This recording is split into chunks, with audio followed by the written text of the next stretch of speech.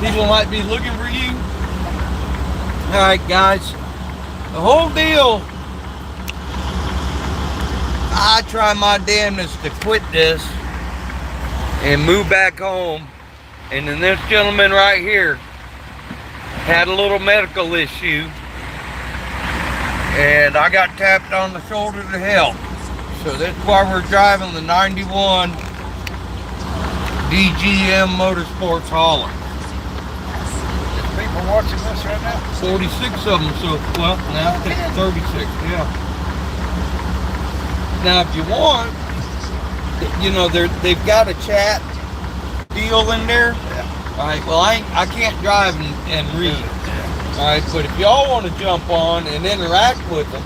That's okay. Okay. You just tell them about it. Well, Gary's just an old friend. How long you been doing? I've drove trucks my whole life. Yeah, but the racing, I mean, when did I first meet you? It's been about 8 or 10 years ago. I've done 7 full years, and this was starting my 8th year. Okay, 8 years. Okay. Yeah, 8 years. Done the whole thing with Mario? Yeah. Yeah. As far as NASCAR. Yeah. Well, you lucked up there, living right next to the shop and everything. But when I started, I lived over at Palmetto. Oh. And then after I was with him a little over a year, then it was a long way to drive to go home for one night, 90 miles each way. Yeah. So, hell, it's a long way to Daytona. 2 hours, yeah. Yeah. So I moved to, found a good deal in Lake Wells for rent, so I went and moved to Lake Wells. Garrett, what the matter is I ain't been going to the shop. I don't work in the shop. Okay. Well, I just... When I was, before I had this, the last 3 years, all I've done is drive to the race, drive to the shop. We get the fire suits out. She cleaned the fire suits. We take off at least one day, maybe 2. All trucks backed out. Pull up close to the guy in front of you. Give me a little bit more room, all right, boys? Until they rearrange some shit, they can only get 8 trucks out to 51 this time. But anyway, I go back over to the shop, usually, where she washes the suits and then they have to air dry it. Yeah. That's how DPM wants it. So it takes sometimes 24 hours for them suits to hang and dry. Oh, well, yeah. And, yeah, especially in Florida humidity, yeah. So most time we wait till they are dry, Yeah. depending on how soon the truck has to be loaded at the shop. But if we can, we wait till the suits are dry, take them over, hang them up. I look through everything real quick. Then we run to Walmart, wherever else we need to go. And I keep the hauler stocked with some of the stuff I take from in the shop, put it in the hauler, like brake clean and SD20. But sometimes I have to pick up stuff, staples, plastic ties, batteries. You never know. Yeah. And but most of it's just drinks and treats, cleaning supplies. Oh, if I need anything for the truck, I get it while I'm at the store where it's cheaper. Yeah. Drinks and treats. And I never ask them what they want. I go in there and get whatever I think we need. Get through and have some left. Yeah, I've found that if you give them... I learned what everyone likes. Yeah, but if you give them, you know, like stand there and take orders, then the next thing you know, you're chasing down, you know, yeah. They ain't never got on to me for whatever I bought. Well, that's good. That's good. I know certain, Mario very seldom will eat a sweet, but when he gets a sweet, he wants a Swiss roll. Oh, yeah. He wants it cold. He don't want it hot. Oh, yeah. He might even let me know ahead of time, and I put it in the freezer on the ice or something. And then different ones. There's a couple of them that loves them Nutty Buddies. Oh yeah. And a bunch of them likes them. What's them things, Janice? They're soft. They got fruit juice inside. Black Forest gummies. Gummies. They like this one Black Forest brand. Yeah. And I mean, it's nothing to buy a 40 pouch box every week. Yeah. Yeah. Some weeks they won't.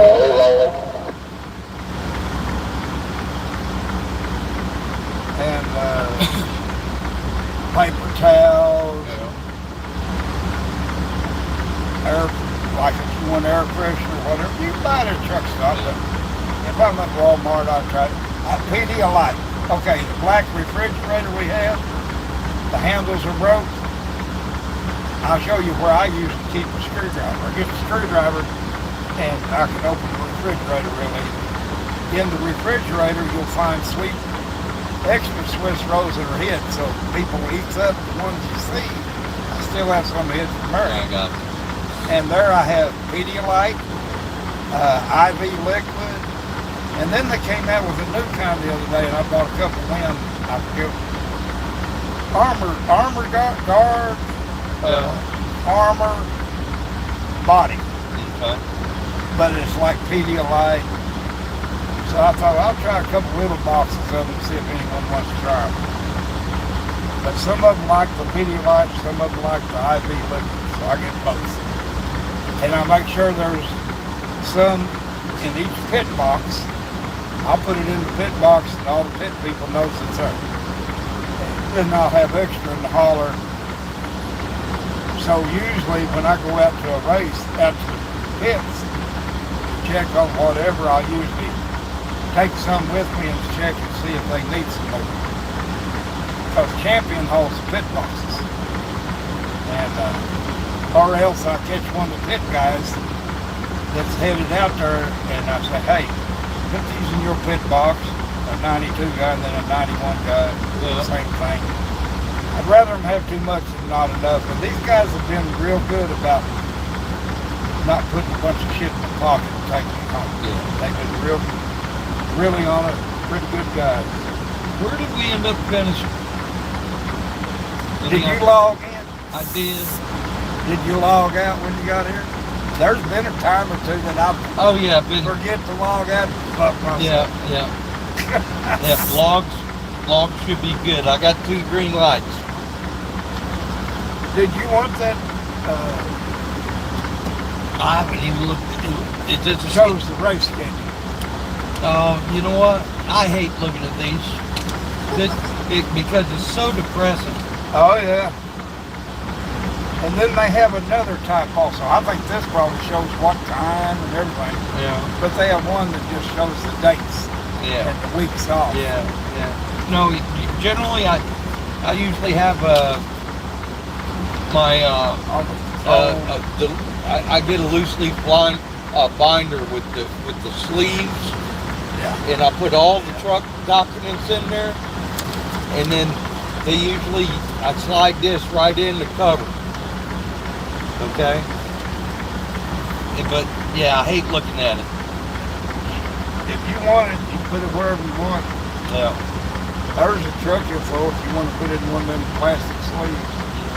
Janice, where did you put my die-cast cars? Up there? Okay. Okay. I just want to remember when we get to the shop to get them out. Oh, but any idea how we finished? How we finished today in the race? Yes. I think Josh was the last place. Huh? He got a penalty a little bit before the end of the race. He had to make pit stop in some fuel and he went in there too fast. Oh. They got him for speeding. Oh, but and When one he here. was running like 11th or 12th when that happened. Okay, and I remember somebody. There was an incident with the other car. Agio come in his first pit stop, run into the wall, bounced off the wall, and was about that far in the next car's pit, and they were at the back of the car working on it. Oh no. Running around with tires. Yeah. So I didn't ask. Yeah. Okay. But I will find out. Yeah. I didn't see a NASCAR guy standing there. But there's usually one every 2 or 3 pits watching for this things. And I know one time they lost a tire last year, and I think that was a $4,000 fine for that. Yeah. So I don't know what they would have actually put them to the rear. Whatever Josh did, they actually would have scored him last place. They put him to the river. Well, for a restart or something, right? All I know is they showed he got a penalty going into the pit. They showed a replay of it. He was going too fast when he went in. And when he come out, he was 36. And then another car couldn't finish the race. I don't know if they got whatever. So then he moved up to 35th, and that's where he finished, I think. And it was last place. He might have finished higher than that because on that last lap, several cars wrecked. So he might have got to 30 or something like that. Oh. I sure thought Jordan Anderson had a shot at winning this race. Yeah. And two of his cars was in the top six for the last 20 laps. I've heard they get together and help each other out. Yeah. Oh, they're coming out that other way. Okay. Yeah. I don't know who. Oh, I see him in the mirror now. He's a pretty good guy. Oh my God. Oh, we're gonna go around the other way. Okay.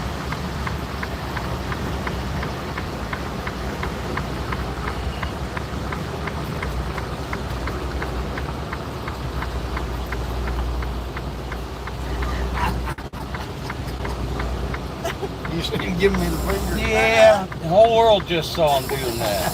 Hey, you said stop. Oh, yeah, okay. He always messes with us. Yeah, we've had a good time with this guy. I'll tell you who else I used to like.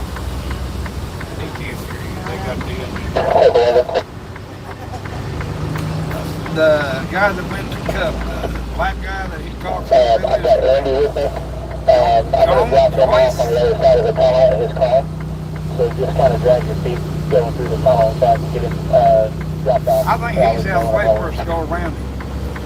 He's not leaving. He's Yeah, I staying know. there. I know. The official told me to just. Is this what they was doing, going up this way? Yeah. I guess. Okay.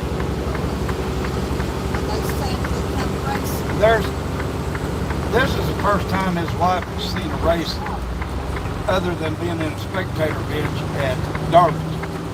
So now, and she didn't really like it. But today, being on this side, looking at it different, she's kind of enjoyed the day. And she asked Jeremy, can we stay and walk around a little bit and go out to the midway? And she asked Brownlow, and Brownlow said, get out of the way so the trucks can get out and stay here all night if you want to. Whenever you're ready to leave, you leave. Yeah. I told him which tunnel to go out. Nice. There's that girl that watched the end of the race with us.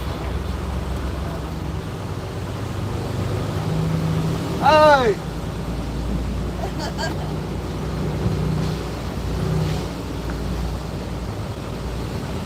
She works that gate usually, Janice.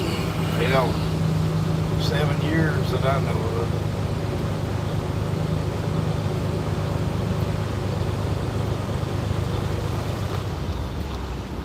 Hold them up for some reason. Groups of 8. Oh, okay. So as dumb as it sounds, I left the house and come up here. I didn't make a penny. I didn't do that. Well, Janice made me work a while ago in Maryland, and them told me to do not work. I had to do the remote man. That's her fault. Anyway, but I enjoyed yesterday and today. Well, good. I'm Seeing yeah, all it's the good. people that was checking on me. and Well, like stuff. I said, people have been tackling me for 3 weeks. And I tried calling you several times, but apparently, I wasn't on the phone or something. yeah. Some days I'll get on that phone, and some days I'll just set it down. Just stay the heck with it. Yep. I'm bad for not being on there. Yeah. But I'm getting a little bit better. There for a while, I had so many people calling and wanting me to call them.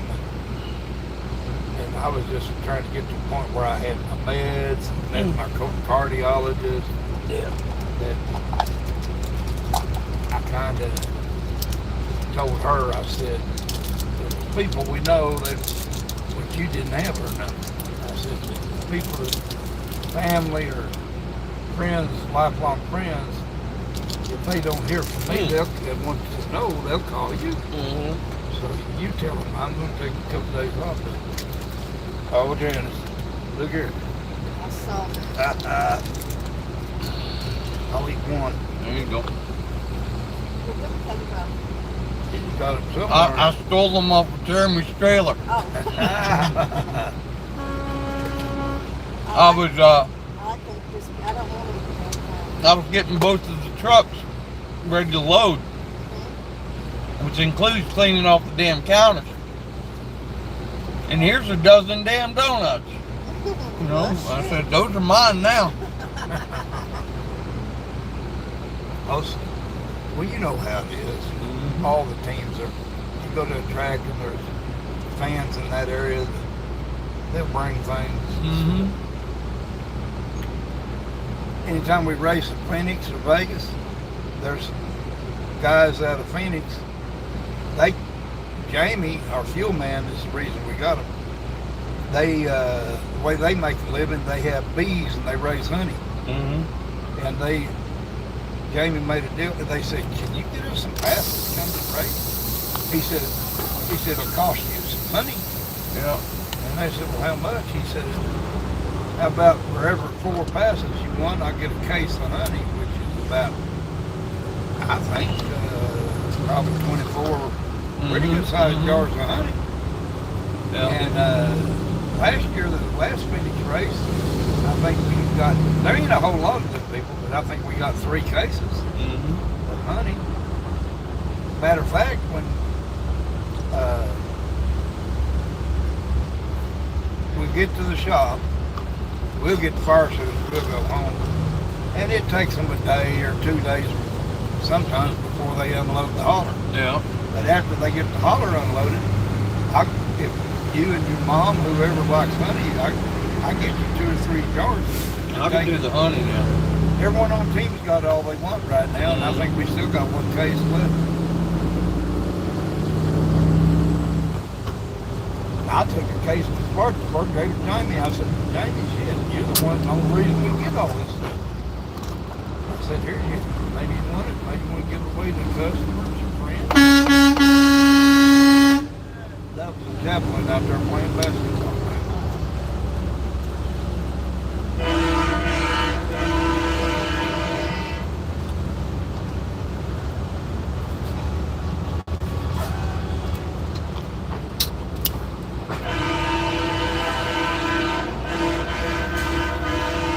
There's a fat black boy driving the number 5 hauler. Yeah. I wonder if they shit can. Well, darn it.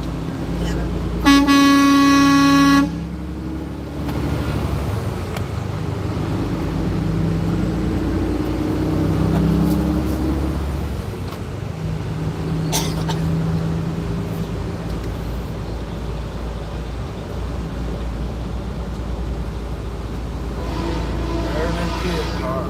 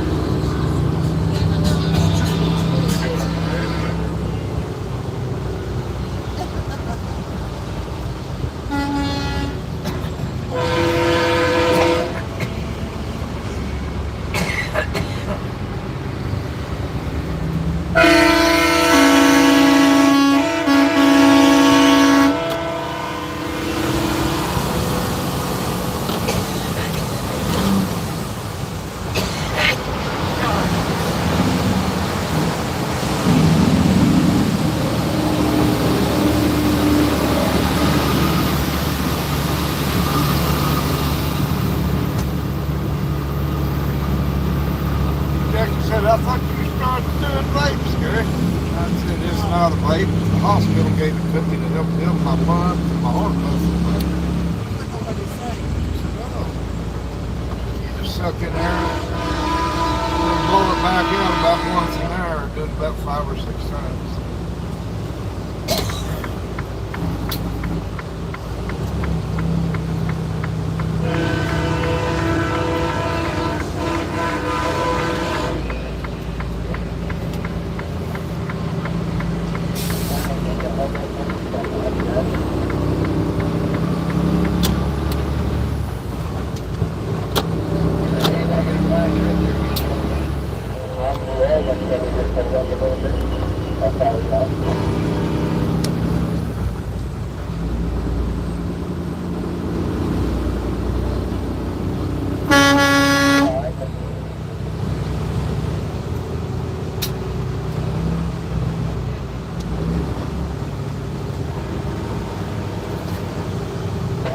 Alright, Brandon, I'm over.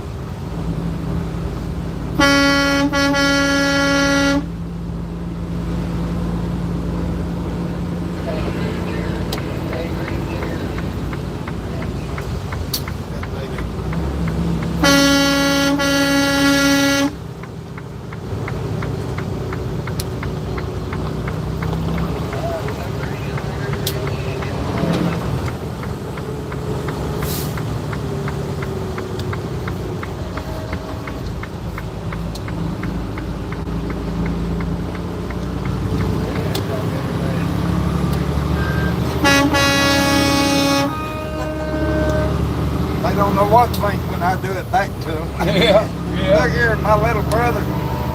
He's oh shoot, 10.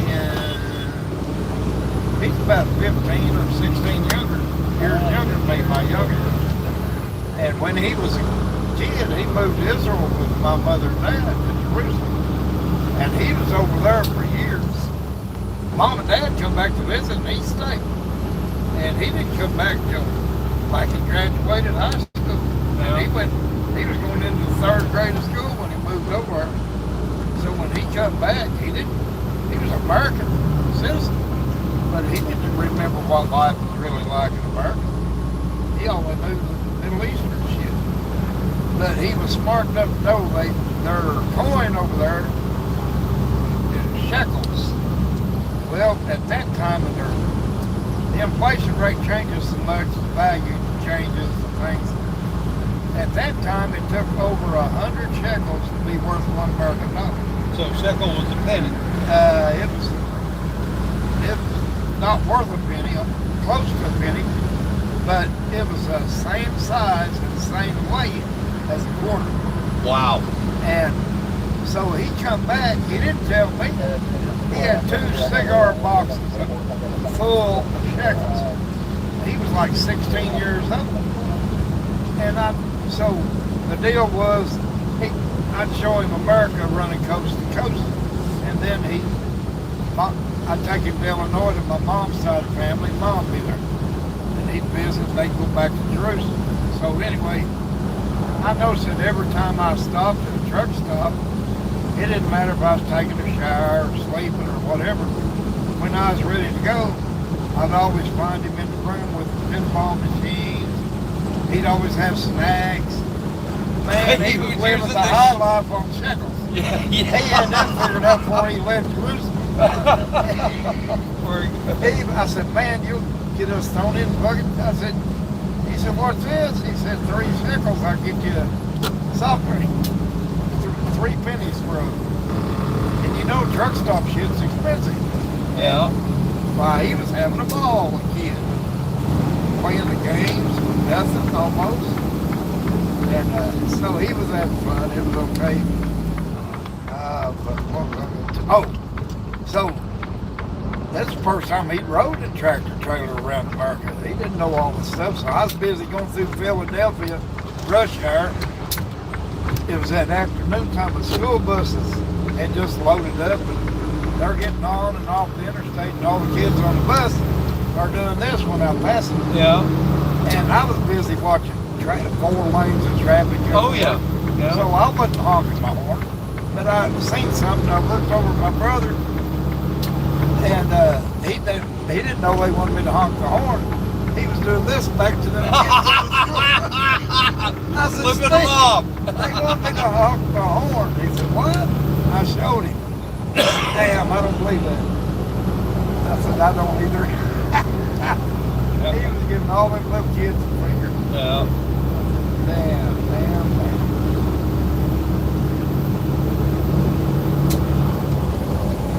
So I went over to Israel about a year later and visited them. And back then, I was single.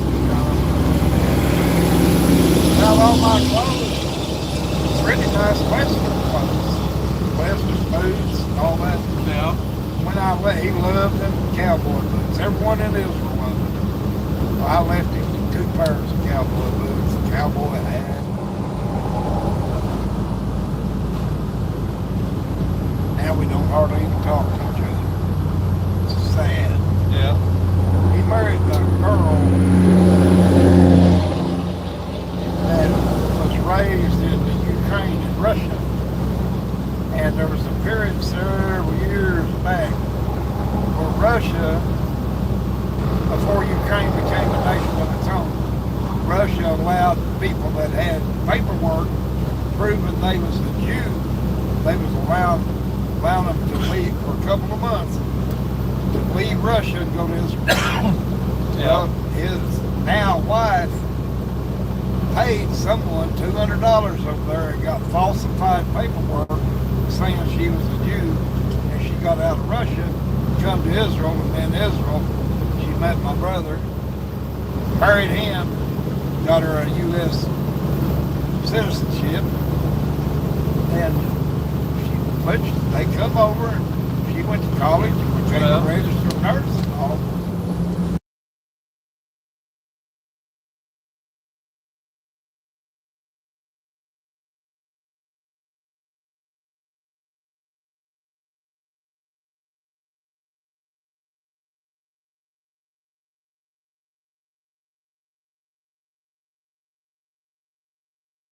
Yeah, there's some stories about Israel I won't tell them. Oh, yeah. Oh, yeah. That kind of stuff. Yeah, it was funny. I'll never forget him doing them kids on the school buses like that. I'm busy, I'll turn around, he was doing that. That, using shekels for quarters? Yeah. I don't know how many he got. They were loose in cigar boxes. Yeah. He had 2 cigar boxes full of them. Yeah, we get a big bag of chips or whatever. Yeah. Standing up playing into the pinball machines. I used to love playing pinball. I like the old pinball machines. Oh, yeah. Some of these new ones I don't much care about. Well, I like the older ones. There in my hometown, when I grew up, we had one stoplight. Town very small, everyone knew everyone. A couple of different gas stations. There was 2 stations that stay open all night. And they had a couple of pinball machines. So when you was young, that's where you hang out a lot. Yeah. You know? And back then, pinball machine was a nickel. And so you sell some pop balls or whatever, come up some change. And you learn how to really do that pinball machine. You play for a while. oh, yeah. Winning games. Yeah.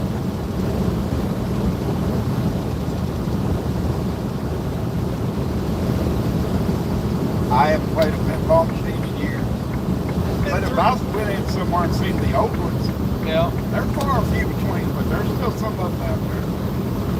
I'd be tempted to play.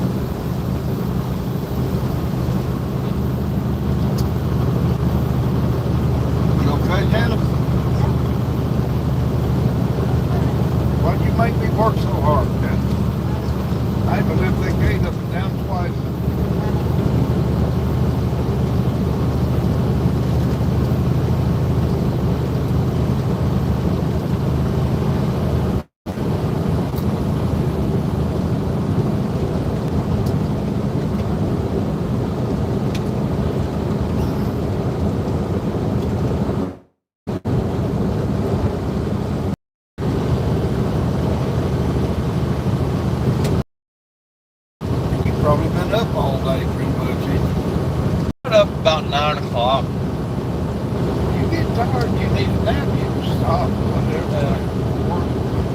We'll deal with whatever. But your truck, I'm here for a free ride. I usually just try and get it to the shop. I know that they used to sleep in the truck with you.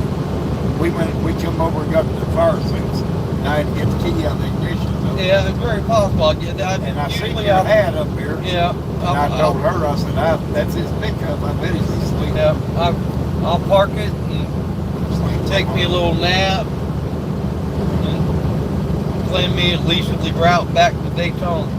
Yeah, if I didn't live in Lake Wells, before I lived in Lake Wells, there was times when I'd get there, I'd sleep for a while. Yeah.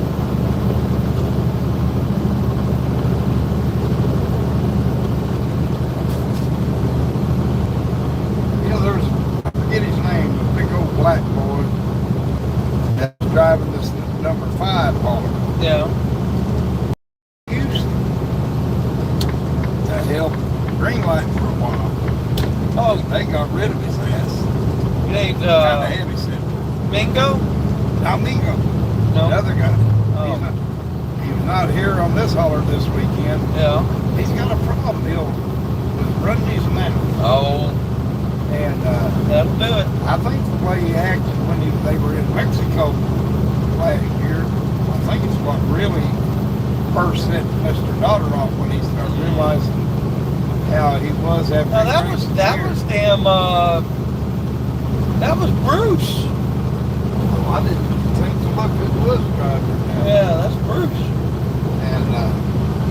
And maybe he just took a week off. I don't Yeah, know. yeah. But he went to Victory. He got the black boy with the white beard. Drives him and Mingo drives for Victory. Right. 99. Yeah. And he got, not Mingo, but the other guy, he got him to help him get on at Victory. Mm-hmm. Because they run 2 trucks sometimes. Right. He didn't last there for 2 weeks. Damn. They got rid of his Yeah. ass. Because of him running his mouth. Yeah. He tried to go to the Cub team last year. I think that lasted 1 week and he was back looking for a Yeah. job. Can't bounce around like that. Too much. He Yeah, bounces too much. You start getting a reputation. There's times, I don't care what team you drive for, there's times to accomplish what the hauler needs, you have to bend the rules a little bit. Yeah. And he just refused to.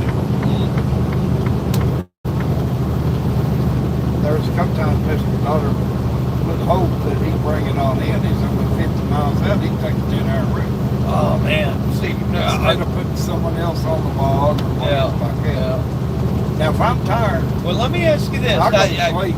Mario don't mind a bit. If I'm Alright, tired, so- I'm tired. Back in the day, if you were a half hour from your destination, that you could continue. I mean, that was actually part of the rules, right? There's Does that times- still exist now?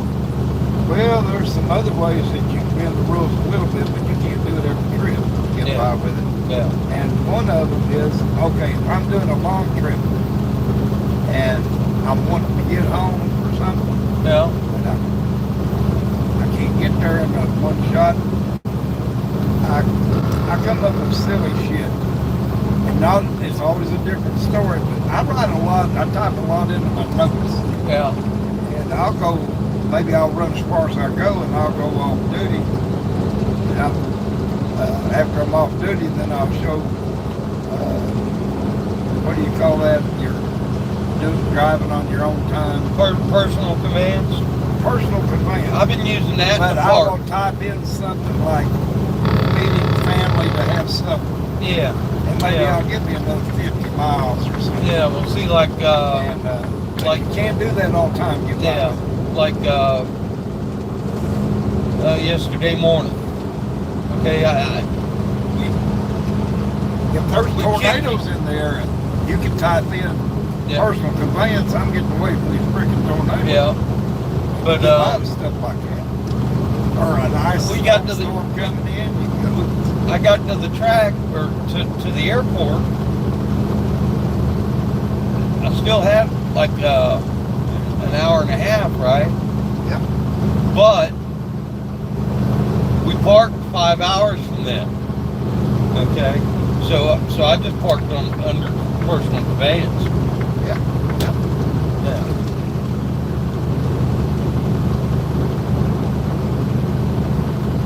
But nowadays I usually. I got Boy, we 2 or lucked 3 up. different- It's raining now. Yep. It, Just got the race in. yeah, yeah. Now, if I'm doing a trip where it's just me, if I need to do a personal conveyance to make it, I won't wait till 50 miles from the shop and then show personal conveyance. Yeah. I'll do it earlier in the trip. Yeah. Then where I can get to the shop in less than an 11-hour deal. Yeah.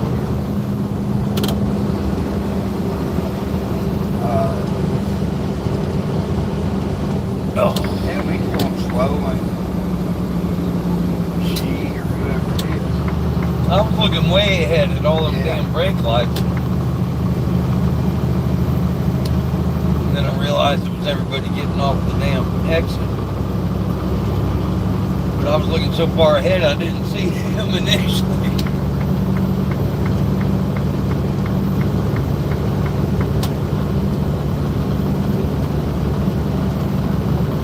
Excuse me. I don't even know what time of day it is. I ain't got the clock on my. 7-Eleven. That's Central Time. It's 8:11 Eastern Time. My phone's on these. Well, the dash says 8:02, so it's 7:0. Well, excuse me, 8:20. So it's 7:20 here.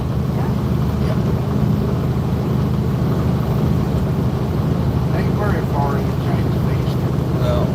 Somewhere around the state line. Thereabouts. I think the state line is the actual. It might be. Time zone change.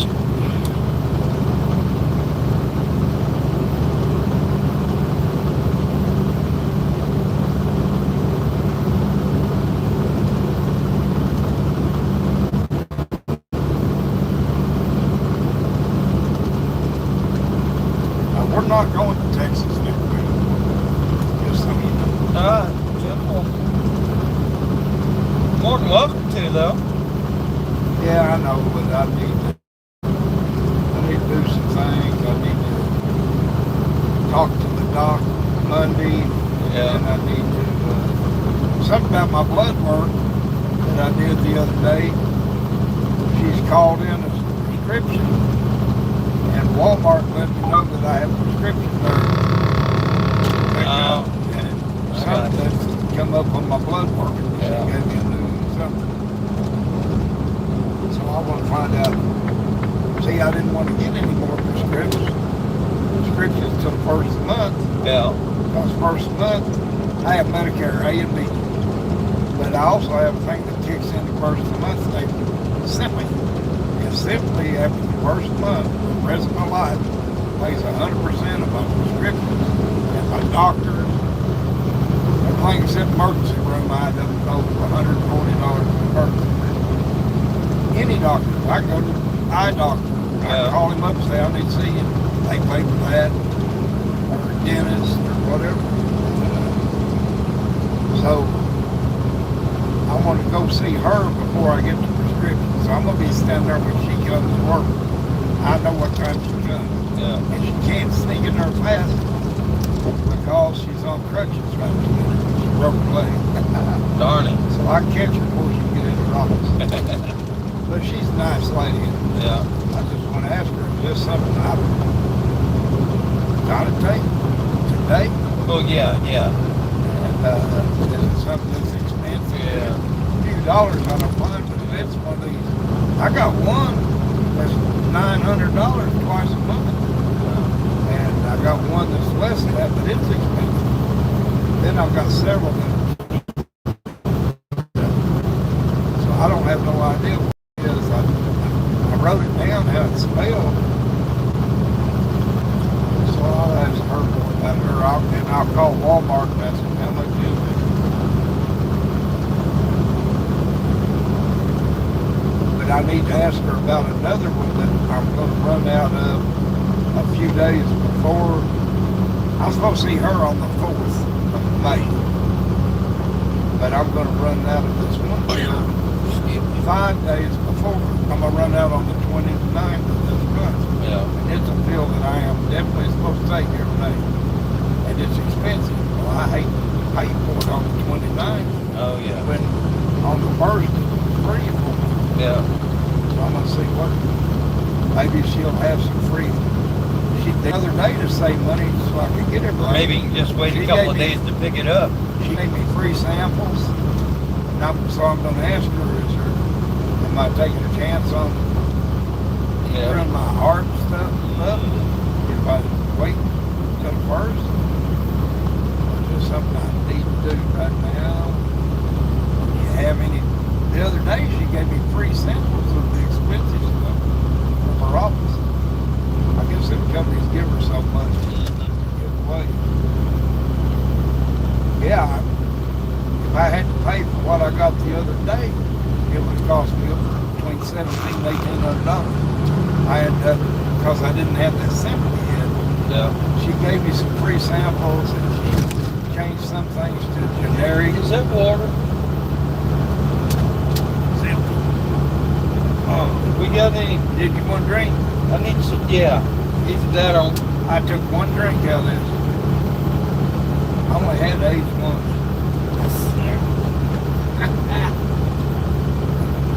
still gonna stop at Love's and get a soda.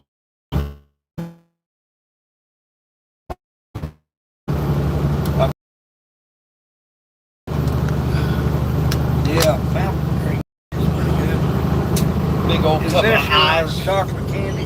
Yeah. If I set a fountain drink in there, maybe I can put your cans over here. Either that or up there. Yeah. And I can get rid of my phone. Set it on up there for it. Yeah.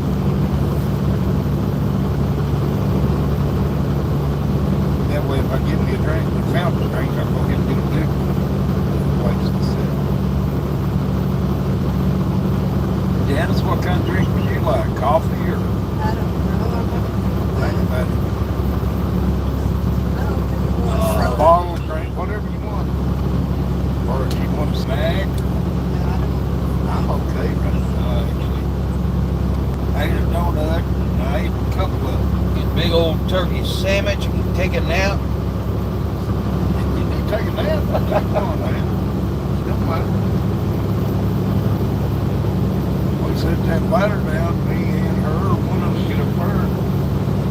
Hell, I've slept a lot of times right in the seat of the truck. Take a nap, it don't matter. No, I'm serious. If you want to nap, you take a nap.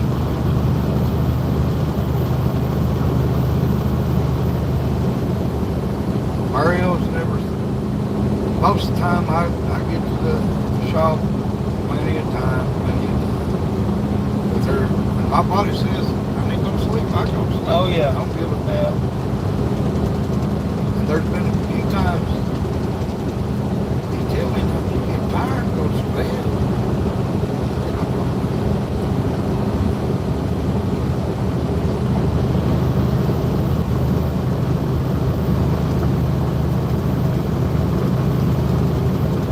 Out there for a little bit, I thought 27 or 31 Anderson's cards. I really thought he had a good chance of winning that race. Yeah. That would have been big for them. That 31 car of theirs has done had a pretty good season this year. He's come in the top 10 a few times. We qualified good, but that's it. Really. Yeah. They ran in the top 10 first. I don't remember how many laps. Wow, 15 or 20, and then I took Terry Labonte to his last race at Talladega, yeah, and we qualified 10th. And somebody decided it'd be a good idea to change the wrap on the car. And didn't bother telling NASCAR. Guess what? They Started dead last. Yeah. Unapproved changes. Yeah, you gotta talk to them about everything. Yeah. Yeah, it's hard. I mean, they gave us these hats. You brought our other hats to put in the truck, right? Yeah. Okay.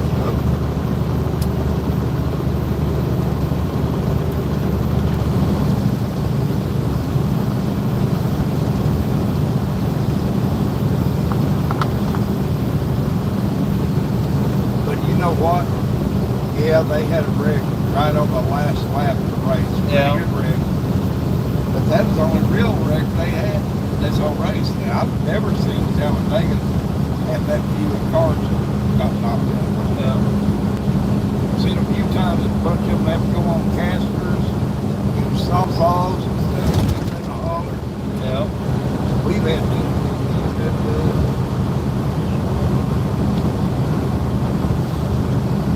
There's a Love's at 6 miles. 205. That's the one I was picking on. They have a, if you're hungry, Janice, they have a boat there.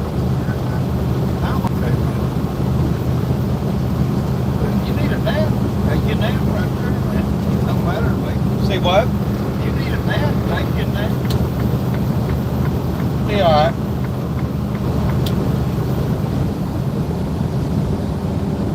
There ain't a doubt in my mind I couldn't drive the truck doors like well. It's just the doctor asked me not to drive her.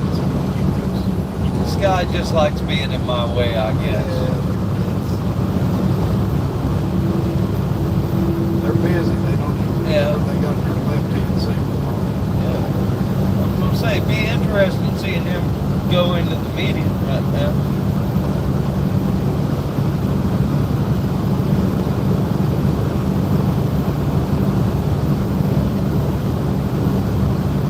Yeah, with so many people, even a lot of truck drivers, you wonder, where did they learn to drive?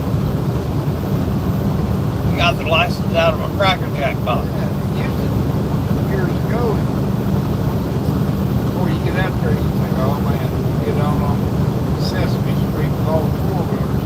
Yeah. Now, Sesame Street includes a lot of the trucks. Well, They'll do stupid shit.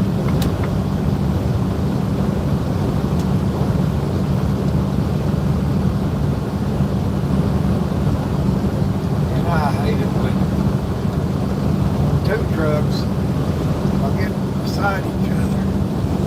When Two one government of them trucks. needs to back out of it and let the other one go. yeah. If they I call that drag racing. Yeah, They're and drag they don't racing. care how many traffic's behind them. They do Yeah. not care. I don't like them doing that shit. I seen an old boy in Arizona. We were following two of them. I mean, it was flat, and the two of them run side by side for like 8 miles. Yeah. Old boy passed me, got on the shoulder past them, and proceeded to hammer the brakes in front of one of them. Yeah. I ain't gonna let it run my day, but Yeah. there's times I'll let them know I want to come around. Yeah.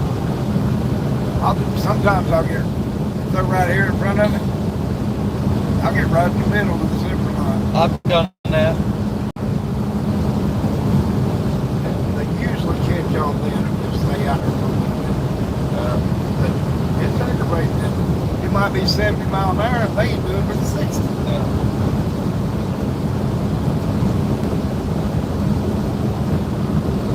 There's a pair of short pants. Like Yeah. I had 2 pairs of long pants. That's the real reason I wore short pants today. I didn't have it between. And I started wearing my ones from yesterday. Yeah. I know I got sweaty there for a while. So anyway, I decided I ain't working. The short pants ain't gonna hurt no more. If I'm working, I'll put them on.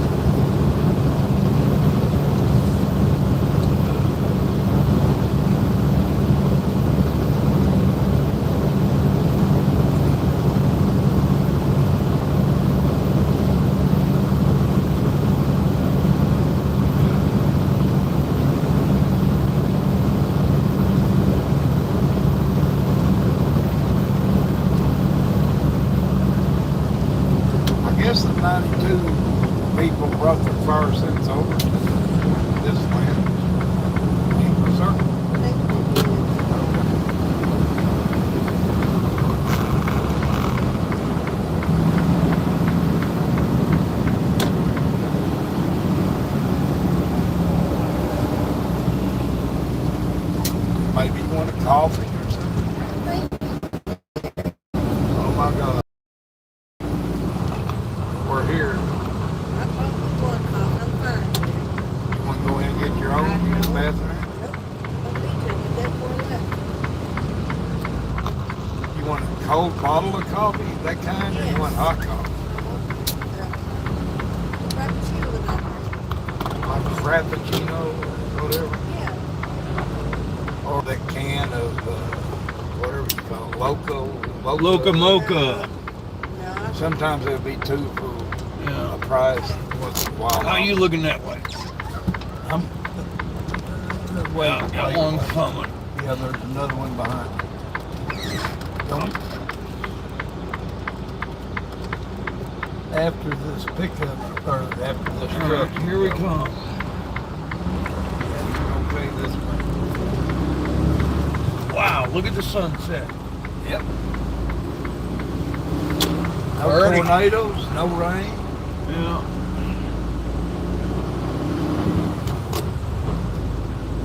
Yeah, when you all was at Kansas City, there were some tornadoes close to you. Close to the track. Dude, we drove through some hail in Kentucky and Illinois. Yeah, that western end, they catch a lot of stuff. Do you know about the New Madrid fault? The who what? Have you ever heard of the New Madrid fault under the ground? Oh yeah, where they Western they Kentucky, it changed. Illinois. Yeah, let's see. I read a story about it changed the damn Underground river. right. It actually, the Ohio River that comes through Louisville, Kentucky, Yeah. it goes all the way down there to New Madrid. Uh-huh. The bottom of the Ohio River is 10 to 15 foot thick granite rock. That's where the bottom of the river is. Yeah. And underneath that granite rock is another river as big as the Ohio River. Good Lord. And at New Madrid, that underground river turns and goes towards Kansas City. That's the fault. Man. All the way even up through Louisville towards Cincinnati. And, but they have a lot of activity sometimes around that part of Kentucky and Illinois. Even it's not far from Arkansas.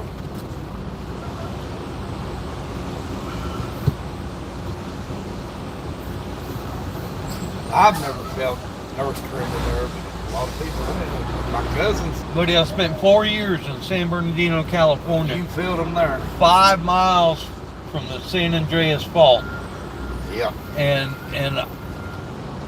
I seen some stuff. I used to come, when I hauled that blood plasma, I'd have to come down from Reno Yeah. down through Vegas, make a couple stops on military bases. Yeah. I mean, not down to Vegas. I'd come down so far, and then I'd turn and come into California at Bishop, Yeah. California. You know what? In that area, I'd see a lot. Herds of wild horses. Oh yeah. Beautiful. Yeah. And also, that's where I've been in earth tremors. Maybe there was more than tremors. I was in a couple Yeah. pretty good in that area. All right, we all going in? No, I'm not going. I'll stay. So all you want's a drink, Janice? That's it. Okay. All right, hold on. You want a cold coffee of some kind? Sure. Okay. All right, be right back. Oh. Hey, Janice. Hey, If what? If it's two for a certain price, might get you two of them. You put one in the refrigerator. Okay. Okay.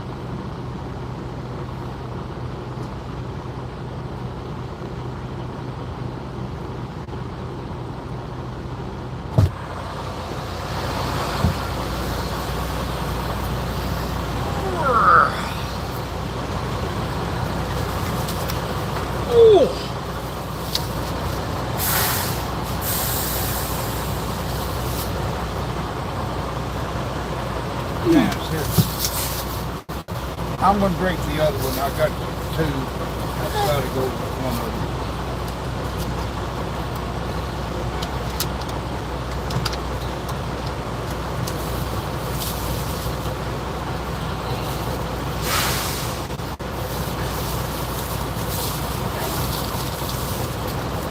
I'm gonna be honest with you, Jens. So for 2 days I've done quite a bit of walking. You know how much I mean. And I can feel it. I believe it might be. I don't want to quit, but I think it wouldn't hurt me for a couple days, maybe give it a little break and not walk as much. Yeah. Because I can damn sure feel it. I was running out of energy just then coming back here.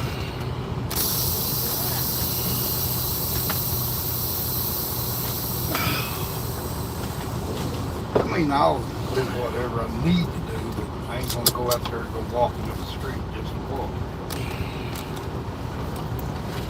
Walk from the bathroom to the living room. There you go. To the refrigerator. That kind of walk. Not much.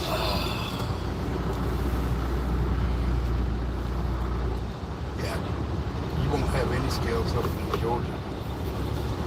At least they haven't been the last few years until Monday morning. Ever since COVID, Oh yeah. they ain't really went back to how they used to be. Well, the whole world is different since that bullshit. It sure is. Didn't get none of them jabs, did you? Jabs. All the damn COVID. No. Now, I did catch COVID. It put me down for 2 days. Well, you know, my mom was in the hospital with a lung ailment like 2 or 3 weeks before all that shit hit the fan. All right, they don't know what it was, and there were 10 other people in the hospital. She's one of 4 that survived getting out, and apparently they. And I think what it was, you know, she was there before the industrial steamroller got moving. Yeah. And they won't say it was COVID. There was a lot of people in Central Florida before it come out across the nation, COVID. Yeah. There was a lot of people that had all kinds of breathing problems. Mm-hmm. Breathing problems. And I think COVID was out for a long time before they owned up to it. Yeah. I think when I got the job, Rusty Cruz that drove the old truck, he had parked the truck and he was in the hospital in New Orleans. Yeah. That's when I got the job. Mario flew me to Tampa to New Orleans. Yeah. And Ubered me out to the truck. And I really think that Rusty, that was before it came out. I really think that Rusty had COVID. You remember? Only a month later, the nation came out and started talking about COVID. Yeah. I swear, I think Rusty did. Well, you remember when Woody and his co-driver hung that Haas truck off the mountain there in Flagstaff? Yes, sir. All right. What was his co-driver's name? I don't remember what he looked like, but I do not remember. Well, anyway, he was walking around with a pacemaker. Yeah. But they had just he had just gotten a damn COVID jab, like right before that. Yeah. And I think the altitude Had something to do with it. Well, He had health issues anyway. right. But I wouldn't surprise me if that damn jab did something to it. I wouldn't have. They blamed every state or everyone that died of COVID, they got X amount of dollars Oh, from yeah. the federal government. Yeah. So a lot of people that died, paperwork says they died of COVID, they probably didn't. Yeah. But see, They make it became a money thing. there was a crew chief. His father was in the hospital and died of something totally unrelated. Yeah. And and his mother was there, and they were trying to get her to sign off on the code. And he went down, and I don't know the whole story, but I'm gonna lay these chocolates up here. oh yeah. Sorry about that. This glass jar, I just don't want it to bust the windshield. Yeah. That's one of them caffeine things. It's not mine, Maggie, Morgan. okay, boy. I don't want it. Just go ahead and just put it in that bag right there. I don't need no caffeine. Yeah. Not with a heart attack. Yeah. They might be okay. I don't know. And he gave me, I bet I got Excuse in the house and ain't never been open. I'm gonna give them someone. If you want them, I'll give them to you. No, I just ride them candies right there. I got a friend in Lakeland next time. Me and her go see it all. There you go. I'll give them to him. Do something. There, a few years ago, we had one sponsor. They bring drinks. It was called not a 5-hour energy drink, but a 6-hour. I forget the name of it. Yeah. And they gave me a bunch of little cases of them. I've still got 2 or 3. I think there's like All right. 44 in the case. I got still one got for about you. 3 cases of Yeah. them. Damn. Now, I don't want them. There was give it to this guy in Lakeland. there was a product. Now this has been 10 or 15 damn years ago. Whoops, wait a minute. I think I'm already in right here, ain't I? Yeah, there ain't much else I can do about that. It was a chillaxation drink called Coma, K-O-M-A. Yeah. All right, and initially they sold it in like tall boys, in big 16-ounce cans. But eventually they brought it down to a shooter, like the 5-hour energy. Yeah. Hearing this move the past couple of weeks ago, I still got like a 12-pack of that shit. Damn. Yeah. Hey, just the other day. The thing is the active ingredients will make you pee positive and piss NASCAR off. Aha. All right, and apparently it's nothing. It's like a natural herbal thing, Yep. but It'll make Yeah. it on the test. yeah, and one thing I remember, I used to ride that stuff hard because I just drink coffee, Yeah. coffee, and I found one of them things. It was awesome. Oh, the dreams that stuff triggered. I mean, full-on Technicolor, stereophonic, freaking interacting with the trees, dreams. Damn. Oh yeah. But anyway, turns out it's not. Yeah.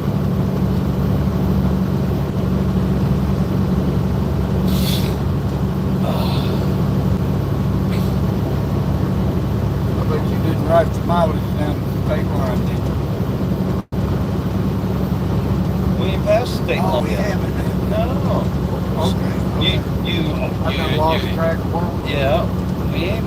Yeah. were close. Yeah. We still got a couple.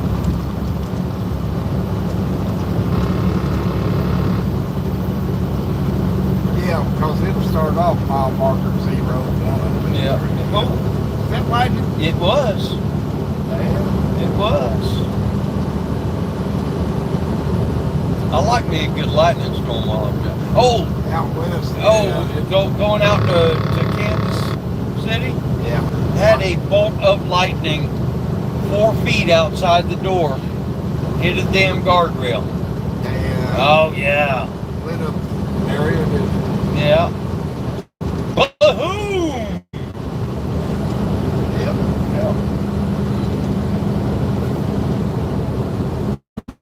I've had them hit closer than that though. I was like 3 3 feet from a damn power pole one time. The worst thing that ever scared me in a truck. That company I was working for, hauling the stuff from the Mosaic mines there in Florida. Yeah. Before they did it, they come to me. They asked me, they said, have you ever drove they call it propane, but Yeah. it's called something else. Propane. Liquid natural Fuel gas. truck. Yeah. I said, no, I don't know that I'd want to. They said, well, we've been offered a real good price and we'd buy 4 new ones. We went, I had safety boards and we'd like to know would you volunteer to drive one of them. And I said, I ain't gonna volunteer to drive it forever. Yeah. I said, brand new truck, I'll try it a little bit. We'll see how it goes. Let's make an agreement. We've got open doors where if I want to talk to you about getting out of it today, let me talk. I said, no problem, that's where we come to. I want to know what you think about it after you drive it. Man, I drove it for a few months and actually I kind of liked it. Yeah. But I got out in the middle of the mines where, I mean, at nighttime it's so freaking dark, there ain't no street lights. It's Oh yeah. dark. If you have to stop for some reason, man, there could be alligators or snakes all around. Yeah. So anyway, there was a bad storm and the wind was up. And so they had this Mosaic had a big old concrete block building, kind of like a barn, but made out of concrete walls. Yeah. The way that was blowing, I decided, and the way the rain was coming, I decided I need to park for a little while till it blows over. Yeah.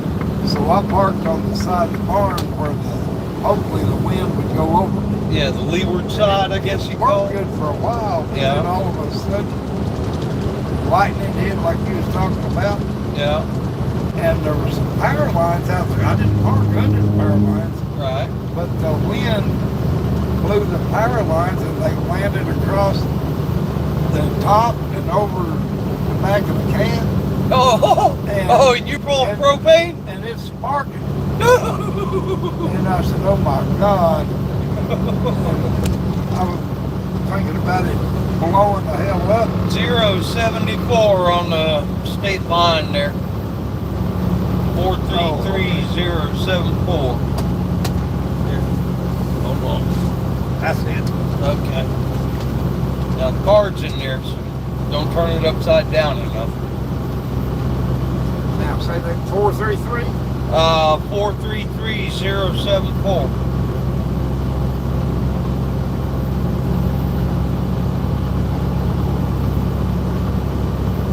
Right, ready.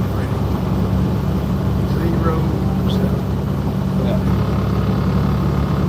So anyway, All right, so I know you're that- in a truck yeah, and the with truck liquid propane. fueled my liquid propane. Yeah. Oh, wait a minute. Oh, I didn't oh, have the a propane truck was. tanker. Oh, it wasn't a propane It tanker. wasn't a diesel engine, it was propane. Propane. Okay. All right, I got you now. Okay. So the truck didn't get hit by lightning, the power lines, Right. pole or something did, Yeah. and it fell across the truck Yeah. the way the wind blew.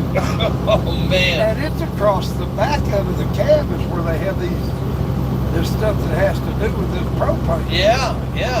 And it's laying across the top I of it. hope you got out of that truck.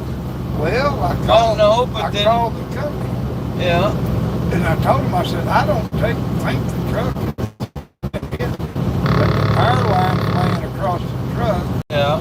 and it's sparking. And I'm sitting here worried about getting blown to hell. Right. Of course, said, if but you had stepped outside, I wonder if there was if your truck gets hit by light, you're not supposed to jump out. right. Well, power I lines said, can I probably for the jump out jack this line. or There, what? right. And they said, we already on the other line to Mosaic, they're going to send some people out there and cut the power off to that line. Right. And I said, well, I want to know about this truck. And they said, we don't know. Yeah. But it'll maybe 15 minutes of power went off on that line. Yeah. And I said, shh. And by then, They're yeah, huge, they're monstrous machines. I would have to take, I drove any kind of truck that this company I work for on. I might drive a dump truck. I might drive belly dump. I might drive a nice water truck. Yeah. Different kinds of ways to use this water truck. Right. Wet the roads, or they even would help the state of Florida out with wildfires. Yeah. Shoot this jet of water on a long ways away from the truck. Yeah. And I'd load out of whatever canals was close. And I drive fuel truck, everything they had, I drove. Right. Low boys, I moved equipment, everything except the drag lines. Right. Drag lines. And so it was an interesting job. Number 7. Number 7. That was Hollywood, or used to be. Yeah. Was he with them this year? I don't know where. Is he doing the roll call this year? I think he is, but don't hold me to it. I haven't seen him around really. Because generally when they call roll call, I've been awake 5-10 minutes. Yeah. I It used to be Hollywood calling the call, but that last one race I went to, it didn't sound like Hollywood. yeah. And then today I walked on the other side, and near their hollers, I never saw Hollywood anymore. So I wondered. I think he was starting to get a little. Some of the drivers would get pissed off at him here a while back. Yeah. Getting to be a little bit of a smart ass. When he ain't nothing but damn truck driver just like the rest of them. Yeah. But he started taking his Lightning speed. striking again. Yeah. So I thought he might have been doing something else. Hollywood!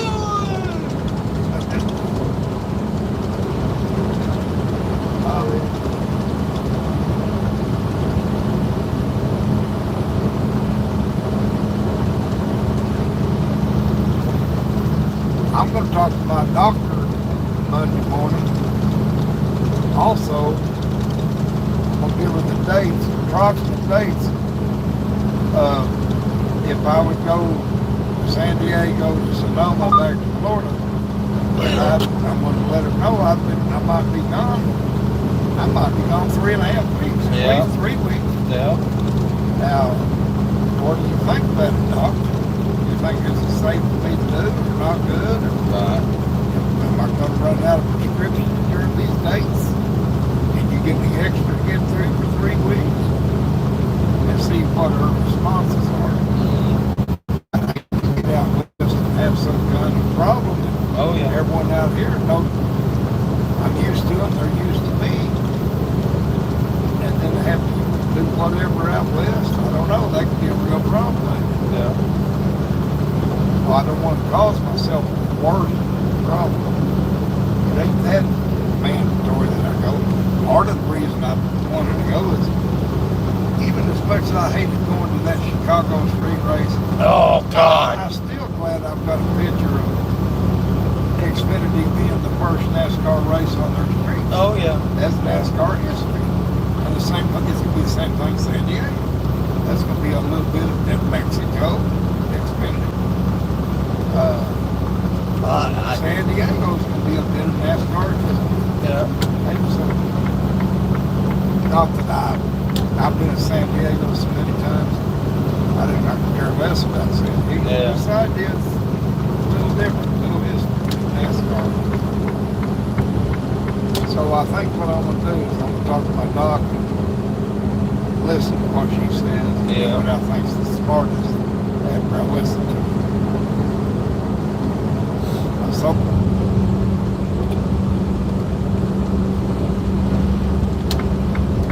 all these cup teams, some they sell t-shirts and stuff out on the midway. Yeah.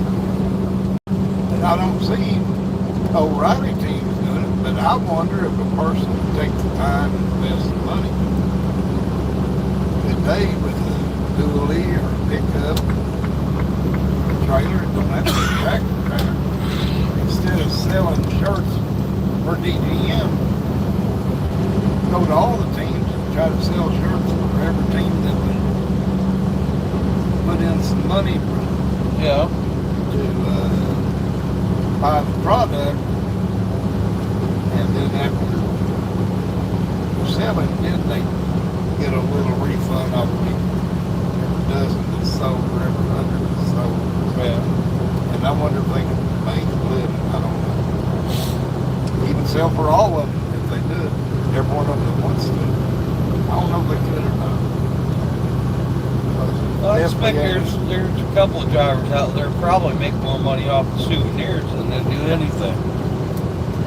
So I started thinking about the possibility of putting a home remote control race car set in my enclosed porch Yeah. with all my other NASCAR stuff around it. Yeah.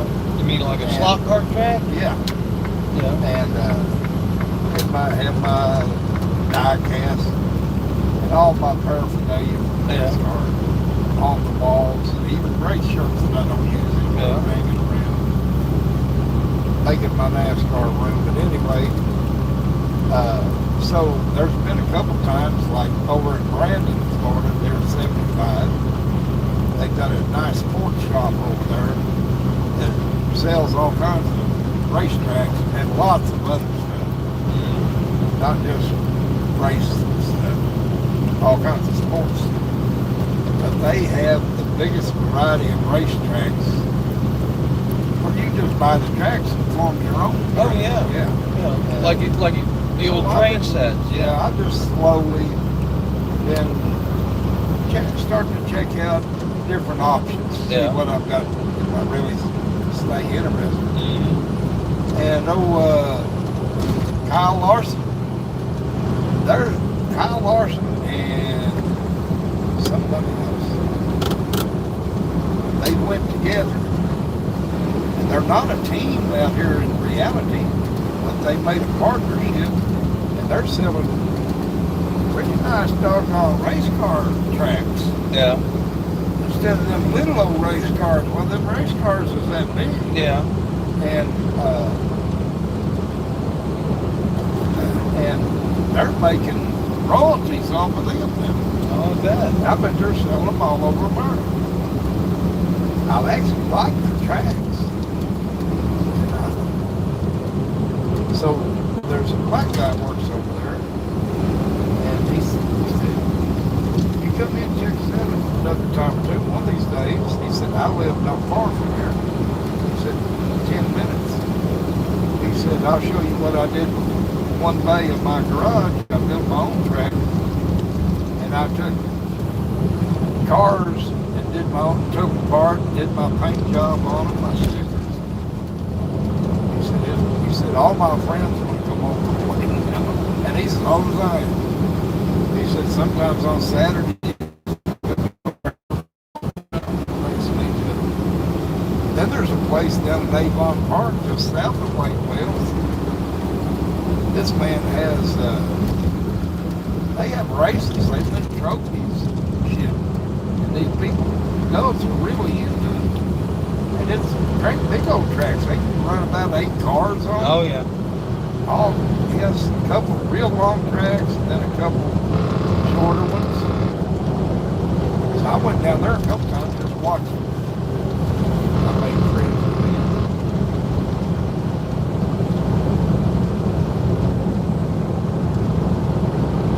So I don't know that I really want to do it. In one way, it's a little bit interesting. Now that I had a heart attack, it might be time for me to find something to do.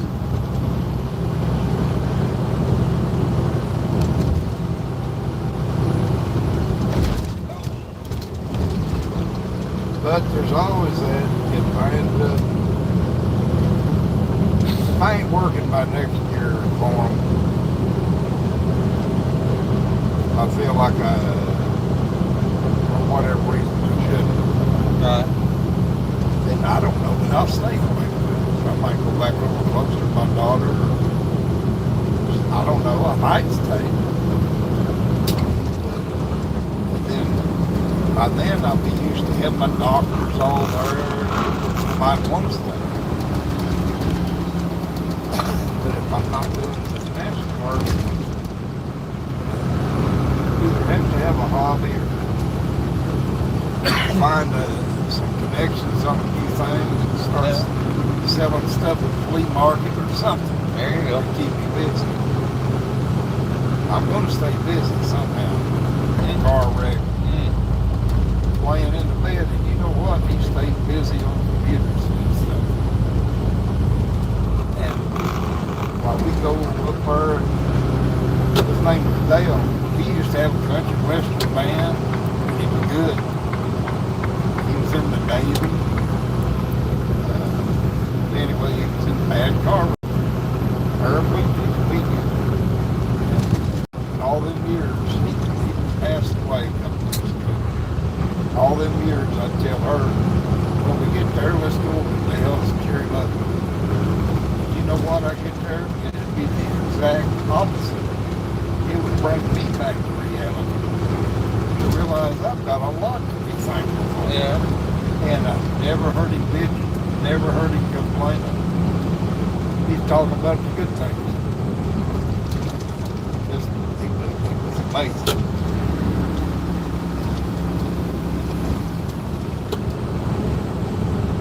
I think it was more good for me to visit him than it was for him.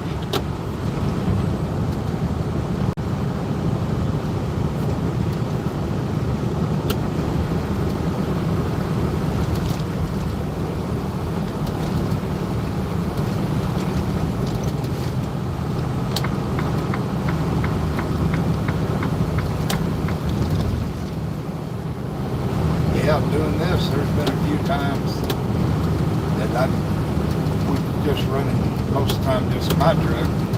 We wouldn't run with second. And sometimes I go to North Carolina first, even before we had a shop up there. Yeah. I might go up there and get rid of some stuff, engines, fix stuff up, then shoot to Florida. I never did get on 285 here going around. I shot through the middle of town every night.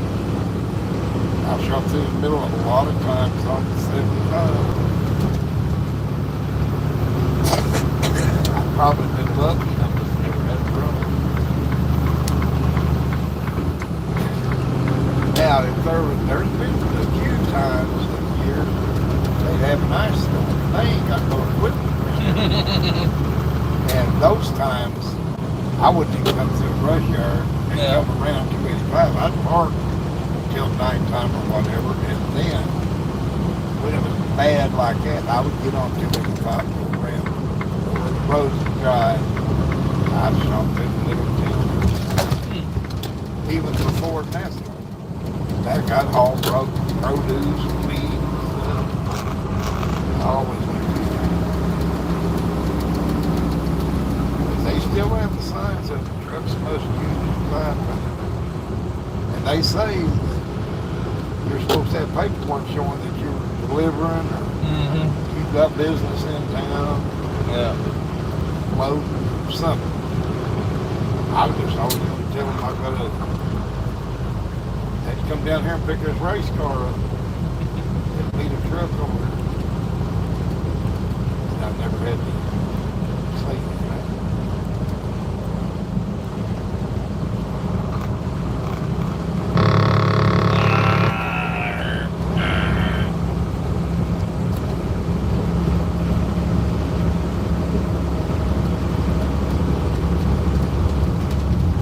I've never seen 285 when there wasn't construction on it. Yeah. Or some kind of serious need of construction.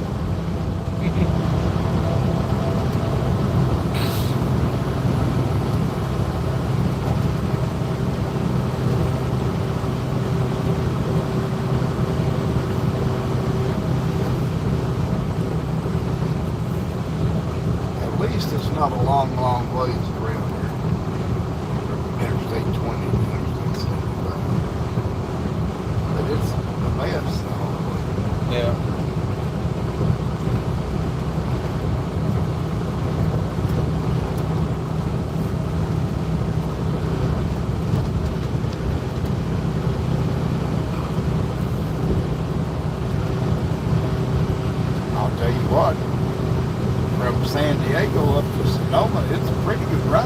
Oh yeah, on 5.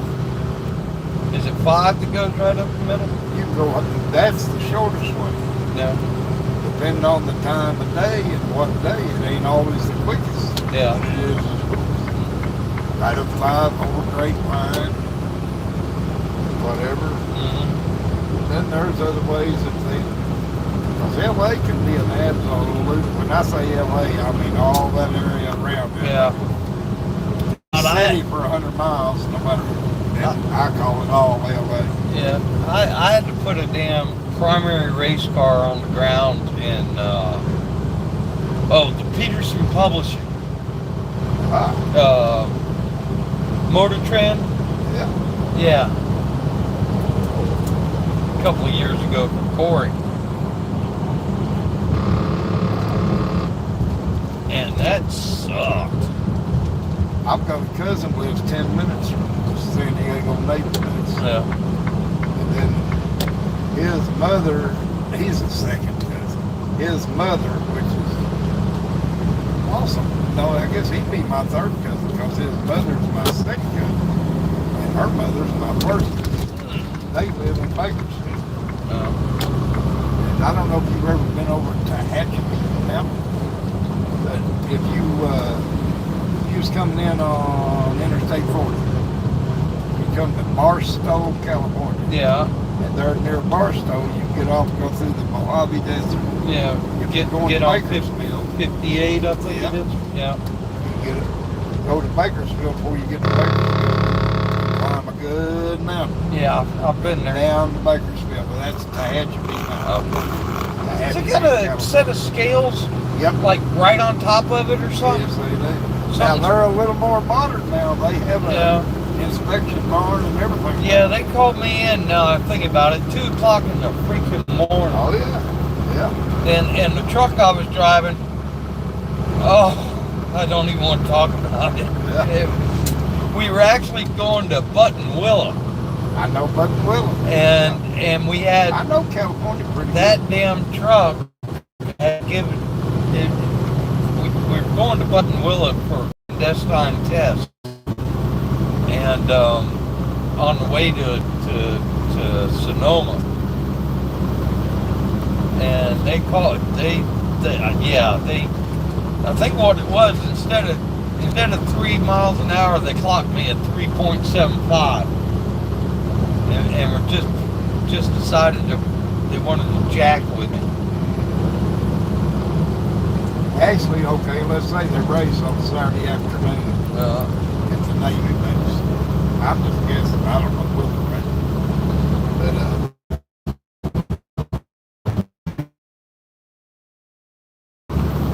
and it's about the middle of the night. I'd say 5 up to LA, but when you get over the Grapevine, Yeah. go to Bakersfield. And up Highway 99, Yeah. up until you get to Interstate 80. Or there's a little town that I cut through, and it's a secondary road, and there's a few stoplights, but I'm only on it for 30 minutes, Yeah. and I missed 3 inspection plate skips. Aha. And I've never had a problem going that way. And on the weekends, now there's north of San Diego, there is one place that these days with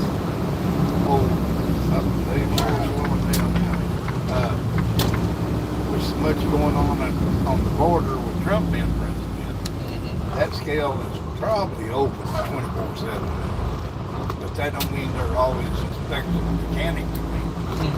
But they might be scheming and dreaming, looking for illegal immigrants, mostly.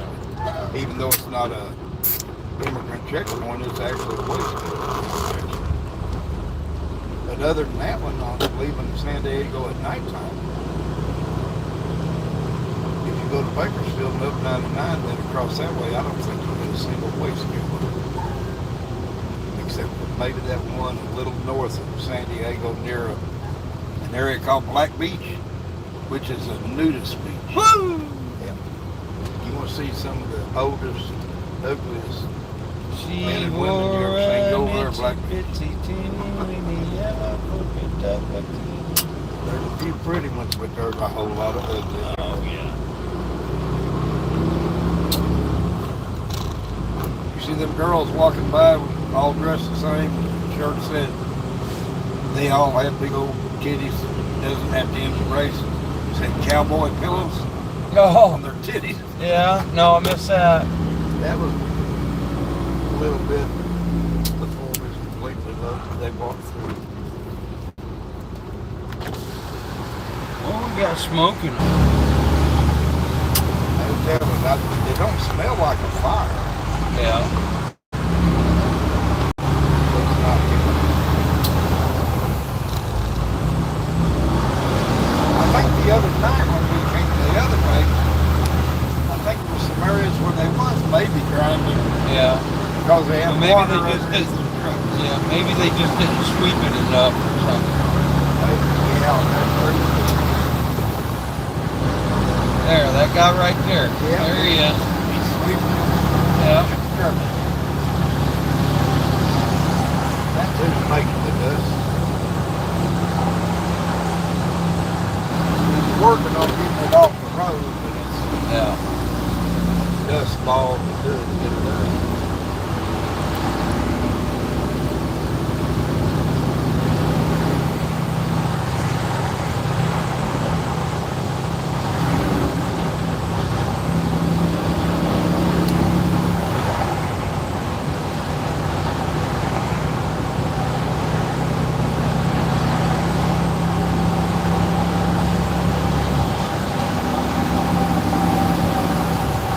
Down there in South Georgia, close to that area where you used to live.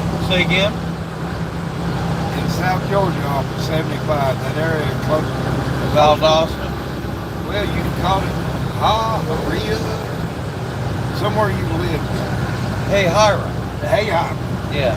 and not far from there was a sports motorplex sign. Yeah. You was talking about the race. Yeah. I have been coming down to here. I forget how late on Saturday nights, but I have got to there. And seen the A lights lot, on? well, I see a lot of dually haulers and trailers and Oh, stuff okay. getting on going both ways. Yeah. Yeah. So they must race pretty late there on Saturday nights. Yeah, it's possible.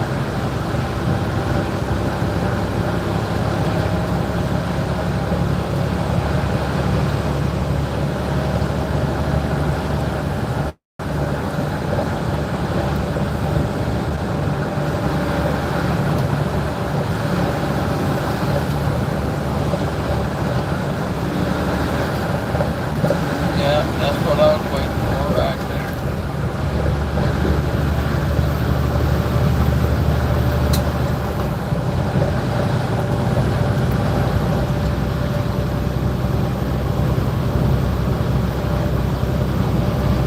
Yeah, now this looking better, don't it? A little bit. At least for a minute. Yeah. Still closing on everything. And a cigarette sure would taste good. But give me a minute, I'll help you with that. Yeah, Jackson saw me doing this thing that the doctor, the hospital did. Yeah. Help my lungs, help my heart muscle. Yeah. That's probably steroids that got you breathing there. I asked them, I said, anything in this? They said, nope. They said, you just put your mouth on there, suck the air in, and then blow it out. And it feels like I'm just getting there. I don't think there's nothing in it. Well, does it say anything on it? I mean, you ever read the label? Just like there's a wheel in there that when you suck the air in, Yeah. and it's coming in through here. Because if you put your finger over it, it's sucking nothing in. Nothing. You take your finger off, you're sucking air through there. But there's a, I don't know if there's a filter or what. It ain't like with nothing in front of my mouth, I can go. It ain't that easy. There's a little bit of tension behind it to get that air, mouthful of air. And then to blow it out, it's a little more tension. It's like there's a wheel or something in there under it. But he told me a couple times, he said, if you've been using, he gave it to me one day, and he told me, he said, if you think about it, about every hour, do it 6 times. Breathe in real good, blow it out real good. About 6 times, and then a little later, at least an hour. Let's do it at least, try to remember to do it 5 or 6 times. 5 or 6 times every 24 hours, and it will help with your heart muscle and your lungs. All right, so you're telling me it's just some kind of an exercise tool? Yeah. And it ain't got nothing. Ain't got no nothing in it. chemicals, no nothing. Okay. And Johnny Jackson, he heard me a couple of weeks ago say, I've not been doing any vapes or any cigarettes. And he saw me today doing this. He said, I thought you quit the vape. I said, this ain't a vape. I said, it absolutely, all it is air in, air out. Build the lungs and the heart muscle. Slowly and strong.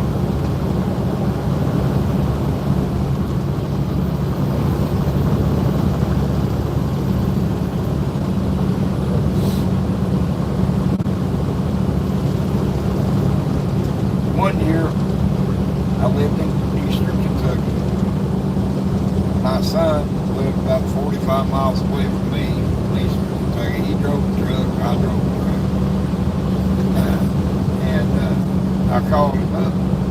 Oh, a friend of mine down here in Perry, Georgia, that I hauled a lot of loads. He was actually a Landstar agent, and I had my truck leased to CRST Malone at Birmingham. But with CRST Malone, I didn't have forced dispatch, and I didn't have to haul CRST Malone freight. They had approved other companies. Landstar was one of them. As long as they were on the approved list, I could haul whatever I want, wherever I want, or whoever I want. And so this guy from Perry, Georgia, I'd hauled off and on for him for years. And he got to the point he'd give me pretty good loads. Sometimes he'd even call me up. Where you at? Where you gonna be at next week? This and that and the other. And but anyway, between Thanksgiving and New Year's, he had contracts on a lot of UPS air freight out of 285 hits 75. You go south just a little ways. It's called McDonald or McDonough, Georgia. And it's not all that far from there. Yeah. It ain't far from here. And there's warehouses over this one area over there. But anyway, he called me up. And here it is Monday. And it's Monday morning. Next Sunday, not the day before, but next Sunday, it's Christmas. My son had 3 little kids at that time. And he calls me up and he said, where you at? I said, I'm at the house. I said, where I'm going to leave for the next couple of weeks. He said, well, I don't know about that. He said, I got some good freight biz going. I said, it might have to be mighty damn good to get me out of here. I said, it's not snowing like a blizzard, and it's going to be freezing tonight, and it is snowing a little bit. And I said, tell me what you got. He said, I got air freight McDonough or McDonough, whatever they say. We'll see the name when we get off 75 South here in a little bit. I'll probably show you the exit you take to go up to the warehouse. But anyway, he said, I got the trailer set to McDonough, warehouse, so and so. He said, it's already loaded, sealed, ready to go. He said, you back under it, haul ass to LA airport, and he told me what warehouse out in Los Angeles, near their airport. You drop that trailer, you walk inside, give them the paperwork, they're going to give you more paperwork for a trailer that's already loaded that needs to come right back here to McDonald's. And I said, how fast can I do this? He said, that's totally up to you.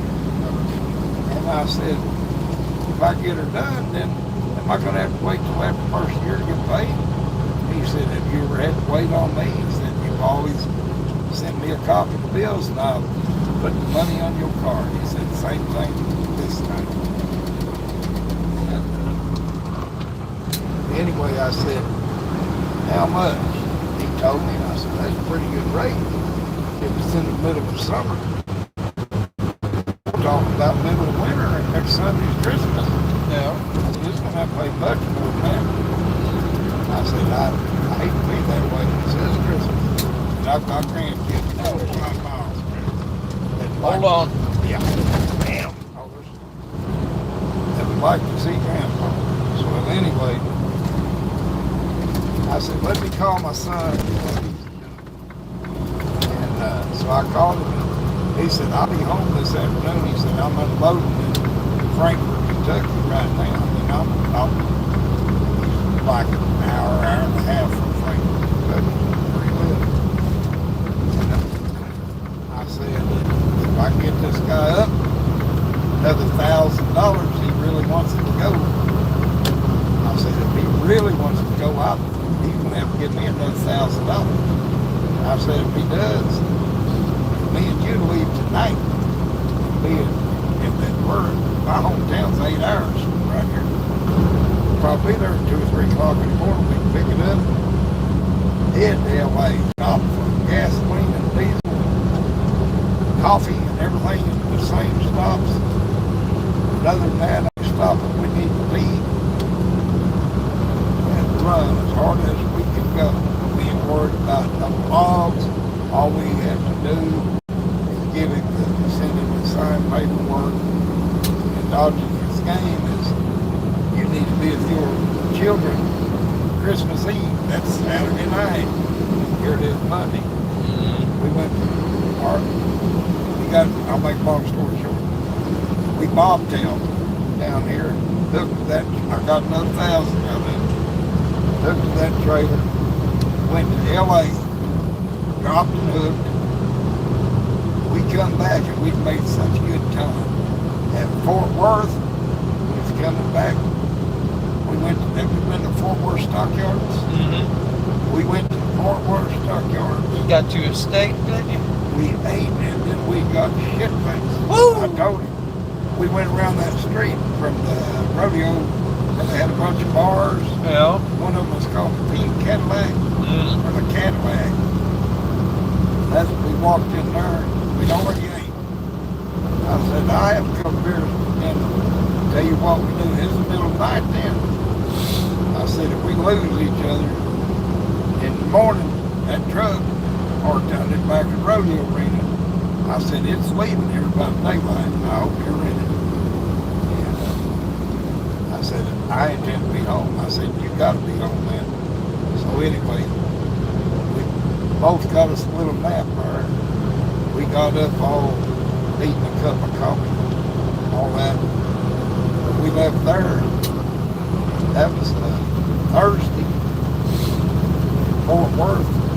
Dropped that trailer out here, and we was home Christmas Eve and afternoon. Hell yeah. And we'd run there to here, to there, back to here, to there. We'd run almost 6,000 miles in 5 days. Mm-mm. Yes, sir. We'd run. Rolling. He said, what about the logs? I said, don't worry about the logs. Ain't even nothing says you was in this trip. I said, CRST Malone don't even know we're running this week. They think I'm sitting in town. I had to keep records of my speedometer, odometer. Because I'd be floating. I'd have to send paperwork to CRST Malone. And So my actual odometer, I had to subtract the miles off of it, Yeah. put down what it would be. So they would have said, hey, we could gain 6,000 miles on your truck. Whoops. Tell a lie once in a while, but not all the time. Yeah. I did okay with CRS too. That guy down here, he had good freight all over America. I've hauled bomb shelters, underground bomb shelters on flatbeds and stick decks from outside of Boston, Massachusetts to below San Diego, right on the Mexican border is what the name of the town number. A lot of trailers coming and going out of Mexico. Yeah. That business is named Otay Mesa. Is the name of the town. And what made you do that? Because you live in town. Anyway, he used to get, if you catch him, if he was in the area, and if he knew he was going to have one coming up, he'd call you and say, if you'll be up near Boston next Monday, I can load you a bomb shelter. And I knew right then it would be going just below San Diego, and it ain't very far below here in Mexico. Right.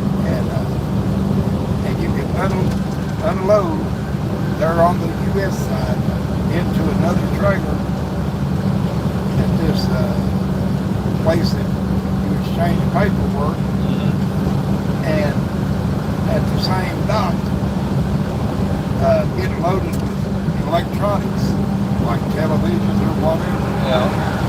Electronics for the same man here in Maryland to different points in the United States. Pretty much pick which area you want to go to. Yeah, he had good freight all over, but he had a long run. That's what I always like. I like the long hauls. Yeah. I like closing that door.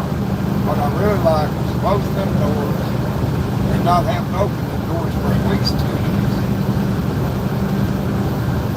That's kind of, everyone likes different types of trucking. I always, honestly, like the long hauls.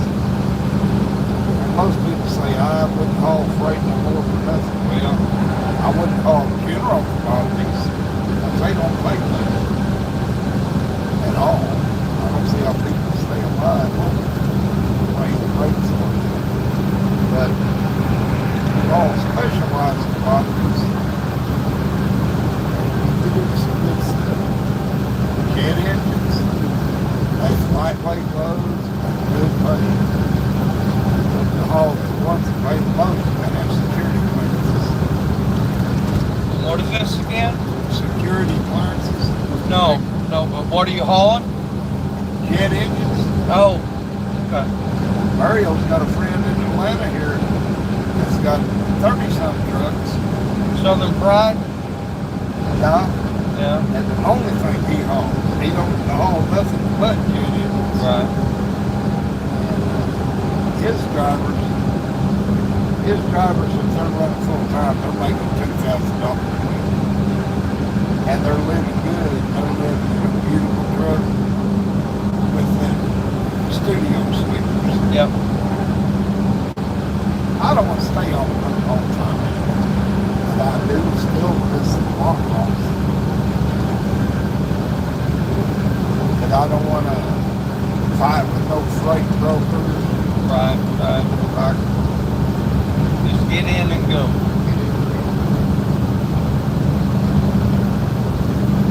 and I can accomplish it now. And it was on my mind till I had this heart attack about the possibility of maybe doing something else. Because it sometimes I kind of like working for myself, to be honest. Yeah. I could go when I want to go, and I could go home when I want to, and stay home for as long as I want, or stay out on the road as long as I want. I really did like it. I did more of that type of trucking than that, didn't I?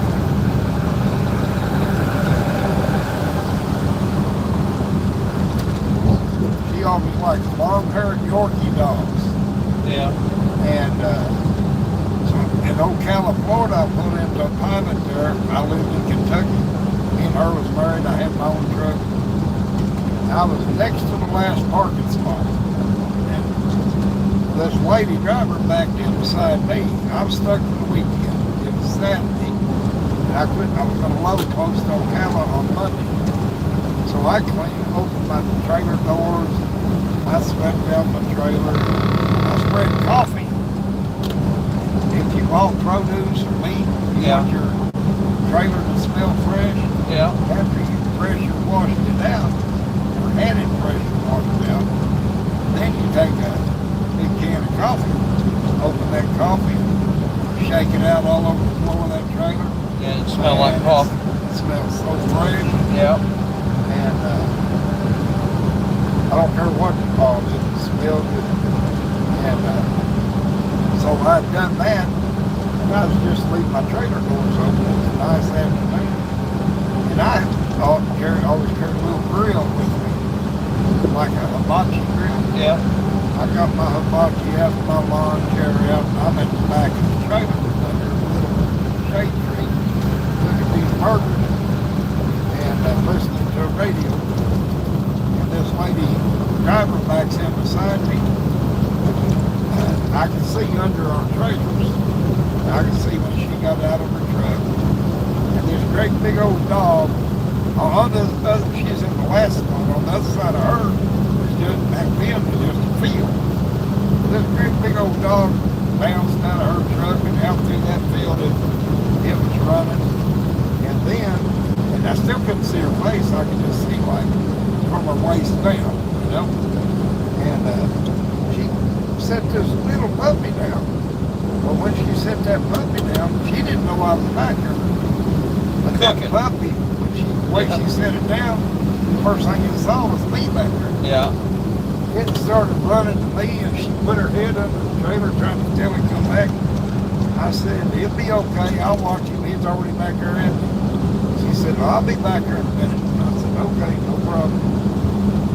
Well, this hamburger started to get done, so I realized this puppy ain't very open. So I tore off a little piece on the side of that burger. I got him to stand on his back feet and walk to get that piece of meat. And then I got him set down. And I thought, damn, this puppy's young. I'm surprised he's trained already like this. And when she come back there, I said, "How old is this thing?" She said, 3 months old. I said, "I can't believe how good you've got it trained." She said, "What do you mean?"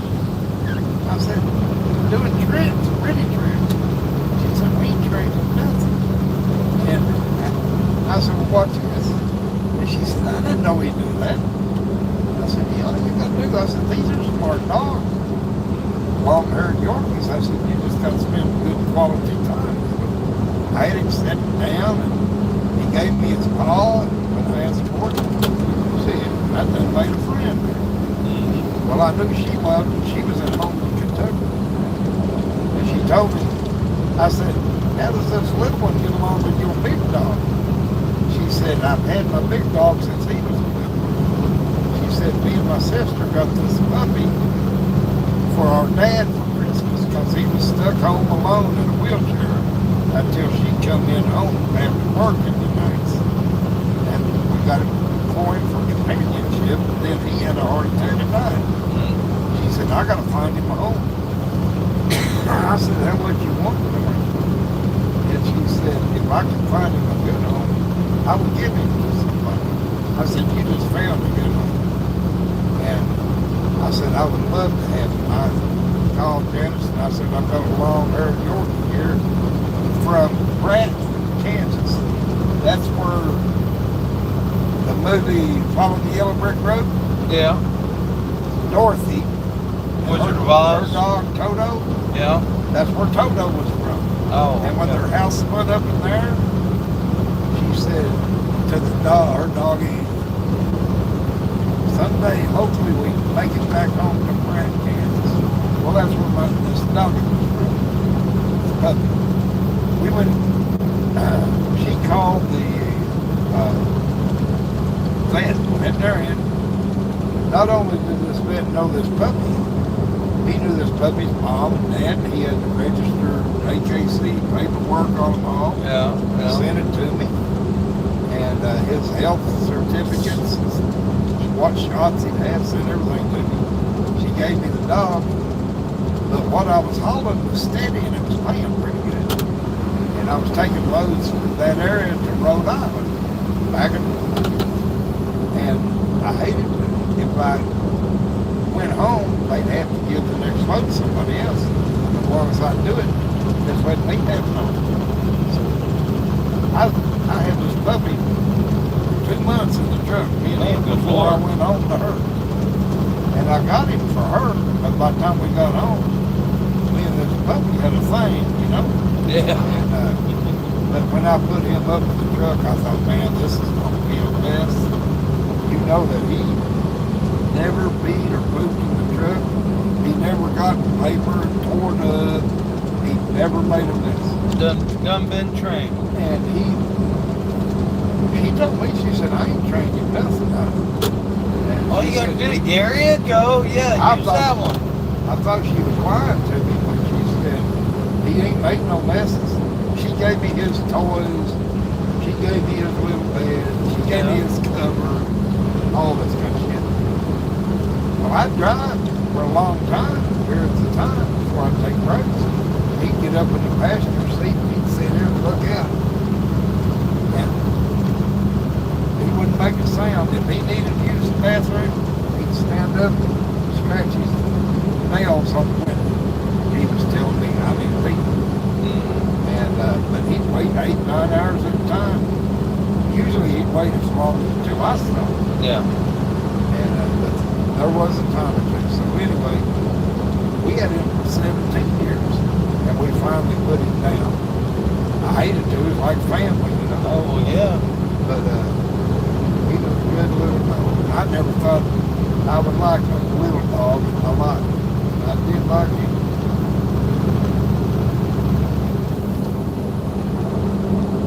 He'd go anywhere I'd go. I had an ATV and could do it. And if I fired that up, he'd be up on it waiting on me. He didn't care where you went as long as he got to go. His favorite thing, when we went trucking, he was in the truck. We didn't leave him at home. And out on the road, he might be laying in the bunk, under the bunk. And I had a good jake brake in that truck. He'd hear that jake brake, here he came. Jumping up, see what's around. McDonald's, hamburgers, the arches, the yellow M. When he seen McDonald's, he'd get excited. He knew that meant chicken nuggets.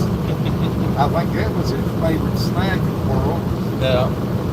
Oh, if you stop near the McDonald's, he started to realize you could go there. He was excited like a little kid.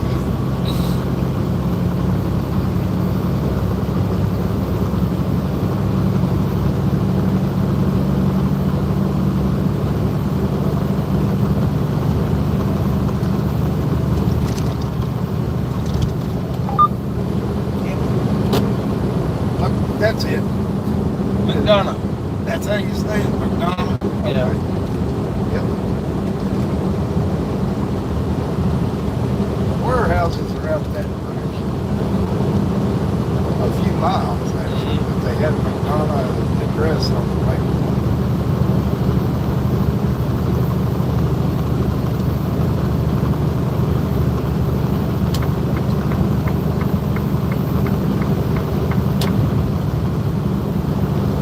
Did I tell you about hollow loads to the Amish people in Pennsylvania? No. Man, this is a neat story.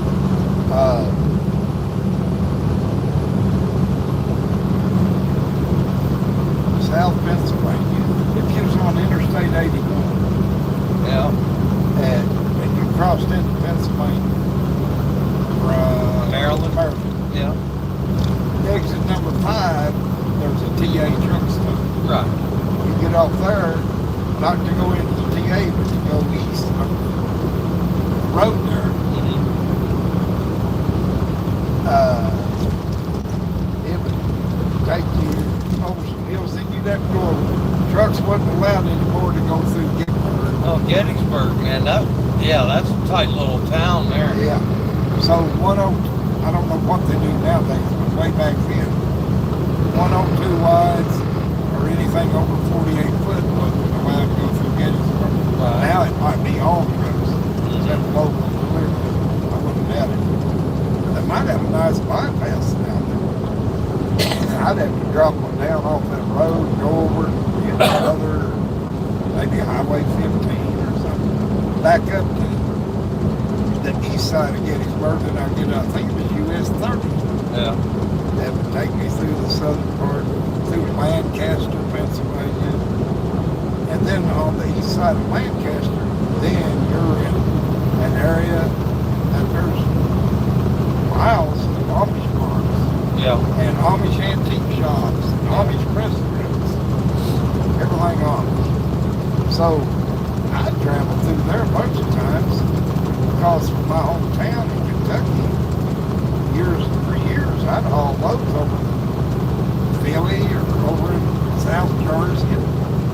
If I had Monday deliveries, I'd go that way because I kind of enjoyed the Scenery? the Amish everything. Yeah. Their food, their restaurants, and I like to watch how they build and everything. Yeah. And so, anyway, if you remember, man, this was quite a few years ago. There was a crazy white man from Lancaster, Pennsylvania, that went into an Amish school, one-room Amish school, and killed a bunch of the students. And then the policemen, when they got there, they killed him. Yeah. I don't know if you remember that or not, but No. it was on national and world news. Right.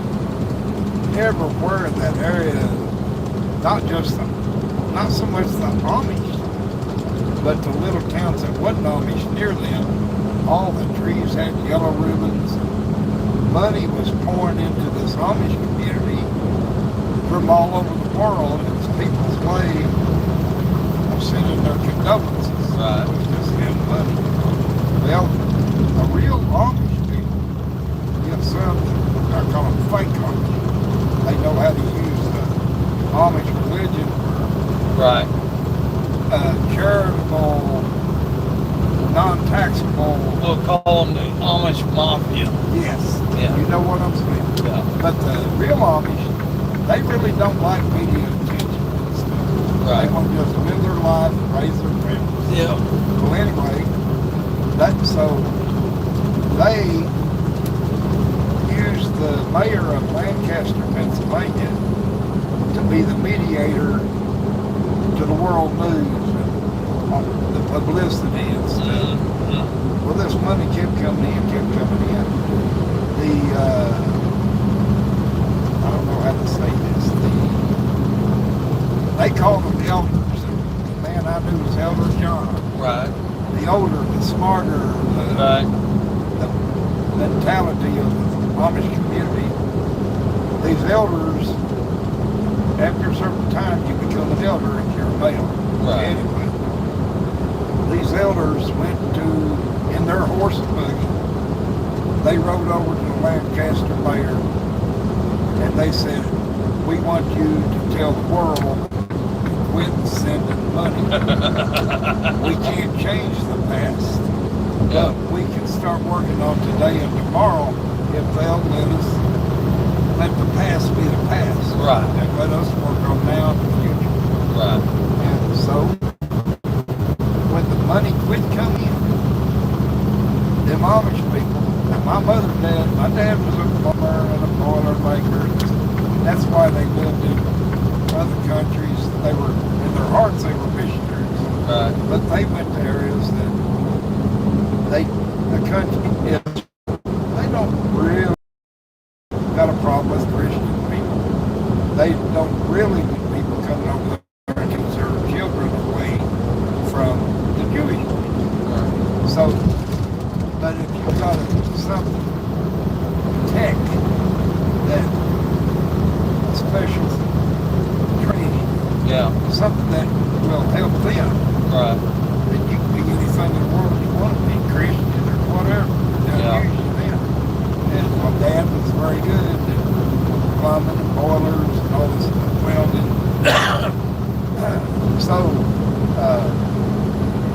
So mom and dad raised me in church. Mm-hmm. It's Christianity. Yeah. Anyway, in the meantime, before I end this story, before the man ever went there and shot them kids, 6 kids he killed in the school, then he got killed. Well, before this happened, at Ringo, if you're stay on 75 going north, just before you get to Chattanooga, you'll see signs of Ringo, Georgia. Well, at Ringo, Georgia, going north on 75, on the west side a few miles, was where I picked up 3 loads that went to that Amish community where these children was killed. But it was before the children was killed. And I was given paperwork with a phone number to call Elder John, and he would give me directions in there to deliver on Monday morning. Well, I didn't have to be home. And Janice was in Illinois. My mother was in America. Her and my mom went from our hometown, where Mom's family was from, near St. Louis. And they was up there, so I didn't have no reason to go home. I just gone trucking. And so here I got this first load to Amish community. And I thought that'd be pretty neat. I like that area. So right on the, as soon as you get out of Lancaster on 30, there's a little truck fuel stop in for cars. And it's got nothing but Amish farms all the way around. So I realized that when I get there, this farm that's all the way around it is part of it. Somewhere on that farm is where we're going. So I pulled in there and went to sleep, woke up, it was Saturday morning. So I thought, well, I'll just go ahead and call and see how John said if he answered. He answered. And I told him, I said, I'm scheduled to deliver the load to you on Monday morning. He said, what do you got? And I told him. And he said, where are you at? And I told him, I said, I'm here at the fuel stop. I said, I think I'm looking at your farm. And he said, would you like to get it unloaded today? And I said, well, sure. Yeah. And he told me how to come to him. And I got over there to this barn where you can back the truck up to it.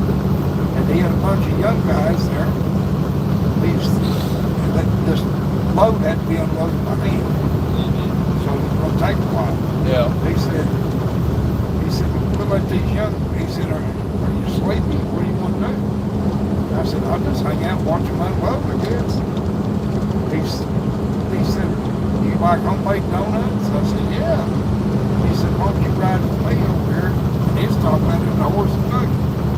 And he said, it just so happens that the second Saturday of every month, the women get together at the community building.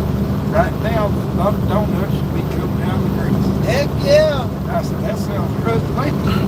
Yeah. And so the boys unloaded the truck. I went Speaking with of that, them. have you? Oh, yeah, you want to Yeah, now you start talking about donuts. Thank you, sir. So anyway, this man in charge was Elder John. Yeah. So by the time we went over there and had a few donuts and a couple of cups of coffee, and these people, all these Amish people, they stand out like a sore thumb not being Amish. Mm-hmm. But they treat me like they know me all of my life, and everyone being so nice. Man, I felt like Elder John and all these people was my friend. They were great. And so anyway, later we went back over a couple of hills, back over to the truck. And when they got finished, he said, we'll need another load for 2 months in a row. He said, if you want to come the second Tuesday of next month, if you want to haul them, we'll go get more donuts. I said, that sounds good. So the next 2 loads, I made it on Saturday both times. I go with him and eat donuts. You're good. So I built a little bit of a friendship with him. Even with the boys, unloading the truck, with the women making the donuts, the whole bit. It was great.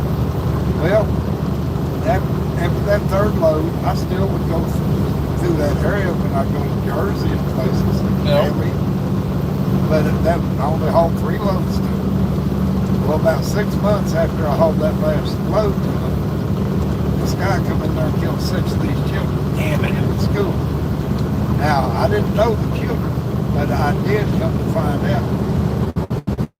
A couple of the parents. Only did I know Elder John, I knew him a little bit better than the rest.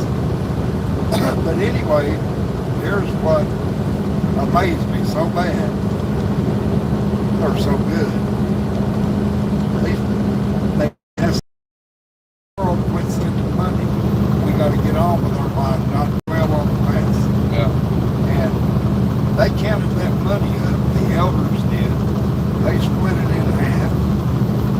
They put this half in wherever they kept their money, and they took this half, put it in the horse and buggy, and these 4 elders took this half to the parents of the man that shot and killed them kids. And they put up in front of their house in Lancaster. And they said, hey, this is your half of the money. This has been as hard on you as it's been on us. And we want you to know we love you, but it's time for us to get on with our life. And when I found that out, I called my mom up. They were in Illinois. I said, Mom, I said, all the stuff you and Dad taught me how to be a good person. I said, I've sought forgiveness like I don't know that I could ever have in my life. Yeah. And I told her that story. That's one of the neat things that happened to me down the trip. A lot of good stories. A lot of good things. I've never had a whole lot of trouble with DOT. There's a couple of times that I had trouble, I kind of brought it on myself. Had to learn a couple of things the hard way. When I first started driving, I thought you had to have a cowboy hat, cowboy boots, change your billfold. Yeah. You gotta take the speed even if you ain't going nowhere. Yeah. I knew most of the bars. West Coast turnarounds? Yeah. Yeah. I knew most of the bars from East Coast to West Coast, big enough where you can park a truck. That kind of shit for about the first 4 years of trucking, and then I started realizing this is stupid. I go just as far with no speed. I don't have to go to the bars to have friends. Yeah. I found out the secret. My CB handle will actually out on the road, truck and freight, bingo. Bingo? Yep. And the reason is I didn't totally give up the bars, but on the weekends sometime out on the road, point A to point B, very seldom will you see me at a truck stop except to get fuel. Yeah. You can see people in places like bingo halls where you park your truck. Yeah. I went to a bingo hall where you can park at the truck stop, walk through this field, you got a bingo hall. Yeah. I'd never been to one in my life. I went in there and what I saw was women Oh, yeah.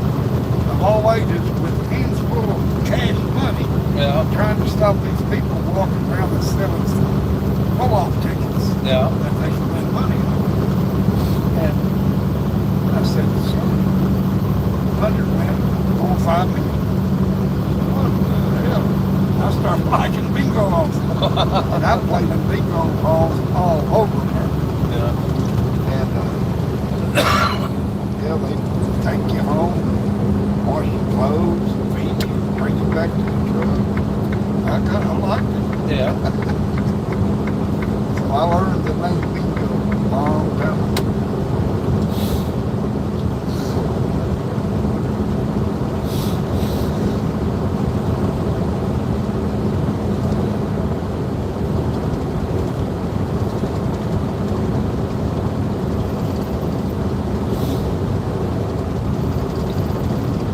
The way I got the job in the United States hauling the blood and stuff for Red Cross Yeah. was because of a Jewish person in Israel that my dad, my mom, me, and my brothers during the Israeli 73 war, we went to the Jewish hospital as volunteers instead of getting on airplanes and flying back to America. The man that checked us in 2 years down the road, come to find out he was in charge of Red Cross International stuff going in and coming out of Israel. Oh, okay. So we become friends. He was my dad's friend. And he had his hands in a lot of business stuff, Israel, government stuff, and everything else. Anyway, he knew I was fixing to go back to America. So he said, "Where are you going to go to?" I said, "Louisville, Kentucky." I said, "I've got friends there. I got to work trucking somewhere over there." He said, "Well, let's give you a number. I got a doctor friend that has a church there in Louisville."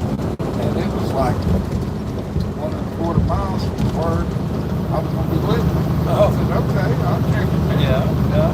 This might work." Next thing I knew, I was hauling blood plasma, medicine, everything on the Red Cross. And when it go into my truck, it becomes property of Red Cross International. Until it got to Louisville, and then it gets dispersed wherever. Yeah. Some of it overseas, some of it different places.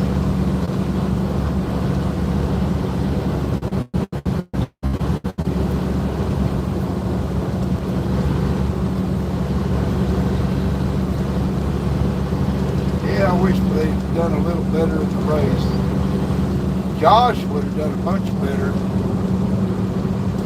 He had time to went in there and got his fuel and get back out there because a bunch of other cars were still going to have to make their last pit stop to have enough fuel to finish the race. Right.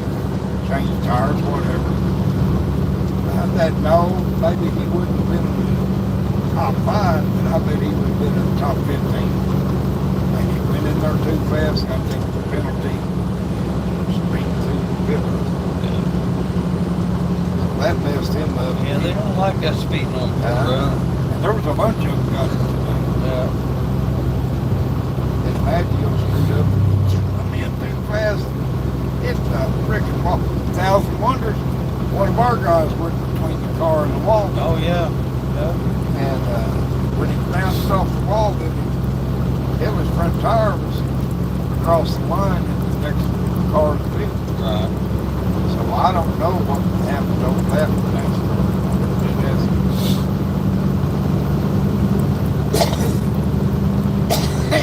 When he did that, there was 8 Alabama state police that when the Talladega security, he walked, I'm standing there. I've seen him before. I never don't know his name. He tapped me on the back and I turned around and I seen all the policemen with him. He said, do you think it'd be okay if we stood here just inside the pit? He said, I know it's the interstate one, all the cars are going to come in so they can see a good pit stop. I said, sure. I said, we'll even move these tires over a little where they get in here.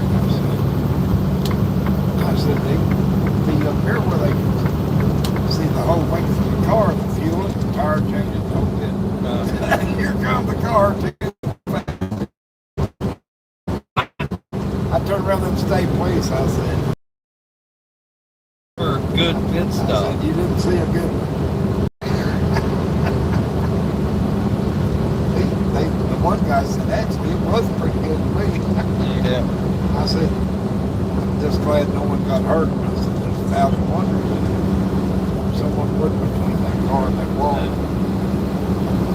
Did I ever tell you the story about setting my T-motor on fire?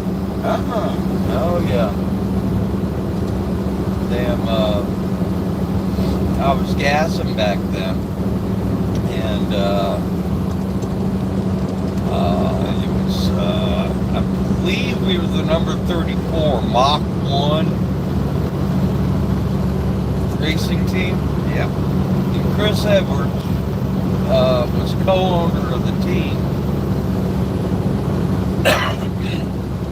And he wasn't a young man, but he was actually, for his age, very athletic.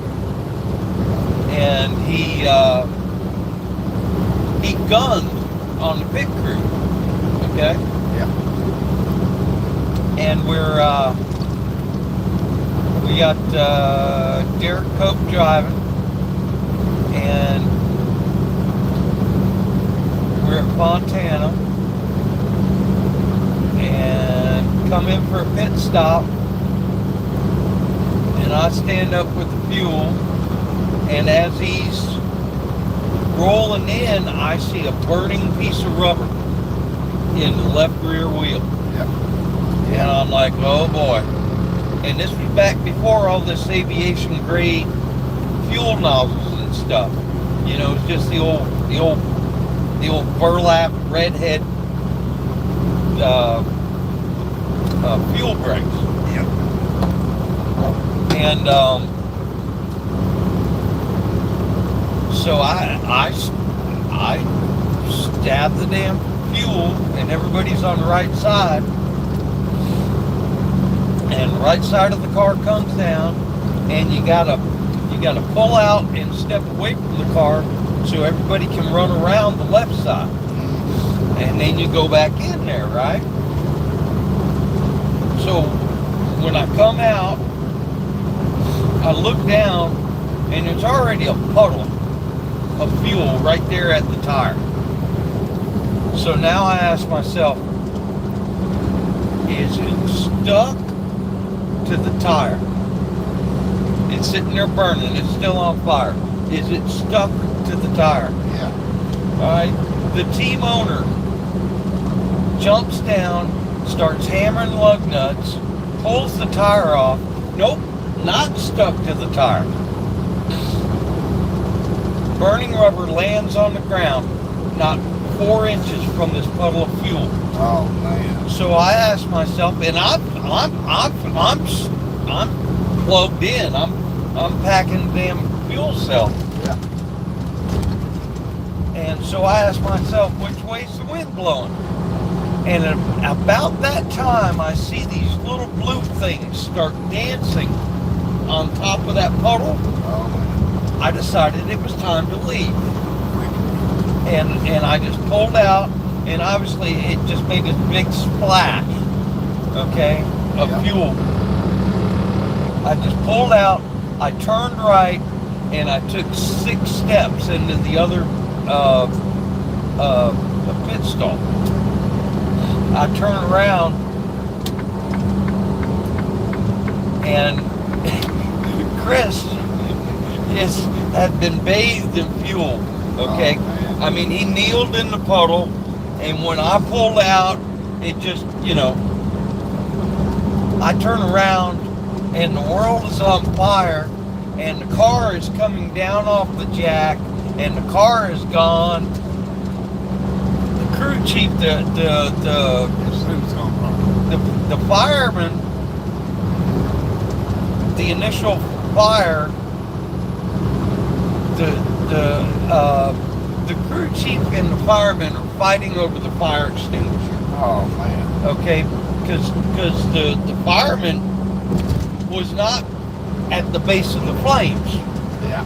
Okay, and he actually It's pretty work. yeah. Well, anyway, and Chris had a beard almost like mine until then. Okay, his beard was gone, his eyebrows were gone, his eyelashes were gone, but then poor old Derek, he comes out of 4, and he keys up, and he goes, I can't breathe. where you used to park. And I think it's where Ford is now. Well, I think there used to be a Shoney's up there. oh yeah, very possible. But then he crossed the finish line, he keys up and says, I can't see. Oh, shit. And then proceeds to knock the wall down going into one. Yeah. They bring the car back, and the whole left side of it's got that dry chemical fire extinguisher on it, right? Yeah. Well, there's a little NACA duct in the B post that is just covered and surrounded, and you can tell that it shot right into that NACA duct. Yeah. Guess where that NACA duct went? It was plumbed right into his helmet. Oh, shit. Oh yeah, yeah, and so that. Now, what team was that? Mach 1, I believe was the name of the team.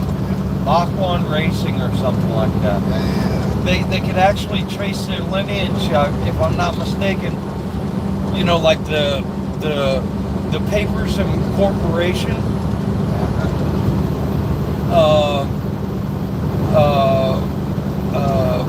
Burton Howell's School Bandit. Say that again. Okay, so the gentleman that owned the team, Yeah. okay, had been part owner with Hal Needham, okay, and the Skull Bandit deal. Yeah. The letter or documents of incorporation were, the history of the team goes that far back, and they were inactive for several seasons. Wow. Yeah. Yeah, it's a long, yeah. But anyway, I set my team on fire.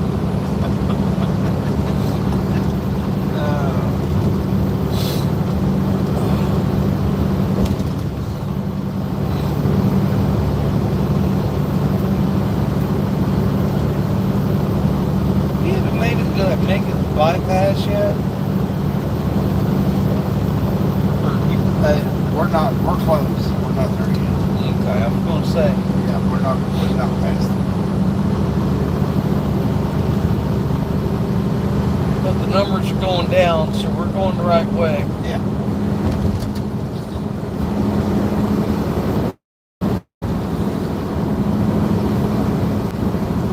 Oh.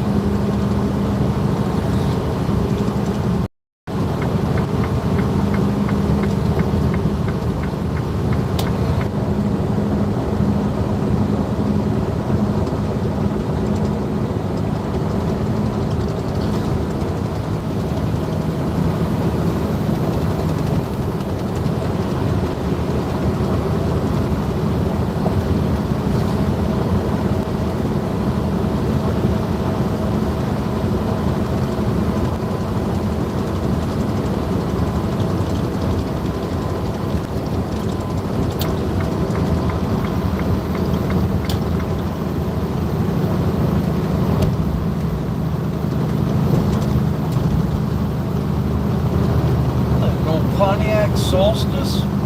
Yeah. I think. Like a little GM Miata.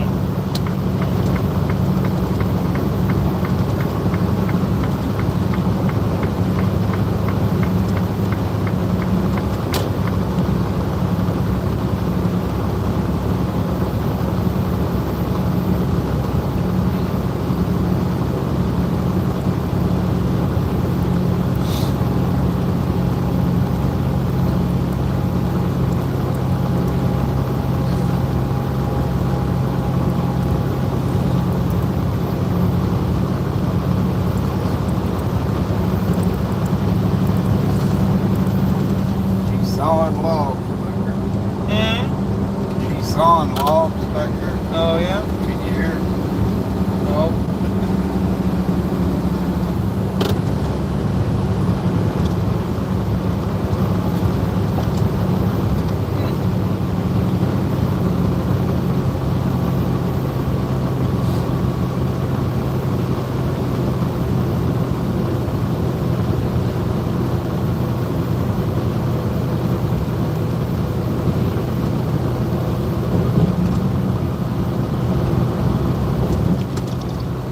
Now there's an on-ramp that comes up here. Yeah. And that on-ramp, it actually doesn't really come into this lane. It becomes 3 lanes. Uh-huh.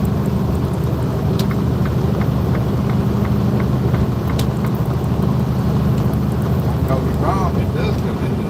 No, it doesn't. Yeah, it stays 3 lanes now. All right. It runs into 75. 13.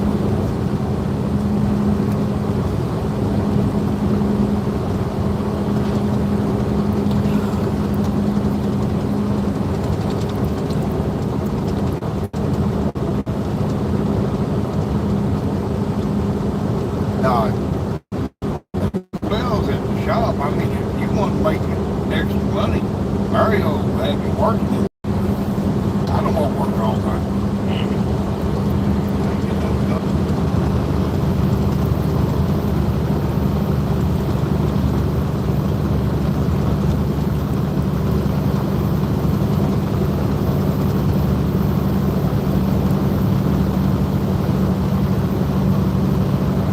Mario, if you want to work, I don't care who you are. Yeah. Let Mario if he sees that you want to work. He don't care if you know anything about NASCAR or not. He'll put you to work. He'll teach you the simplest stuff. Yeah, See well. what you do. You'll work. See, the problem is I know how to do a lot of shit. There's one of the things I can do that he don't even realize I can Yeah. do on trucks. Yeah. I just ain't gonna do it for the wages.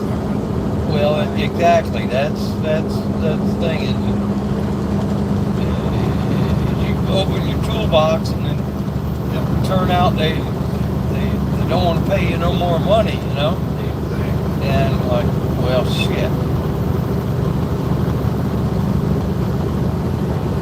You let on with too much. The next thing you know, you ain't sleeping.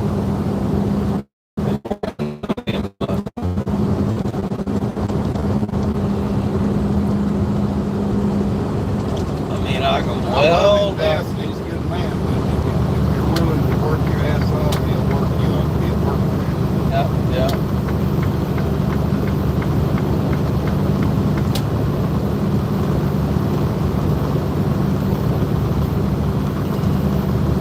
He is a good man.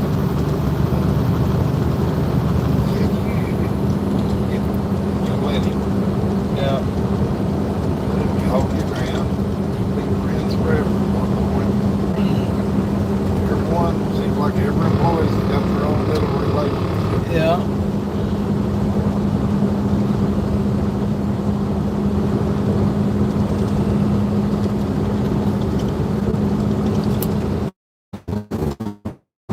But he sure has a lot on his mind. Plus his dad takes care of his dad. Yeah. Yeah, when his dad dies, Mario's gonna have a rough. Loves his dad. Oh yeah. My dad died. It about fucking destroyed me. Yeah.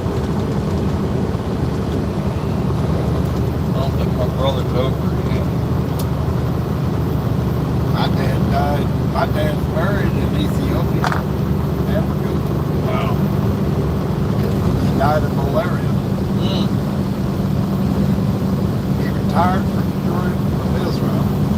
Him and Mom moved back to America for good, but he wanted to, there in Israel, he made friends with this German from Germany, this church group. Yeah. They was building a vocational school, like a missionary project, building a vocational school in Ethiopia. Not only after he became friends with him, then found out he's very, very good at what he does. He was a Kentucky State plumbing inspector, he was a boilermaker, all this. Anyway, he decided that he wanted to go there for 6 months and fabricate on the ground in their big town, Addis Ababa, Ethiopia. He had a big SUV with a dual axle trailer. There he would build these sections of what he would haul down to the missionary project, and then he would, it was prefabbing a water tower. So he'd already helped to build some concrete block buildings and plumbing and stuff for the vocational school classes. He did his part of that, and then he went to doing the water tower. And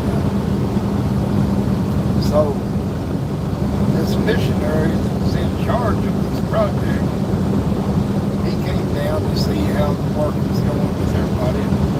My dad was 60 foot there welding. When he quit welding, the missionary hollered at him.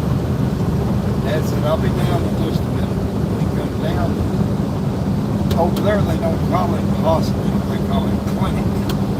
And the missionary took a look at Dad. He said, "Let me take you to the clinic."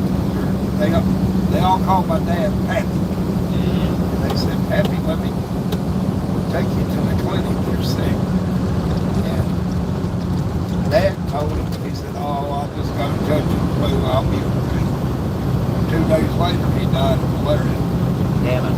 And in a third world nation,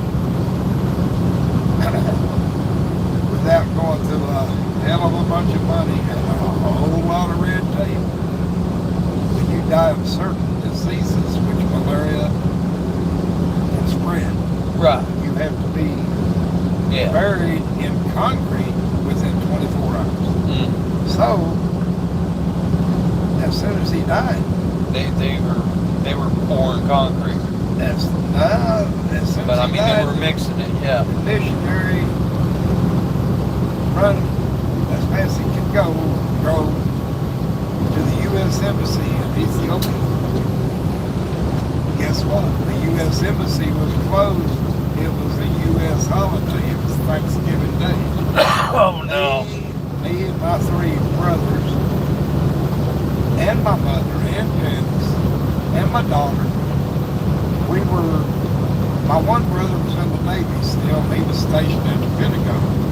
They lived in a town named Reston, Virginia. I think it was Reston. Anyway, so we planned it months ahead of time. We all went to my brother Paul's house. We're going to enjoy Thanksgiving together. We hauled mom up there and all this. So we're having fun. Well, my brother's kids and my daughter, they're camped out in the living room floor. And 2 of my brothers are in his kids' room using their bed. And me and Janice had their bed. And me and my brother Paul, everyone was asleep because everybody stayed up late the night before, playing and whatever everyone was doing. Yeah. And me and my brother Paul, we both, all of our lives, we've been ones to get up early. So we're actually out on the back porch, and it's still dark, drinking coffee and talking. And everyone else sleeping.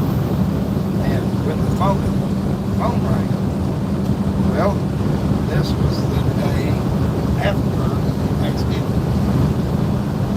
We found out after our dad was already married that he had died.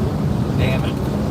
And so I'm sitting there, he's got it on speaker, and I'm listening to the conversation with the U.S. Embassy. And then the embassy said in just a few minutes the missionary was going to be calling their number. So we called him again. And anyway, we hung up. So everyone else still asleep. And I said, well, they're going to be waking up soon. We ought to wait till they're all up. Tell at one time instead of 15 times. And I said, remember, Dad and Mom, they retired Israel, they came to America. And before Dad went to Ethiopia, he spent a month with me. He jumped in the truck, made a couple of trips across America with me. Yeah. And then he went to our other brother. And I said, he came and spent a month here with you. And then he went to Ethiopia for 6 months. And I said, before he left your house, did he say anything to you about if anything stupid happened, he was to die while he was there? I said, he did to me. And I said, but I wondered if he did to you. He said, yeah, actually he did. And I said, I'll bet you he did the same thing to Paul and my brother David. I said, I bet he did the same thing to me. I said, instead of us telling each other what he said, I said, let's write it down on a piece of paper. And when they wake up, let's ask them. I'll bet you Dad said the same thing to them. And if so, let's get them to write it down on a piece of paper before we tell each other. And then let's compare notes and see what he said. Paul said, if he told you the same thing to me, I think that'd be a good idea. And I said, really, Paul? I think that we should respect what our dad asks. And I said, that's why I'm interested in tell you all the same thing. But I'm willing to do whatever y'all want. And I'm over the moon. But I look at it like I'm any boss. And we're always close. We've always been pretty much. Anyway, so come find out Dad had all told us the same thing. Anything stupid was to happen to me. Don't So go what now? the red tape, all the money and everything that's involved to bring my body back to America. Yeah. The missionary has agreed if anything happens to anyone on this deal, he'll give a Christian burial right there and bury us on the missionary project property. Right. And so, anyway, in Ethiopia, we had a memorial service for him. We never had him there. Right. But it was pretty neat. The missionary sent us a video. Back then, the popular thing was not these little skinny things that they have now. VHS, is that what they call them? Yeah. Pretty good size. Right. He sent us one of them, all the work that he'd been doing on this project while he was alive, and showed him in the video. A documentary. Yeah. Sent you a documentary of your father. And That's right awesome. there where he was building his water tower, just right beside this lake. And in this video, I said, Paul, what is that back there in the water? And he was able to zoom it in on his computer. It was about a dozen rhinoceroses right there. I said, man, he really is in the jungle. Yeah. And but then it showed him, he also was teaching a class at the vocational school that we didn't know he was doing. Even though the classrooms wasn't complete yet, he was teaching class, teaching that Ethiopia has a lot of natural energy if you know how to use it. Yeah. And a lot of minerals and things. But the people don't have the education to know how to use it. Right. Dad was teaching them how to turn sunlight, solar power into energy. Yeah, and waterfalls And into electricity. They have natural hot water from the ground. Oh, heck yeah. So he was Geothermal. Exactly. He was teaching them how to build these things people puts on the roofs for solar. He showed them, he taught them a way to build them where they was very cheap. And Were they what? they were cheap. You didn't have to buy them from a big old company in America and have to sit there. You build your own for a little bit of nothing. That's some physical work. Yeah. And so he was trying to teach them how to better themselves. Right. And so he showed that. And then, of course, he, in his heart, he was a preacher. So they had a little bit there where he was speaking at our church meetings. So it was a good video. The whole time he was there. Yeah, that was kind of crazy. I don't know that I ever, like a lot of people, it's hard for them to get over their mourning period or whatever you call it. Yeah. I don't know that I ever got over mine. I don't know that I really, I wonder sometimes why didn't I have a bad mourning period? Dad was a good man. His attitude was, I'll see you later. If I die, I'll see you later. Well. So, anyway, it is what it is. My mother, she said in the hospital, knowing she was dying. And so the doctor pulled me and my brothers over into a room to talk to us. Right. And he said this and this and this and this. And I said, well, Doc, didn't you tell us yesterday that Mom is 100% sound, her mind is sound? He said, your mom's mind is better than mine. She ain't forgotten nothing in her life. He said, I can't remember what I did last week. He said, your mom's body is wore out. That's her problem. He said, she couldn't even handle if I put needles into her body. She wouldn't be able to take them. And I said, okay. Mom knows that she's dying. We know that she ain't got long. We already accepted a couple of weeks back that at this point, we want to keep her out of pain, that it's about quality of life now. Yeah. It's not about how long can her be life. But we try to make her comfortable until she's gone. And I said, but you're looking at us to say whether to hook her up to artificial to keep her alive, right? He said, well, that's what I'm getting at. I said, I think what we should do, since she's 100% sound mind, and all my brothers was there, I said, if I ain't got nothing against it, we all have heard Mom for a few years tell us something, but she never wrote it in a will or a power of attorney request. I said, if she's of sound mind, I think we can go in there and stand around her bed. Lord. And you can talk to her and ask her whatever you want, and she'll give you an honest answer in front of us. I said, let's see how that goes before you start asking us what to do. It's her that's dying, not us. And she told that doctor, he said, to make a long story short, she told that doctor, I don't want to be a vegetable. Yeah.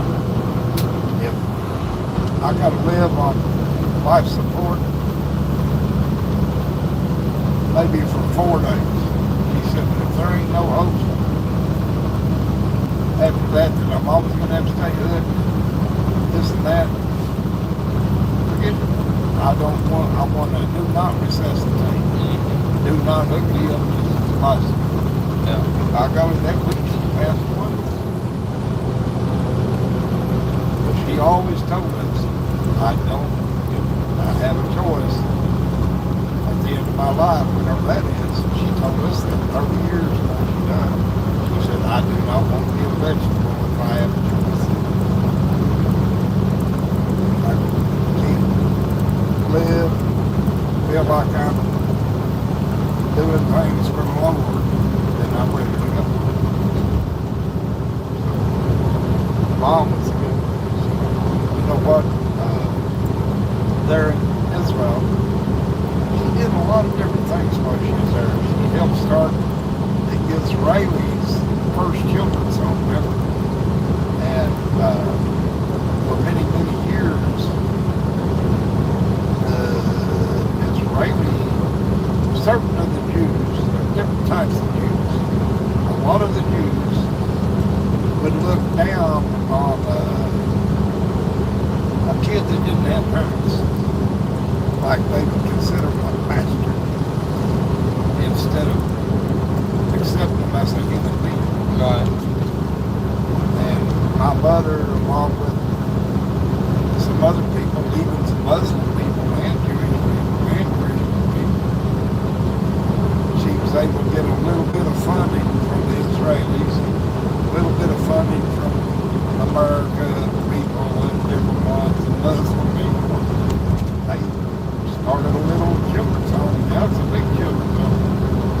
But anyway, I was proud of it for that.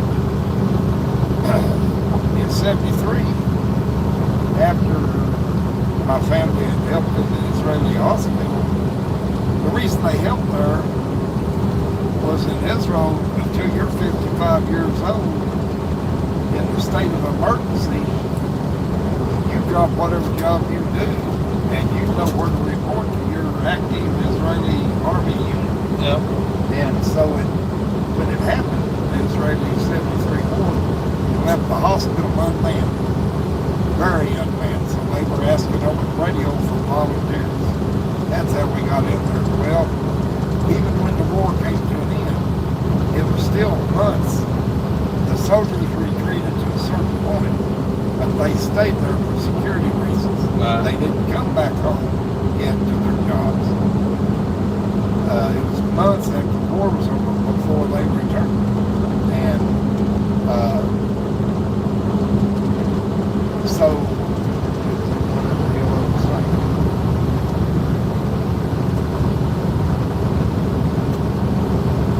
Oh, so helicopters would bring wounded to the hospital. Right. Me and my brothers, we had dollies and stuff, and we, along with sometimes soldiers would help us. We get the wounded into the emergency room that unloaded from the helicopters.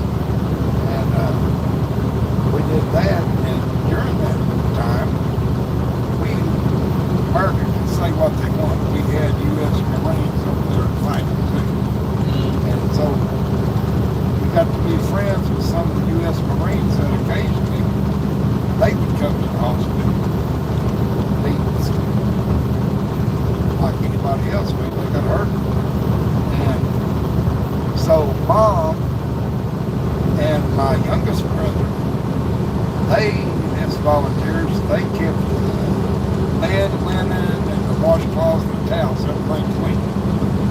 So when she goes to these rooms where these U.S. Marines was, of course she would talk to them, and then they might have officers there checking on them. He made friends with the officers. That's the way Mom was.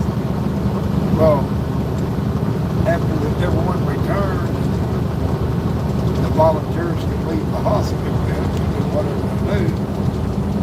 The Marines had asked Mom, would you come to the Marines that guard the American embassy? That's what they normally do.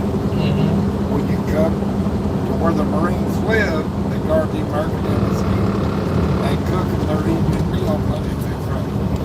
She did that for 14 years. And then on Sundays, any of them that didn't have plans, any of them just hanging out, they was welcome to come to Mom and Dad's house Sunday dinner. So, that was pretty deep. When Mom died, man, you wouldn't believe the people that came from all of creation. Yeah. Black guys that for years after Mom left Israel to come back, they would send her Mama's Day cards, Christmas cards, all of them called her Mom. And some of them would be Christian, some of them was Muslim. But little things like that, I realized, man, Mom and Dad lived a good life. Yeah. Maybe we didn't have things a lot of kids have growing up, but we always had a roof over our head. I don't They always did what they felt like they were supposed to do. The house not put it down. I get pissed at times at them. Wouldn't agree with things. But if the truth be known, they was usually right, and I was usually wrong. Even now, I could go down the road with a truck. I can have shit on my mind. She'd be sound asleep. I'm trying to make family and friends, bills, bill collector, trying to make everybody happy or whatever. It's easy to let stupid shit in this life fuck with you. There it is me. And there's a lot of times if I'm real quiet and really listen, it's almost like Dad or Mom sitting in the back of the seat. If I'll shut the fuck up long enough, Old spell. yeah. They might not tell me what I want to hear, Yeah. but they will usually, to this day, tell me what I need to hear, whether I like it or not. Yep. And so that's been crazy.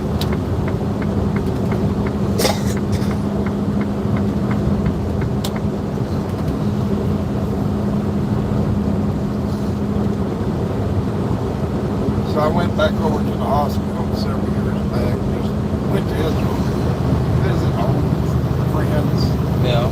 Mom and Dad's old friends, my old friends. I went to the hospital one day to see if Dad still had any of his old friends that he worked with. And I helped him at the hospital, so I did. But he was really close with him. It was pretty neat to sit down with not just Jews, but Arabs, Arab Muslims. And no, they didn't believe the way Dad believed. They were sure enough his friend. That was great. When I first went to Israel to visit, I hadn't been there but just a few days when the war in 73 broke out. I just finished the American Army. And I went over to visit them. There's a freaking war. Well, they rented the house near the old city of Jerusalem. And the house next door was their landlord. The landlord was a very devout Muslim family. And the old man from the Muslim family, he come over to Mom and Dad's house and he owned. And he told my dad, he said, bring your family, your children, your wife, come over to our house. We have a bomb shelter. So we went over and until we started listening to the radio for volunteers at the hospital. So, but I watched that Muslim family, and I just finished the American Army. But I watched that Muslim family out praying their prayers, and I watched my mom and dad praying their prayers. Now this Muslim family, they didn't give a damn if it's called Israel or Palestine or whatever. For generations it was their home. And it was their home. Yeah. They couldn't help about the United Nations or world conflict or whatever. It was their home. But I promise you, there you got Christians and Jews. I promise you they was praying for the same. They were a working class people. I will say that. They did. I really believe with everything in there, they were praying for the very same thing. And I don't know, in some kind of, I don't know, sick way is the proper way to say it. I don't know what they might have been praying to the same God. Or the same spirit. Yeah. They're just praying different. I don't know. I have a lot of Muslim friends over there. I went back another time and stayed for a year. And I went to work. The man that checked us in to the hospital, I went to Dad's mom's and I visited for a week, and I went over to the mom's, different things she was into, checked it out. Then I went to the hospital to visit the men Dad worked with. They had a tool room where they'd eat and stuff, drink tea. They drink a lot of hot tea Yeah. and eat salad. And anyway, I told them, they said, what are you going to do? I said, I want to go down south to the Red Sea. I said, I ain't got to be there. I want to go down there and check it out. See if maybe if I can find something new, I might be cheap to stay for a little while. I said, I'm here on a tourist visa. I stay there and ain't while. I don't. At the end of the day, I was fixing to get out of the car. He said, you didn't get to have a beer today, did you? I said, I'll go get one in a little bit. He said, you mind if I go with you? I said, no. So we went over this outdoor, where you could sit inside or outside. We had a beer. And at the end of that beer, he said, I'm going to go. When do you want to start work? I said, when do I want to start work? I didn't know I was looking to go to work out there. He said, Israel owes your family. Your family worked for nothing. Months to help them already. He said, is there anything out there you'd like to do? He said, I know you're a truck driver. And I said, honestly, if I went out there and worked, I think I'd like to work with the American guys that go down under the ground and mine the copper ore. He said, when do you want to start? And I said, a couple of days. He said, how about Monday? I said, okay. Overnight, man. I mean, the first time I went down the ground with these guys, Yeah. they spoke very little English. I didn't speak very little Arabic, few words. And they still did a lot of the mining the old-fashioned way. Oh boy. Like, they would, Picks and shovels. they had a box that you do this to blow the dynamite. Oh, yeah. Okay. My first day on the job, they had me to plunge the box. I said, yeah. Are we having fun yet? I had all the guys, but you know what, when they come up at the end of the day, they had showers up there, but you'd be filthy. Them guys was happy to see that sunlight. But this ore down there in the ground, man, it would, as soon as it would fall off the ceiling, they drill these holes. We drill these holes with these great big drills that had a bit, like 3 foot tall, Yeah. 3 foot long. Drill these holes, ram them, stick a dynamite up there. These other guys that do the dynamite, I don't drill the holes. They get the dynamite already. Then you get out of the way where all this shit was, blow the dynamite, the ceiling fall down on the floor, and then you'd run up on top of this loose copper ore with fencing. A bunch of them. You carry this fence over your head, you'd hold it up while another guy takes another drill bit, drills a hole, and then another guy would have a all-foot rod, long one, like 3 foot long. You put it through that chain to these.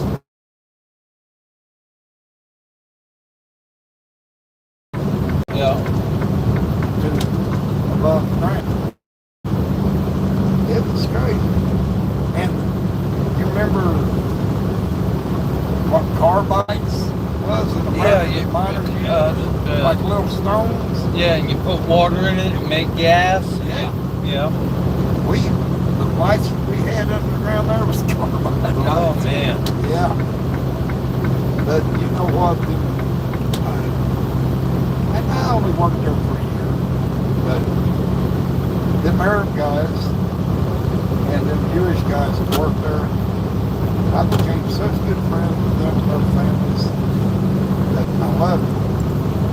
Elad Israel was right here. And right beside it is Aqaba, Jordan.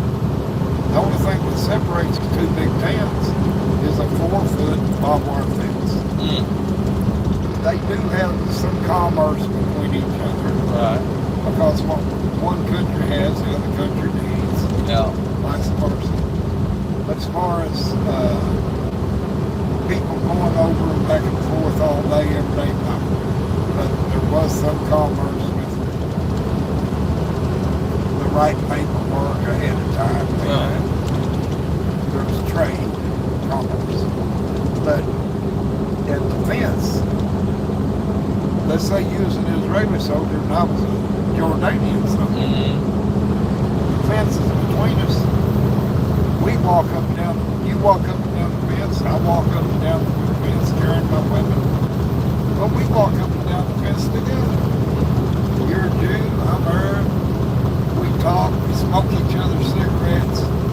And on the Jewish Sabbath day, this week, they call it Shabbat, there's this place at the fence where the soldiers, both sides, went together and built steps that go over the top of the fence down the other side. This week, the Israelis and their wives and children come with the food and they go to the Jordanian side. Their Sabbath day is on Saturday, Shabbat, and they have a picnic with the Arabs and the different ages of kids. The little kids just play. The older kids, they play football, soccer, so they call it football. And adults play soccer. And man, they love their soccer. And then the next week on Shabbat, the Jordanians come with their families to the steps and they bring the food. They come over on the Israeli side and they have a picnic and play soccer, women picnic, whatever. And these guys that become such good friends. But I ain't going to blame it all on the United Nations. I'm going to blame it on world politics. Yeah.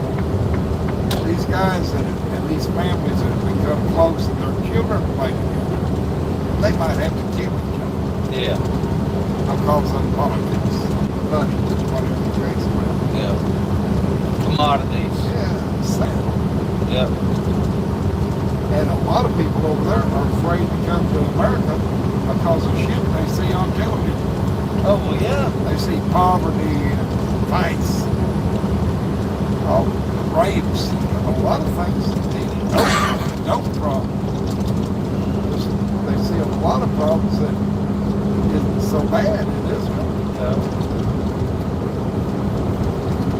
Back a lot of years ago when I first was over there, you remember that show that was on, I think the name of it was Dallas, you had JRUN. Yeah. Well, that's the kind of shit they see on television. And they think everyone's rich in America. And evil, conniving. Yes. Yeah. That kind of shit. Yeah. Soap opera shit. Yeah. And then the majority of the time when people was from over there was able to come to visit America, they might visit New York City or LA or New York Chicago. City. And they can visit all of their towns and they still don't see real America. Well. They just see all the fucking problems. Well. But there's a good life there and good people there that do understand.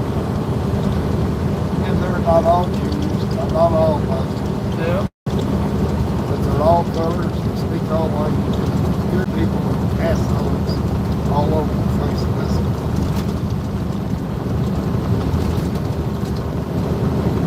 I can go to Israel right now and ain't doubt in my mind being 71 years old with a heart attack. There's several different places over there that would be so glad to see me. I wouldn't make a big salary, but I'd have an immediate roof over my head. Wouldn't have to worry about no food, no nothing. Yep. Have a house to go to, and not have to work hard. Just work. They have collective farms. If I describe to you about these farms, A kibbutz. you know what kibbutz is? I've heard of kibbutz. I've lived from Gaza, when the radical Hamas went over to Israel and started this, they killed babies even, beheaded a couple of babies. The kibbutz that they did that on. Yeah. I didn't know. I lived on that kibbutz for 1 year. Damn it. The backyard of the kibbutz, this kibbutz raised produce. They raised citrus trees. Yeah. They had a turkey industry and a chicken industry. And So I yeah, got them to lived- blame for when I eat turkey sandwiches to go to sleep. I don't know what's in that turkey shit. Well, Maybe they didn't wash it out. no, it's called tryptophan. Is that what it is? Yeah, it's a natural. It's a natural. Okay, turkeys ain't that great at self-defense, and They're kind of dumb. right, and but apparently it's like an evolutionary thing, where if a predator shows up and kills one of them, well, he's going to get his belly full and pass out, Okay. and the rest of them are able to run off, whatever. At least that's what people speculate. Yep. That day that the boss went over there was a concert. They hurt and killed people to do with the concert. And at the same time, they went on 2 different kibbutzes and hurt and killed 2 little babies. Yeah. And the kibbutz I lived on, the name of that kibbutz was, this is a Hebrew word, it was kibbutz kisufim. And in Hebrew, if you translate it to English, what kisufim means is don't ever, you see what we are now, but don't ever forget where we started. And they started with nothing, and now, when I was there, they had a Olympic-sized swimming pool. They had dirt bikes you could ride. They had Arabian horses that you could ride down on the seashore. Out here in the back of the produce gardens or the citrus trees, you can see all of Gaza down there on the seashore. And there's 3 different types of kibbutz in Israel. You have Orthodox Jewish kibbutz, you have regular Jewish religious kibbutz, and you have non-religious kibbutz. I went to a non-religious kibbutz, and there was only like 450 people there. Wait a minute. So you were the atheist kibbutz? No, it wasn't atheist. It was non-religious. In other words, they did not practice Orthodox Jew shit. They didn't even do a synagogue service with regular Jews did. Okay. A lot of them, So, but they were still Jewish. yeah, they're born. Okay. They just didn't exercise. They didn't religious exercise their ceremony. religion. Most Jews in Israel So when we call don't it really give a damn about religion. right, so would that be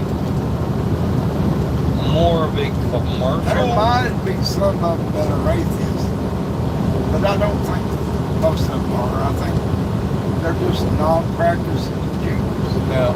Some of the Jews might even have accepted Christianity, but they don't even have a church and have Christian services there. Yeah. You live your life, try to teach their children away from Jewish stuff. What's neat about that place was all the jobs on that kibbutz this week, you might pick oranges. Next week, you might clean the turkey barn. Next week, you might work in the kitchen, help them cook, help them wash dishes. The next week, you might be driving the farm tractor. You might be working with the horses. But you'd only do this job, just do it for a couple of weeks. Right. And every job there rotates. You learn to do everything on that kibbutz. And no matter if it's a dirty job or a clean job. Everything. I mean, even the office work. Now, here's a kibbutz, and here's a kibbutz, and here's a kibbutz. before there was ever a country of Israel, you had kibbutzes. Before it was ever Israel. Well, between the American dollar and other things, between the American dollar and on the kibbutz,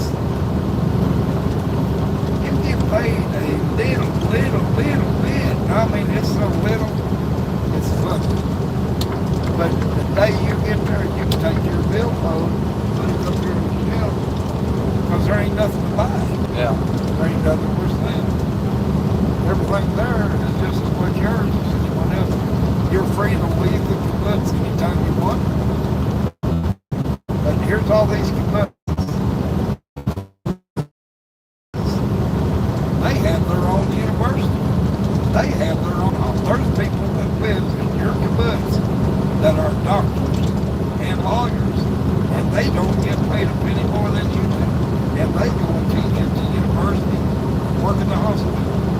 And all the money that's made from the kibbutzes goes to the central, and then it's dispersed out back for what's needed, what needs to be bought overseas, brought back. So the more I talk about it, it would be easy to think one of two things. It would be easy to, if I talk more about the people and the stuff, it sound like a hippie commune. Or, if you really think about it, in America, the idea of democracy is great. Yeah. I don't care what anyone says. Oh, yeah. On a low scale, democracy is working. Yeah. But on a scale of billions up on top of billions of people, I don't know if democracy really works the way we should. Yeah. On the kibbutz of 450 people, and I was there for 1 year. I don't know but what. I was with, on a big scale, it would work. But on a little scale, I don't know what I was living in the pure form. There's a pure form of democracy, and then there's the bullshit form. Yeah. I don't know what I was living in the pure form of communism. Are you familiar with the word utopia? Yes, I am. Yep. And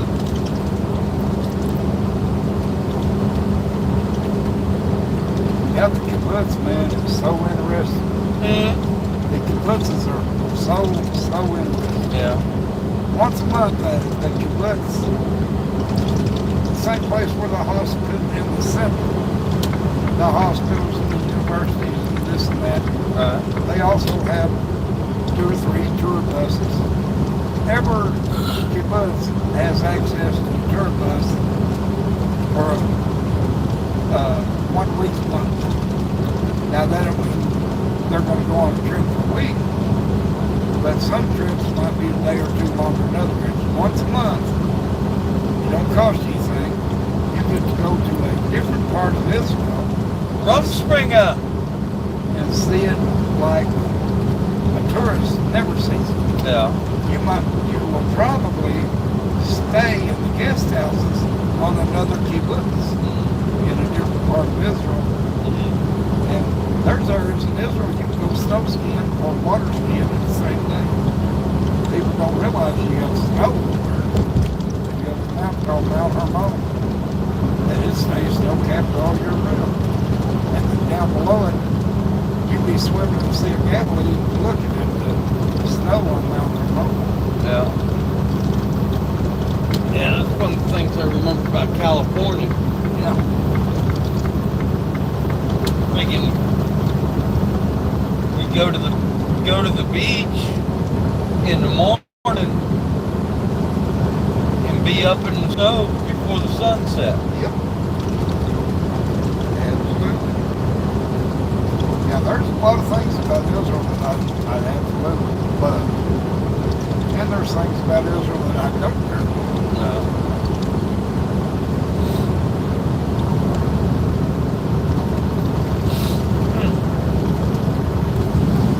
Shame.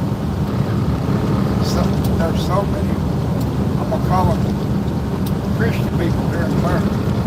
You know, And some of them are really good people. And some of them think they're real good people, but they don't really understand a lot of things. No. I don't mean I'm smart, but just like where I'm from, Eastern Kentucky, that county I'm from, there ain't no black people up here. Yeah. And they'll go to church and they'll worship the Lord. And then after church, after their chicken dinner or Sunday dinner, they'll sit around on the front porch and talk about niggers and this and that. I've told them. I said, you know what? If and when this thing heaven takes place that you all are hoping for, you're going to be some shocked when you walk through these pearly gates and find out Jesus ain't a white man. And they don't like it when I start talking about it. And so you better wake up and smell the roses. Yeah. And I said, Moses, he was kind of white. He married an Ethiopian. He married a black man. I said, no matter whether I like it or not, it's the Bible. It's the way things are. The world ain't changed too much.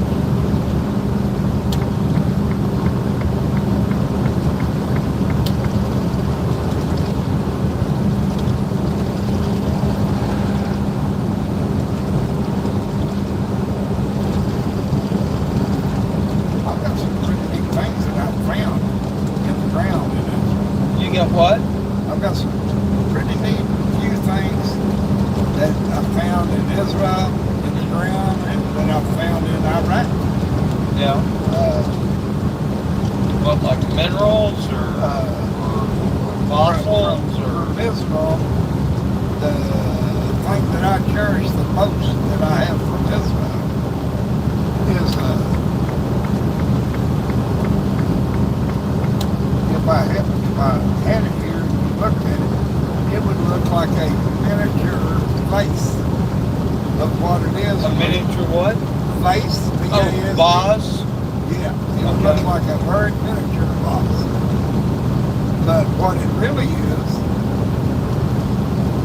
back in the Bible, it talks about when what it's really saying, and you read between the lines, and except what it's trying to tell you is, tell you when Jesus looks down here at earth, he mourns because people are their worst enemies, and they're drowning in their own shit is what it's really trying to do. And he mourns, and while he mourns, he models his tears. Okay? For thousands of years to this day, and they still do it, the Muslims and the Orthodox Jews, when someone that they love dies, they go into a mourning period. A month, whatever it is. And they still have a little bottle.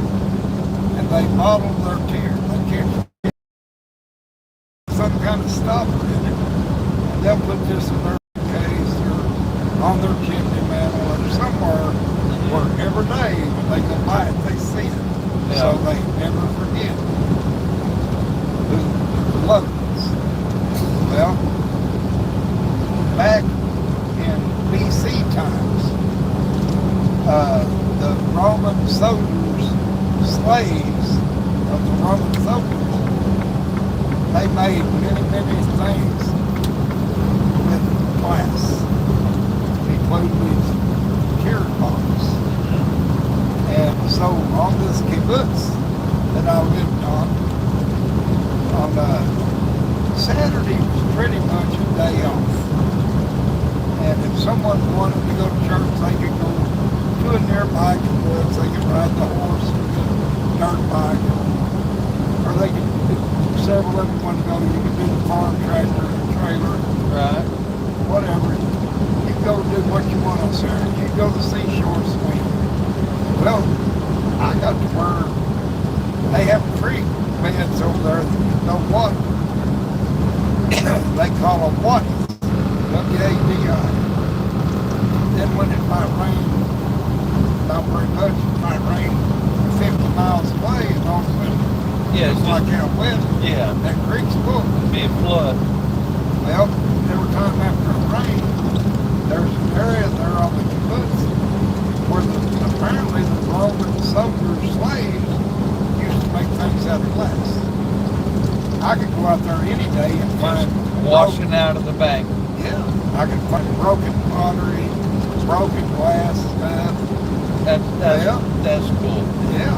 So this friend of mine, okay, the men, from the time they're about 18 to for 5 years, they're in active army. After that, till they're 55, in a state of emergency, they Yeah. report to their army. The girls even do so many years in Yeah. active army. Well, so some of the people that lived on the kibbutz were actually soldiers. And they might be gone for a while, come in for the weekend or whatever. So this one guy I made friends with, him and we didn't mind working the chicken barn or the turkey barn. We do some things that if you do certain things there and not get you complain about it, do it. There was not money extra for it, but you could use anything on that kibbutz. Everyone didn't care because if you was willing to do this job, they didn't have to do it. Right, you gain respect Yeah. and prestige. Like when I first got there, there was all the turkey barns, big long turkey barns, chicken barns, automatic feeders that go all around the place. These little chain things inside the metal. Yeah. They were broken. No one knew how to weld or didn't know what to work in the chicken shit too well. Right. Well, I went in there and I took my time. I ain't a certified welder, but Dad always had a welder when I was a kid. I Right. was over here playing. You can just stick stuff together. Yeah. I got a buzz box. Yeah. I used I ain't never told Mario or no one I could weld. buddy, I used to build spoilers. I used to build spoilers on cup cars. I could read two big ass boilers. But Mario didn't know nothing. Yep. With these boilers in the Israeli hospital that I helped Dad rebuild, you take the front of it off, and we could set scaffolds up 3 scaffolds high inside these 6 boilers. Good We Lord. do one at a time. One at a time, one at a time. Talk about dirty work. Oh yeah. But anyway, oh shit. I go on and on about the kibbutz. But anyway, so the best time to go out there and try to find something was after the rain, after the water went down. Right. Then you'd be the first one out there and look. Well, I found this. And he locked that tractor up and he was off of it. He said, come on, grab a stick. Let's catch this porcupine. Well, the porcupine running this hole in the side of the water creek. Right. And my buddy started blocking off that hole. He said, look up and down here for another. He said, there's another hole somewhere where the porcupine will come out. Right. So I found the hole. He said, block it up, block it up. So then we set a fire, and he started fanning, smoking, and finally the porcupine, he come out, we caught him in a big burlap bag. Yeah. And they had a big feast, but after we caught him, he's in the burlap bag. I told my buddy, I said, I want to go back over there when we plug that hole up. I saw some interesting glass bottles coming out of the dirt. And I found this that I took that next weekend with me to Jerusalem, to the Hebrew University, to their museum. And they let you look, they had all kinds of stuff in this museum. I finally saw stuff that looked like what I had. Yeah. So then I went to this guy in the museum, and I said, can I ask you some questions over here? He he explained to me this. He said, I'm Jewish, and you're not. He said, but I do know that in your Bible, it talks about tearballs. And he told me the stories that I just told you. And he said, these are tearballs. They're all at least 2,500 years old. Wow. And I said, okay. I said, tell me if that's what this is that I have in my pocket. And I had it wrapped in paper towel. I wrapped it. He looked at it. He said, do you want to sell this? And I said, how much would you give me? He said, not the university. He said, I will give you $1,500 right now. Wow. It stands about that tall. Yeah, yeah. It's not very big around. Big as a small cigar. Yeah. And about 4 inches tall, 4 or 5. And I said, it's not for sale. But anyway, he showed me, he put it up beside the ones in this locked up glass case. Right. He said, I will show you. He showed me reasons why mine was in better shape than any of them they had in their museum. Oh, yeah. He said, my guess, he said, if you would, and I've got the address, I still ain't never done it. He said, if you would take the time to mail this to this address in Chicago, they will send you a letter of authenticity. If you have the letter of authenticity, this will bottle I'll be $1,500 for that you don't have that letter with. It would be worth more like $5,000. Wow. Yeah, and it don't weigh, I bet it don't weigh 2 ounces. Yeah. Or maybe 3 ounces. I don't know much. But that's the most interesting. I've got a lot of stuff in these, but that's the most interesting. Then I got something from Iraq that was strange. It was leading up. I was over there hauling fuel. Yeah. And before the Iraqis had their first ever democratic voting election. Right. The first one ever. The couple of weeks leading up to this, the coalition forces, not just the United States, but everyone that was there, worked as a team. And they felt like we need to run day and night as hard as we can go and get everywhere in Iraq, all the little military bases, the big military bases, filled up with fuel.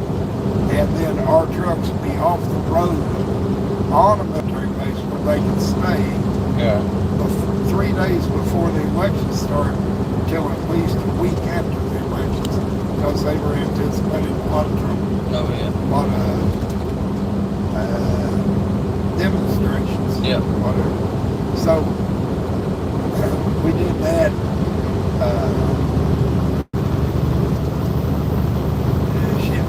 So we went into one of the big military bases just outside of Baghdad, and it's called Camp Victory.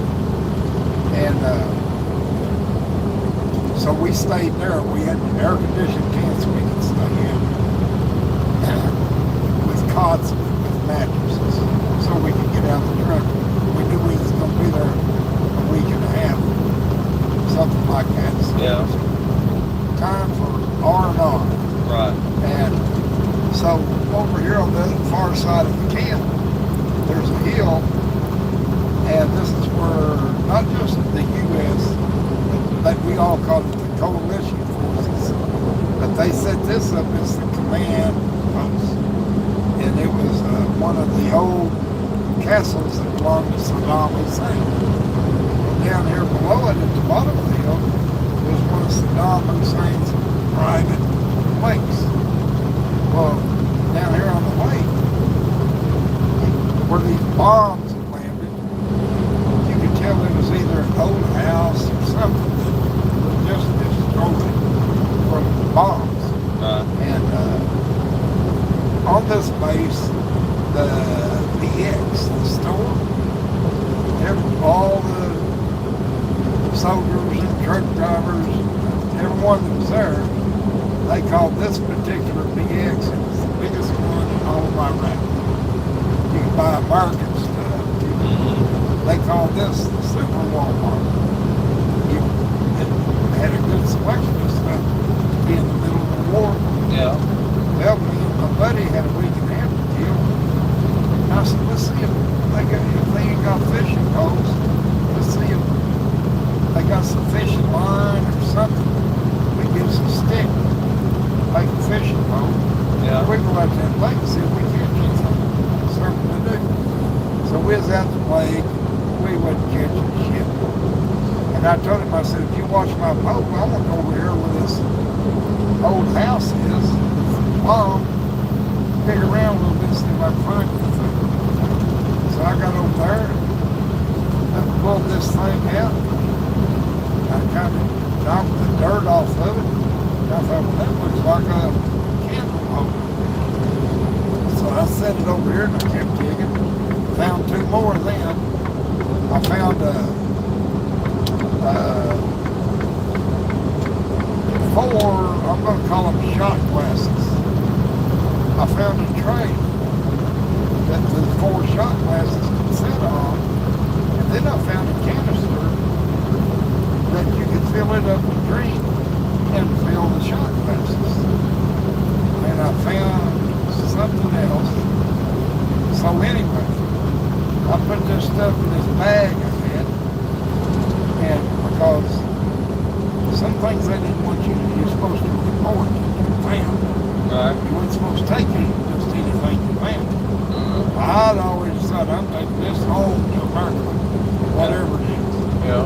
And so I started asking around, and they told me this lady colonel in the Air Force, that if I would go to her, she understood all the artifacts and things from Iraq. And that's where I could get my best advice as to what this was.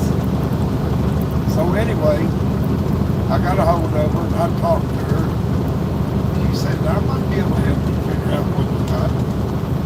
So I had my buddy holding it right outside of So I got a question real quick. Yeah. This house, was this thing like a... It had been some places you would call it a beach house. It was Saddam Hussein's. Okay, so, but I mean, he had a boat knocker. so it had been recently. It wasn't like an archaic site. No, this happened maybe before I got to Iraq, but it wasn't from years ago. Okay. It was from the early. All right. Okay. You saw that kind of shit every day. Okay. So you talked to the lady. Lady, she was a colonel in the Air Force. She said, well, let's see what you got. And I said, I've actually got it right outside. My buddy's got it. She said, bring it on in here. No one's going to mess with us. And I took it out. And she said, you don't realize what you did. And I said, that's why I'm here, for you to tell me. So she knocked a little more. She had some stuff there that she could clean jewelry and stuff. Old jewelry people could find. She put some of the stuff on one place on this, and she just rubbed a little place on it. Yeah. She said, I can tell you this right now. What you found is a set. Is what? Is a set. S-E-T. You didn't find different things. You found a set. And she said, they are 100% silver. And she said, now, what we want to know is what's on the bottom of it. And I said, really? Yeah. She said, you know how antique plates and stuff, a lot of them will have a symbol on the bottom that Right. tells who built, made them, or whatever. Called hallmarks. She said, we're looking to see if there's any marks on the bottom. She turned them up. She showed me, I'm going to call it an insignia. I don't know. And every one of them had the same deal on the bottom. Right. She said, everything that Saddam Hussein personally owned, that was his personal possession, has this insignia on it. She said, this makes your stuff lot more, Yep. if you want to sell it Value. in the future, get it out of Iraq and sell it. She said this will make it more valuable. And so anyway, I've got this set sitting in my house, the plate wheels and the tier wheels. I've got other stuff, but that's my main thing from Iraq and my main thing. Yeah.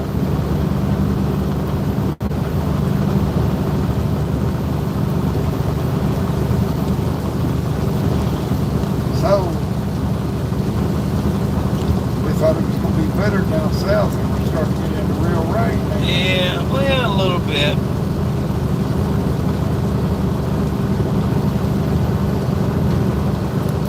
We're at 84 miles from Florida.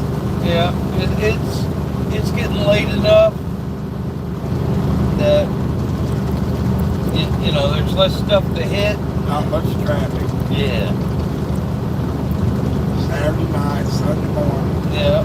I don't even know what time it is. It don't matter. And according to the dash, 12 it is o'clock, midnight. midnight. Are you tired? Nope. I'll shut the fuck up for a little bit. Let you have a turn. I think I will have one of these though. Yeah, smoke all you want. Let's see, the last one I had was I've got Tic Tac candies in 20 Tic Tacs. You know what Tic Tacs are? oh yeah. There's a store in Lake Wells, Discount Groceries. Yeah. The name of it? Yeah, I think I've seen that place. It's across from Walmart. Yeah. And every week things change in there. You don't, Yeah. what they have this week might not be there next week. But I go through there once in a while, and every time I do, I find deals and I buy a little bit. And so the other day they had these Tic Tacs, 4 for $1. Oh hell. So I Well, realized I was trying to get off the nicotine. It seems like candy stuff is helping. yeah. Yeah, Tic Tac, like breath mint. Yeah. Yeah, little beanie, little white beanie. So I got some. I did not get a hot dog today. Oh man, I screwed up. you didn't get the peanut butter either, did you? I got the peanut butter. I just never got around to getting the hot dog.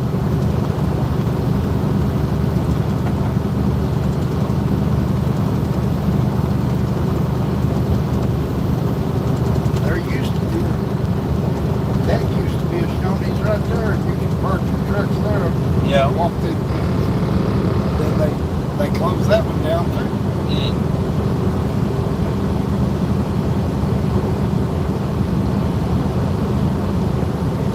Well, in one way, I'm kind of glad they got some rain because they had a lot of forest fires out there. You know.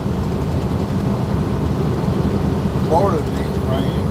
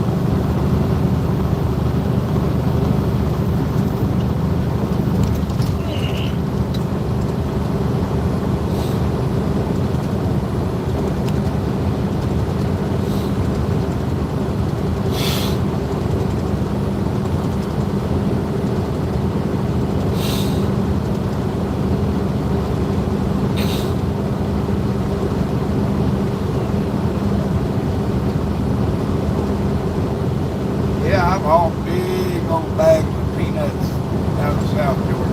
Oh yeah. That Holland, Louisville, Kentucky, planters had a plant there where they'd make peanut butter. Mm-hmm. Out of all of them. Sometimes you can get good loads out of Florida, and a lot of times you can't. And when I couldn't get a good load, I'd come up into Georgia and pick up something at least to get me back towards home. Yeah. I've hauled peanuts, and then you know where Thomasville, Georgia is. Over there they have in the ground, it's not deep mines, but they mine it from the top. They have the stuff that makes oil dry and kitty litter. Diatominous or I think that's what it is. hold on. That's not the proper word. Hold on. It's pretty much the same stuff. Kitty litter and oil dry. Well, it's diatomaceous earth. Does that sound right? Something like that. It's a type of clay. Yep. Yep. Yeah. And I don't know about nowadays, but used to, you go over there and you can pick anywhere in America you want to go with these. And if you loaded within a couple hours, going there. So do you know what that stuff actually is? I don't know. Okay, so, all right. I know that kitty litter will work in the shop. Yeah. In your garage, if you spill oil and stuff. Right, but the root word is diatom. Okay? I think I remember reading that word on the bag. Diatomaceous earth. But I wondered, some of it smelled before where they would load you at if you walked around there a little bit. Yeah. There were certain areas that smelled like they might have some acid mixed in. Yeah, very possible. But anyway, a diatom, if I'm not mistaken, now don't hold me to this, but I'm pretty sure, is a type of plankton. Oh, yeah? Okay, you know what plankton is? Yeah, I do. Okay. And Kind of like seaweed. no, plankton is the It's a growth. it's the very small, like one-celled animals. Okay. Very small that live in the ocean. Yeah. Okay. Yeah. But I think I really want to say that the diatom, because they're like a one-celled animal, they don't necessarily have a skeleton, but they've got a shell. Okay? Yep. But they are so small. And when you get millions and millions and millions and millions of years of these animals expiring and settling, you end up with and decaying and leaving behind this tiny little structure. You end up with this clay.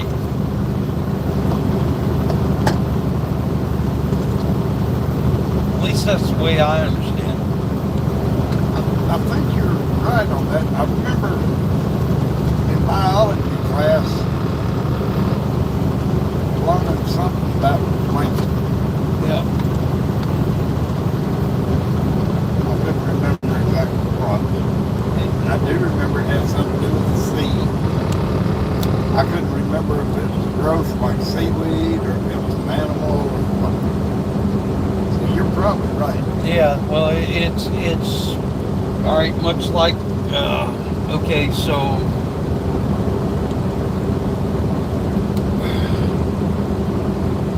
would you not agree that air is a fluid, Yeah. just like water? Yep. Okay, so, Now, there's a lot of people that believe that hydrogen could be a good fuel for vehicles. hydrogen? Yep. Well, yeah, absolutely. But where I'm going is, okay, so let's just imagine that, where am I going? Hold on. Let me think about this.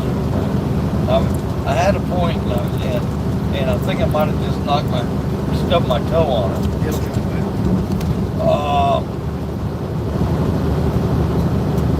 Okay, much like we have flying insects and birds, and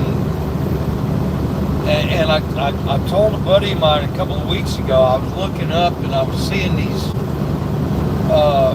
like egrets, just a flock of them, but they were higher than the damn jet airplanes that were making contrails. And you look up hard enough and concentrate, you can see. So anyway, me and you are just bottom feeders. Right. Okay. Well, it just, but I've already forgotten the point I was trying to make. Oh. No, that's what it was.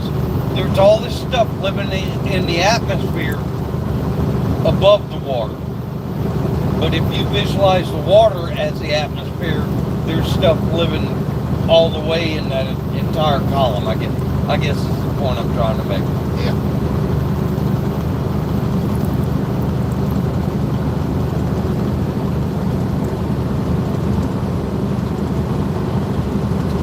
You look in the mirror, it is wet out there. Yeah, it is. I mean, we are leaving a big old cloud of water back there. Yeah. The way that old stuff comes up through them spread axes, them holes back there. Yeah. I don't know how many makes it worse. Maybe I'm wrong. All right, wait a minute. What? The holes. Like the wet in the mirror, it looks like steam, but it's water. Yeah. There's holes out back there that actually it comes through. Holes about that big. Got chrome pieces on them. Oh, you mean Near the axles. the vents Yeah. on the side of the body? Doesn't that water come through them? Or is that just for air? I think that's to get a little bit of air circulating around the tires. But me personally, Yeah, you're right. That would make sense. but me personally, it's my opinion that they're not really necessary as long as you keep the damn tires pumped up right. Yep. The damn things don't get hot unless they get low. Or you're driving through Nevada in triple digits. Yep.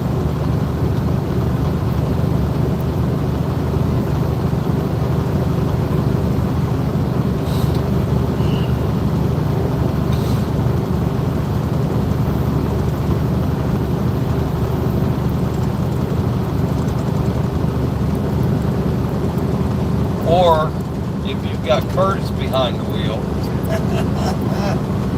He'll roll down the road. Oh man, he woke me up in South Carolina. We were at the damn Loves, getting ready to be in North Carolina, Yeah. and I just put in a whole shift, and I hadn't been asleep an hour probably, and his ass wakes me up, and the truck we had the tire monitors, and the front axle on the thing was glowing like a pinball machine. Oh man. Oh, and I mean, he run, and the pressures were through the freaking roof. The things were like 180 degrees. Okay. He'd had his foot on the mat. I've got in that door panel, I've got one of them things you Yeah. put on your tire and everything. Yeah. But he had his foot on the mat and was just sawing on the damn wheel through South Carolina. And we were at the Flying J, and he woke me up. I was pissed off. Lift the hood, and actually had a tread separation. and we're like 40 miles from the damn shop. Oh man. And I started cussing him. And you was headed home. Oh yeah. Yeah. And anyway, and I just didn't feel like dealing with, you know, okay, so now we're gonna have to, you know, there's a tire shop right here, but you know as well as I do, you walk in there, it's gonna be 7-8 hours before they can get to you. Yep. Or if it's nighttime, it might be the next morning. Right. And if they have And so I start looking around,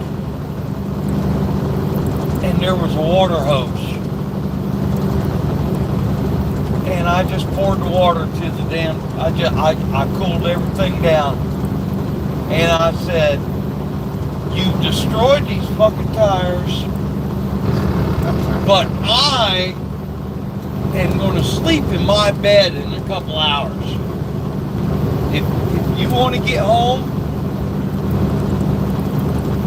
slow down. I know he'll roll down the road. Oh, he will. He will. I've been running Curtis, last year. I'm running 90 mile an hour, and he passed. He had to be doing that. Right. I'm running Curtis 88, could drive. All right. 87, So this 88 truck right here, you say is probably good for 80 miles an hour, right? 80 to 84, maybe Okay. 85. On If you let Curtis Aldridge drive.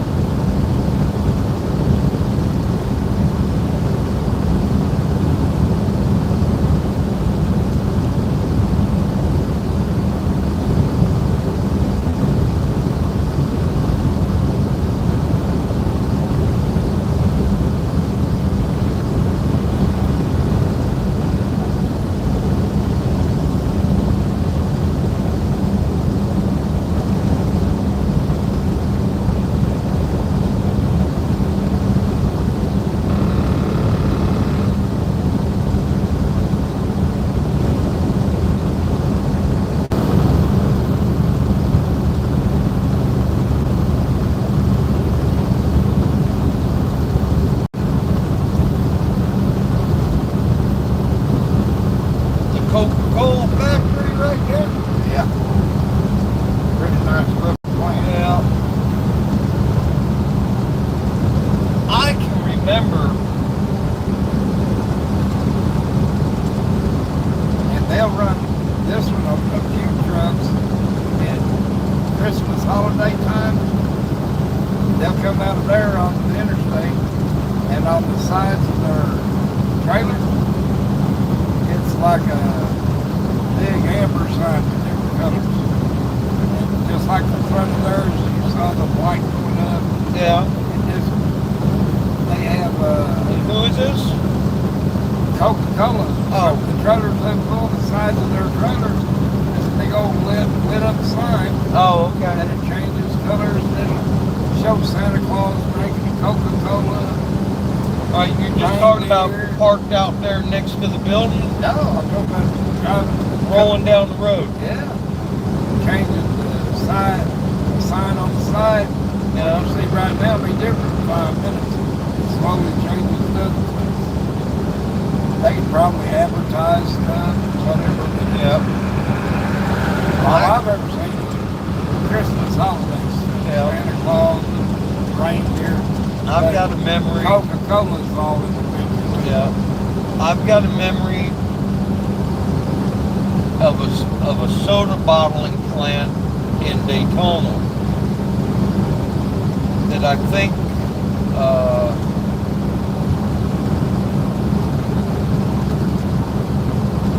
was on North Beach Street, and I want to say it was a Pepsi bottling plant. It might have been Coke, but I can remember seeing the bottles running. You know, they had a big plate glass window on the front on the sidewalk, and see the bottles running through.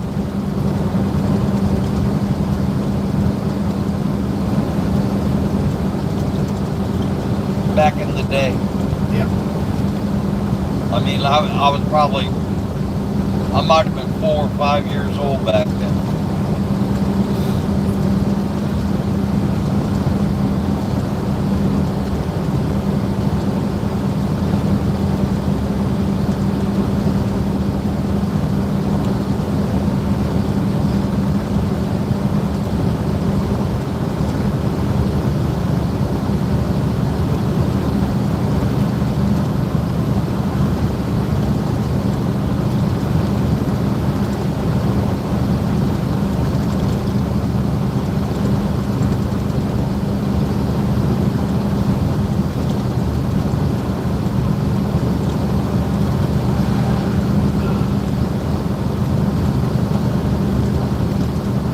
Where the fuck are we?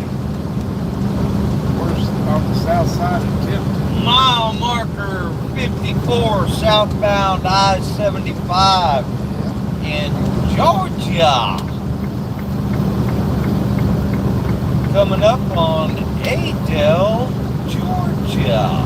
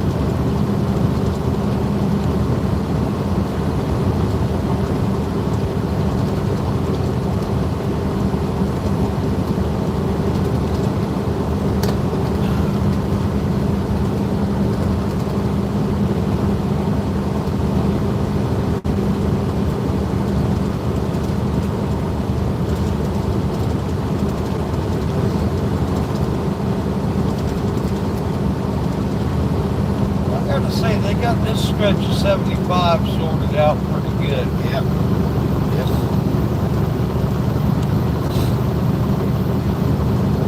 Do you remember when they first started pouring concrete on the I-40? It wouldn't wait.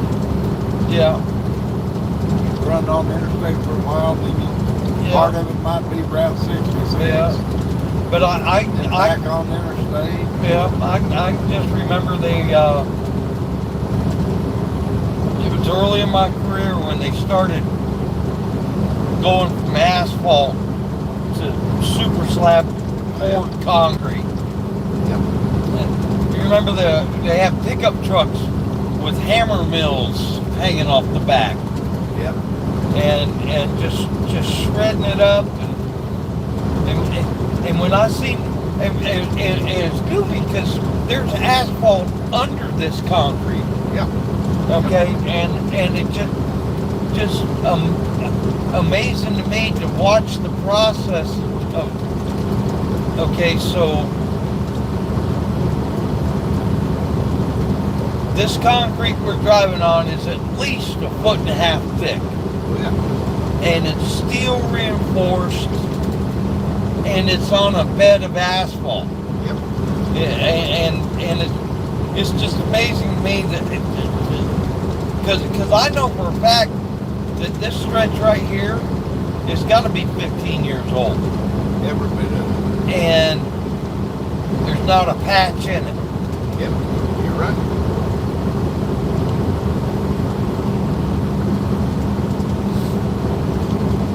It ain't like 95 in South Carolina. Now let me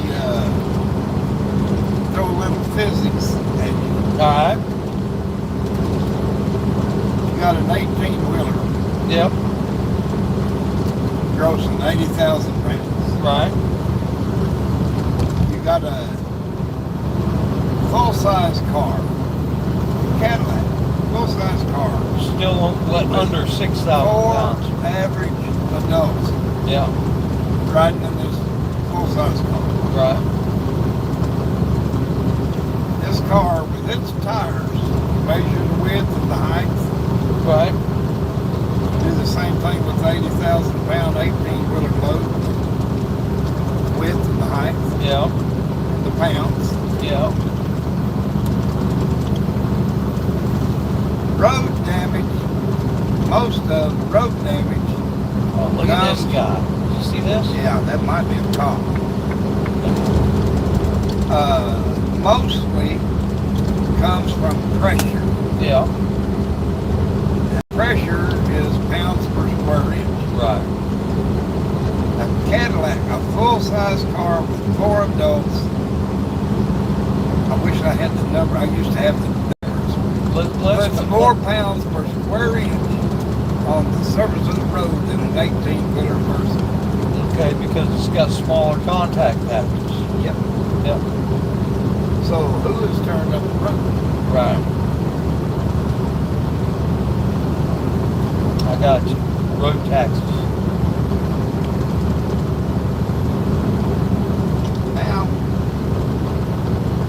this truck, if you're this truck right here, Mm-hmm. and this truck, if you're hauling both cars for the race and you're hauling both generators and both cool-off machines and extra engine, whatever, Got all the sodas. if you are a quarter of a tank of fuel, the first white mark past the red, Yeah. a quarter of a tank of fuel, you're going to be about 200 pounds over on the steering axle on this truck. With it slid all the way back like it is. So you know how I deal with that? I tell you to get out.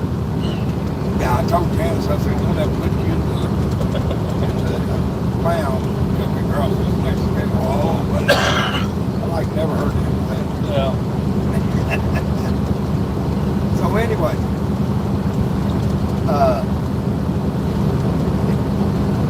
I've not had to do it yet, but and you ain't got time. You got to get to the race. You got Right. to get the season done. Yeah. Marty will say, pay the ticket. But I swear if I own the truck, I'd be. I'm talking about if you're not over on gross. Right. You're only over on the steering axle. We can fill the tires with helium. Your laws say 12,000 pound weight on the steering axle. Right. But you have paid state and federal taxes when you bought them steering tires. Yeah. And you read on these steering tires and you'll find out that what you pay taxes for, they are paid not for 12,000, they are paid for 13,240, I think. So if you're not over on gross. Someone owes you a lot of taxes back Yeah. for this tires you went by. That might sound dumb, but I don't think it's dumb when you're got receipts showing how many years you've been paying taxes. Yeah. The tires rated for $13,200. Yeah. How can you get that money? There's a bunch of little things like that, but in the long run, you probably cost yourself more money than if you pay the fine in the long run. Yeah. But some things just need okay, I went to Iraq. I parked the truck that I owned. I went to Iraq. I come back and pulled my truck out of the barn, washed it off. I got me a load that was going to Sentiments in New Jersey. I went to Exit 5, Pennsylvania, got across around Gettysburg, through the Amish community. When I got off Exit 5, I got past the TA, go over a little hill, you're in the country, and then the next little town is called Washington Township. Okay, it was nighttime, 1:30 in the morning. I'm the only person on the road. I pull up to the traffic light. On the right, there's a city cop sitting at the front door of the 7-Eleven. And the girl that works at 7-Eleven, because she had on this apron that had the 7-Eleven colors. There ain't no customers at the store, only the cop and her. And they're standing outside smoking a cigarette. And they're talking to each other. So here comes me, out of town truck. I stopped at the red light. Yeah. I ain't in no hurry.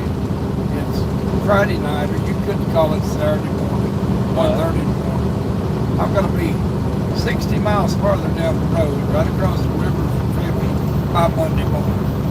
I ain't going to really be in a hurry. Well, as soon as I get the green light and I start taking off, this son of a bitch, I think he's showing off for her. Girl that he's bullshitting with. I don't know who he is. But he immediately jumps in his cruiser like he's going to a wildfire, jumps behind me and turns his lights on. Lights you up. So on that far edge of town, there ain't nowhere to stop without stopping in the middle. Right. So I turn my flashers on, I climb this hill. At the top of the hill, there's a wide place. I pull in there. And it's like, it's dark. So I'm sitting there, and he finally gets out of his cruiser back there, and he's walking up beside my trailer. And the first thing I realized when I could start seeing a little bit of my mirror, because he had his headlight on. So he had to get up there closer to me, and then things become more clear. I realized he's young. The next thing I realized, he's got a pair of sunglasses on at 1:30 in the morning.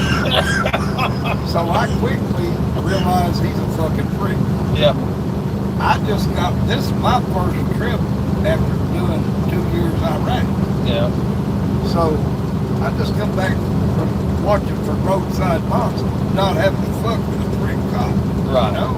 Right. So I immediately grabbed my seatbelt and fastened it back in. I decided I want to open that door and him seeing me take his seatbelt off, because he looks like someone that wants to give somebody a ticket. Yeah, he ain't got nothing better to do. So, and I had a swivel seat. I had a nice seat in my truck. I opened the door, I unfastened my seatbelt, and I sat there and looked at him. He's got his hands on his hips, above his hips, just staring at me. He stares and stares. So finally, I swiveled my seat up, spin it around. I had cigarettes up in that corner. He still ain't talking, so I grabbed my cigarettes. I give me a cigarette, I light a cigarette. I've smoked about half of it, and I'm just about to get pissed off. He ain't said shit yet. He's still staring at me. And I said, sir, if you ain't got nothing to say, I gotta go. And I closed my door and locked it. He took his hand and hit my fucking door that I paid for that fucking room. I rolled that window down for the ways. I said, I don't know about you, but I'm calling for backup. I rolled my window up and dialed 911. State police dispatch was on there. I told him, I said, I'm worried about my physical welfare. I've got the idiot wearing a badge going to be pulled over. Told him where. They said, stay on the line. There's an officer en route, and he's going to get on the phone with you. So I called him, and he called, got in, and he said, there's another officer going to be there before I am. He said, he's going to get with that cop first. He said, let me ask you a couple of questions. Have you got any weapons in the truck? I said, everything I have a weapon within arm's reach. I've got a Stanley coffee thermos. I said, I think I can knock it flat with it. I said, if he comes out, that's probably what I'm going to use. And he said, when I pull in, he said, no. I said, your buddy, I see his lights coming.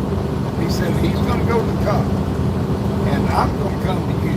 He said, when I come to you, he said, I'd appreciate it if you go ahead, turn your interior light on, and hold your hands up so my buddy, another state police, these are state police, will see you ain't got nothing in your hands, and he will proceed to the city policeman. And not only will I hold my hands up, I said, if you'll come around to the passenger door, it ain't locked, the window's down. I said, I only locked the driver's door. I said, this is a real idiot. I said, he done pulled his pistol. Oh man, tell me that I'm under arrest. I said, boy, I'm watching out for my welfare now. I said, your buddy better jump out of that car and get on it. And so anyway, the cop I'm talking to in a minute, he pulls in. And he sees, I motioned him on around. And he got up, and I said, you're welcome to get in. He said, I had some pictures up here from being in Iraq. Yeah. He said, did you have family in Iraq? I said, I just come back from all my fuel. And I said, this is my first trip back on the road here in America in 2 years. I said, I run into this idiot. I said, this is bullshit. I said, I ain't never been treated like this in Pennsylvania. He said, we've got a problem here. He said, the problem we have now is the state police in Pennsylvania are CDL certified. He said, but the state now has authorized each township that, depending on their population, can have at least one, and with enough population, for city police to be DOT certified. I said, there ain't no DOT certified, and I ain't never had a DOT to hit my door hard enough like he did.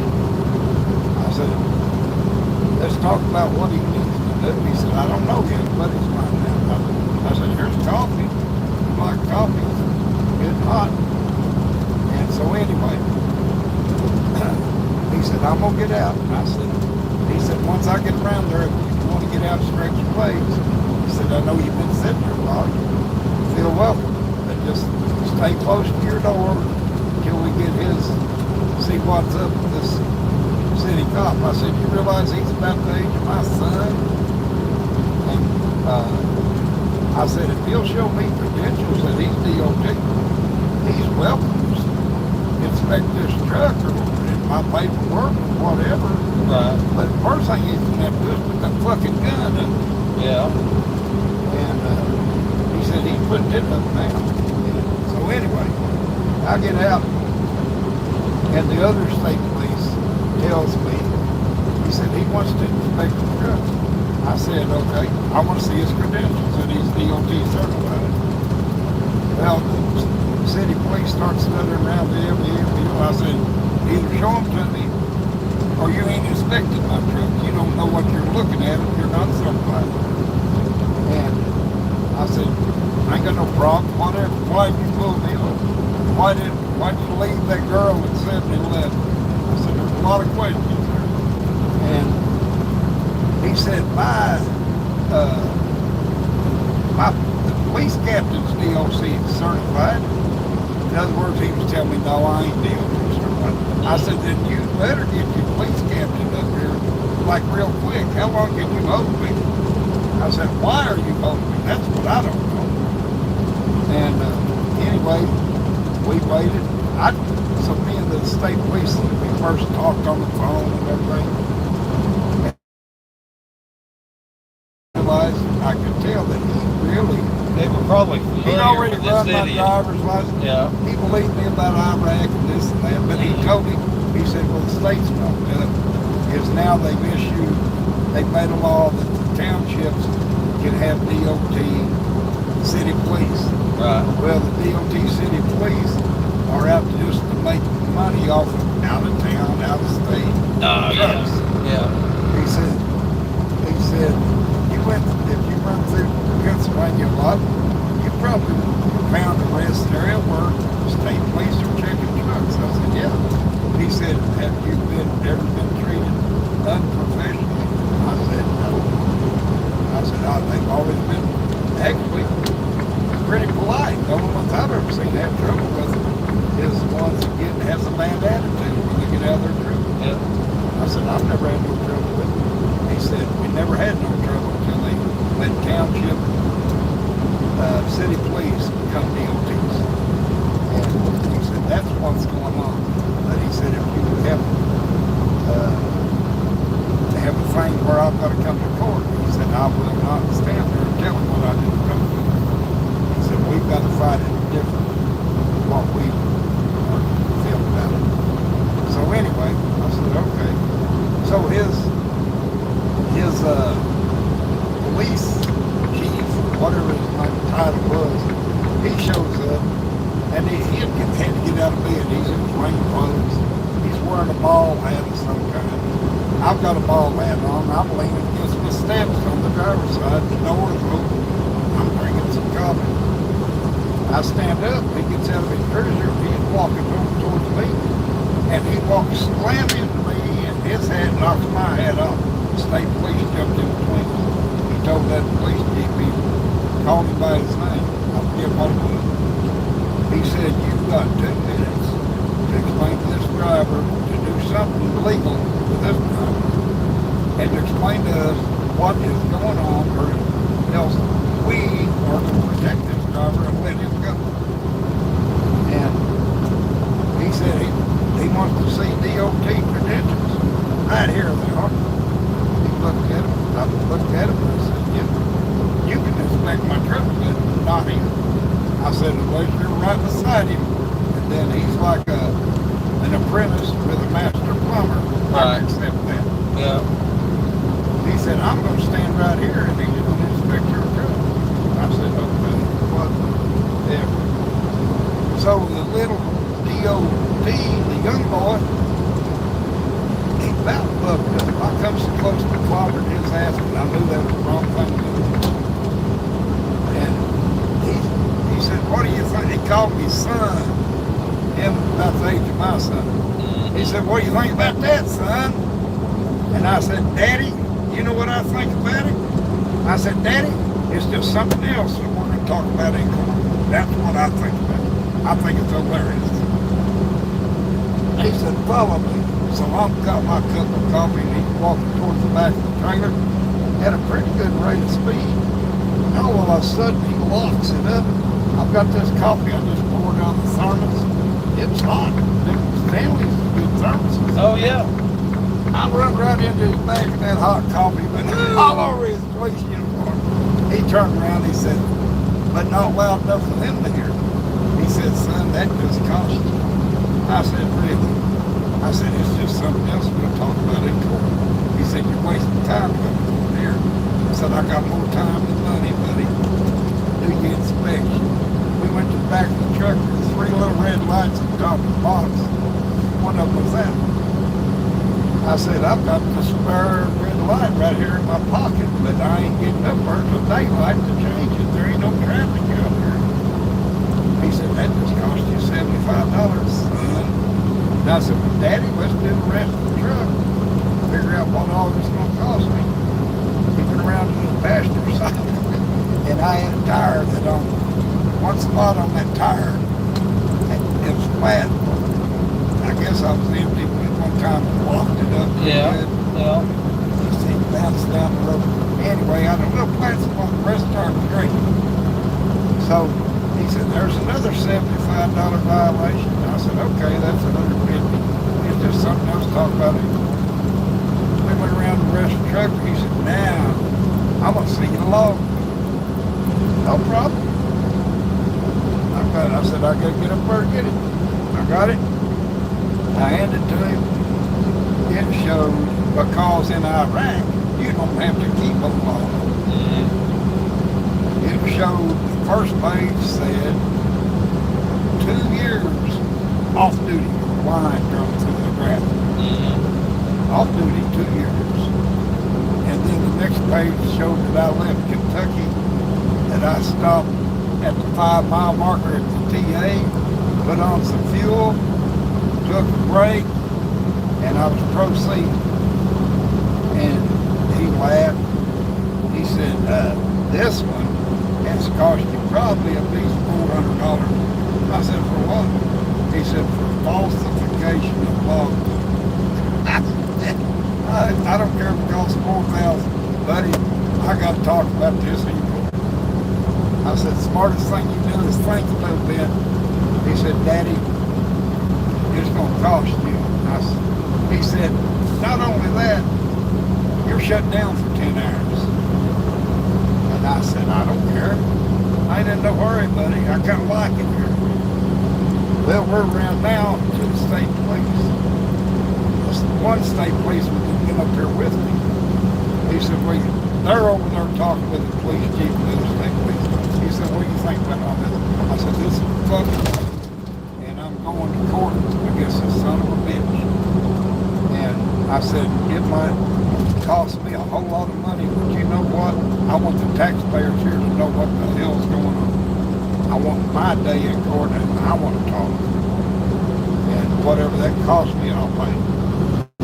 So, he shut me down for 10 hours. And the police chief said... All right, now wait a minute. What was his justification for that? He wanted to inspect my truck. And it was going to take him 10 hours to inspect your truck? Oh, because he said my logbook was falsified. He legally could shut me down so I would have a 10-hour break before I legally could drive again. Which was bullshit. So the first page about the 2 years off duty? Oh, he said, this is a joke. But I didn't try to tell him what I did. Yeah. The state cop that had been up there, Okay. he looked at me, he already knew what I was doing. Yeah. I told him when they said, his police chief said something to his, I'm going to call him a deputy, but he wasn't a deputy. Right. City police. Yeah. I told him, I said, why don't these dumbasses ask how I paid for my fuel? I said, I've got a fuel card that I paid for fuel in this truck when I showed off duty 2 years. That's when I went to Iraq. Before I went to Iraq, I paid for fuel with this same card. All I had to do was redo it last week and I decided to start running again. Yeah. I said, I promise you, well, I'll tell you the rest here in a minute. I said, the time I showed fuel there on that second page, right down the road here, whatever the name of that exit 5 is, I said, I promise you it's within 10 minutes of that time posted, because it wasn't electronic, it was paper. I said 10 minutes one way or the other. That is within the legal limits of when I got that fuel. And I said, there ain't nothing wrong about it, or the last 4 or 5 years of fuel in this truck. I can prove every bit of it. And I said, I'm going to go to court with this guy. So, the police chief, they quit talking. He said, well, driver, did you have any questions or anything? And I said, no, if I'm shut down for 10 hours, apparently I can't even drive over there. I need to stay where I'm at. He said, that's exactly right. You ain't moving that truck for 10 hours unless you want real trouble. I said, fine, no problem. I'll stay right here. And he asked his police officer, young boy, he asked him, oh, his last name, that officer, young boy, his last name was Tricky. How many? Prickett. P-R-I-C-K-E-T-T. Perfect name for that son of a bitch. Yeah. Prickett. And he asked me, he said, Officer Prickett. And he said, do you have any questions? He said, actually, I do. My load was still loaded. He said, actually, I do have a question for this driver. He looked at me and he said, say please, and his boss heard him disrespect me again. He said, son, he said, how many Mexicans you got to back this thing? I said, Daddy, I said, let me tell you something. If you want me to bust that seal and open them doors, you better call for a whole hell of a lot more backup than what you've got here right now. Because these motherfuckers that's in there, they will scatter all over these fucking woods. And his police chief told me, he said, Ricky, get your cruiser, get the hell out of here. He realized then that's enough if I really went to him to court. Well, they went on about their shit. It's actually Sunday morning. And, no, it's actually Saturday morning. I got stopped there at 1:30 Saturday morning. Now it's about 3 o'clock. And I've got a 10-hour shutdown. Now, so I went to bed. And when I woke up, it was daylight.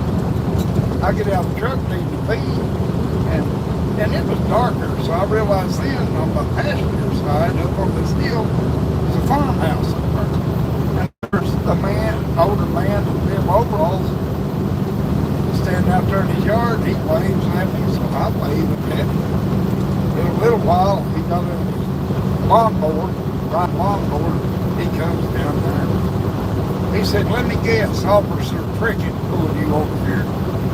And I said, yeah. And you seen him? And he said, no. He said, I've been to City Hall 3 times in the last 2 months since they put him on night shift. He's pulling trucks over here and knocking them out of service for 10 hours. He said, the city, the county, the state don't own this rock where you're parked.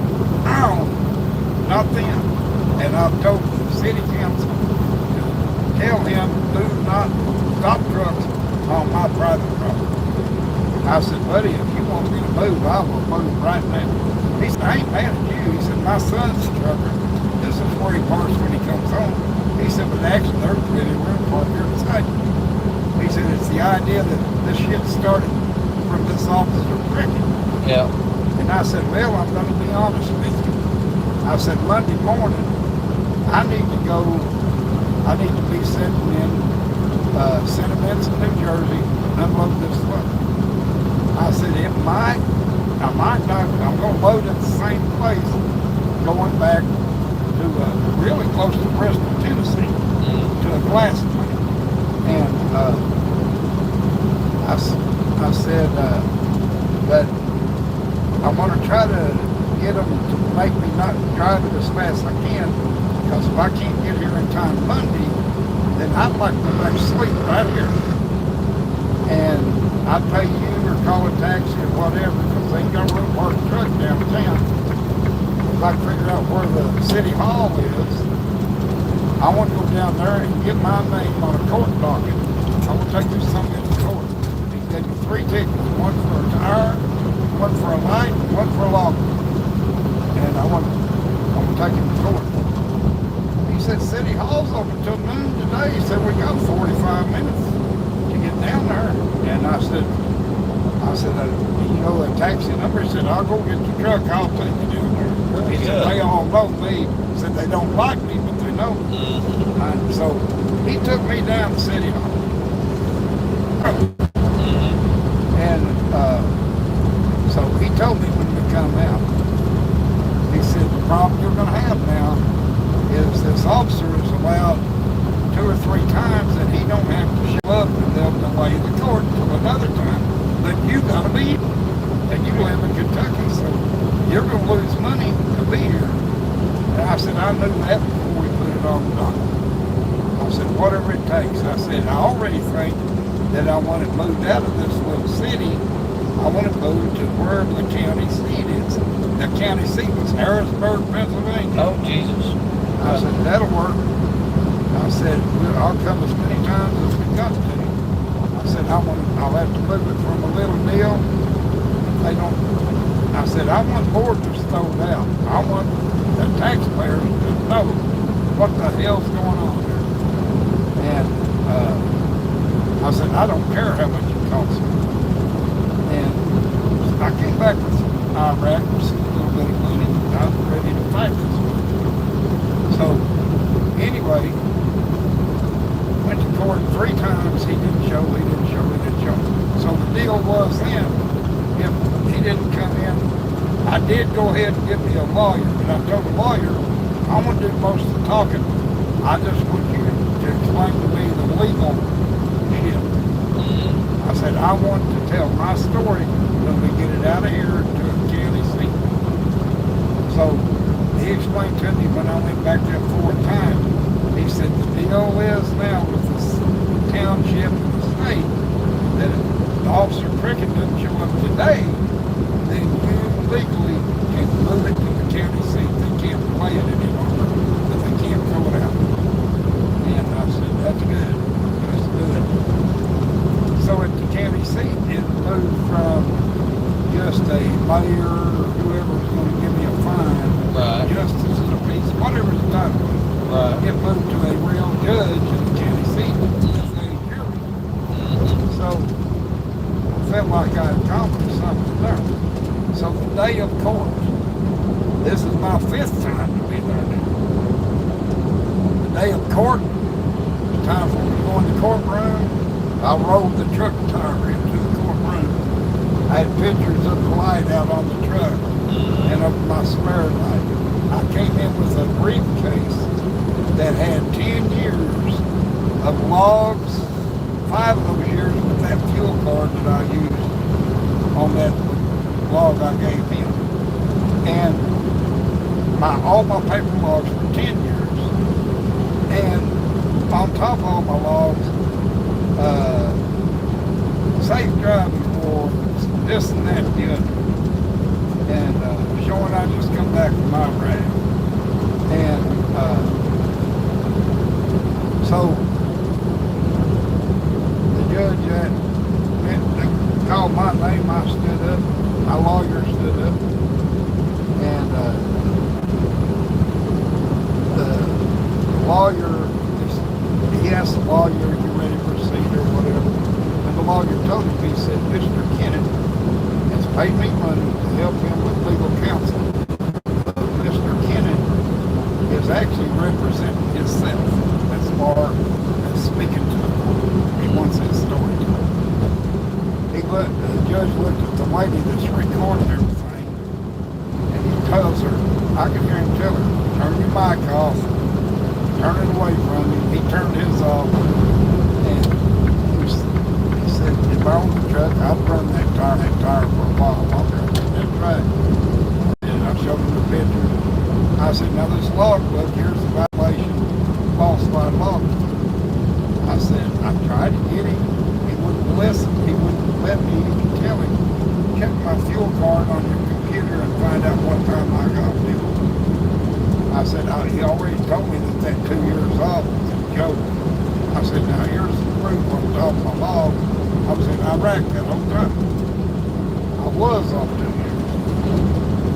He called Officer Cricket up there. Cricket went ass out of his.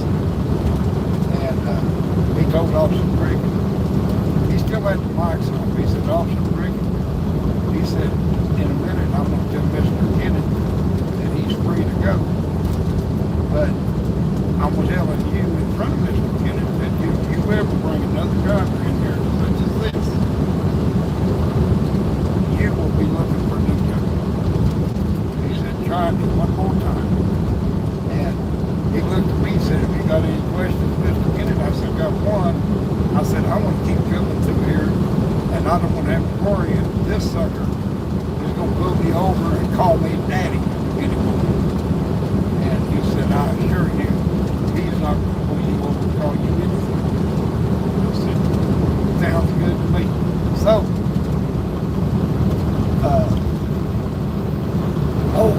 what was neat, before I went to court, I got my name on farmer that owned the land. He took me back up to the truck, and I asked him, I said, can you leave me to leave today? And he said, I don't care. Just stay for a week. No. I said, I just want to stay till tomorrow afternoon. I said, in the morning, there's a little restaurant across the street from City Hall. And I said, I noticed a few officers was over there to go eat or drink coffee or whatever. I said, I think I want to have breakfast, sir. And so I said, will you give me a ride down here? He said, sure. I said, you ain't got to give me a ride back up.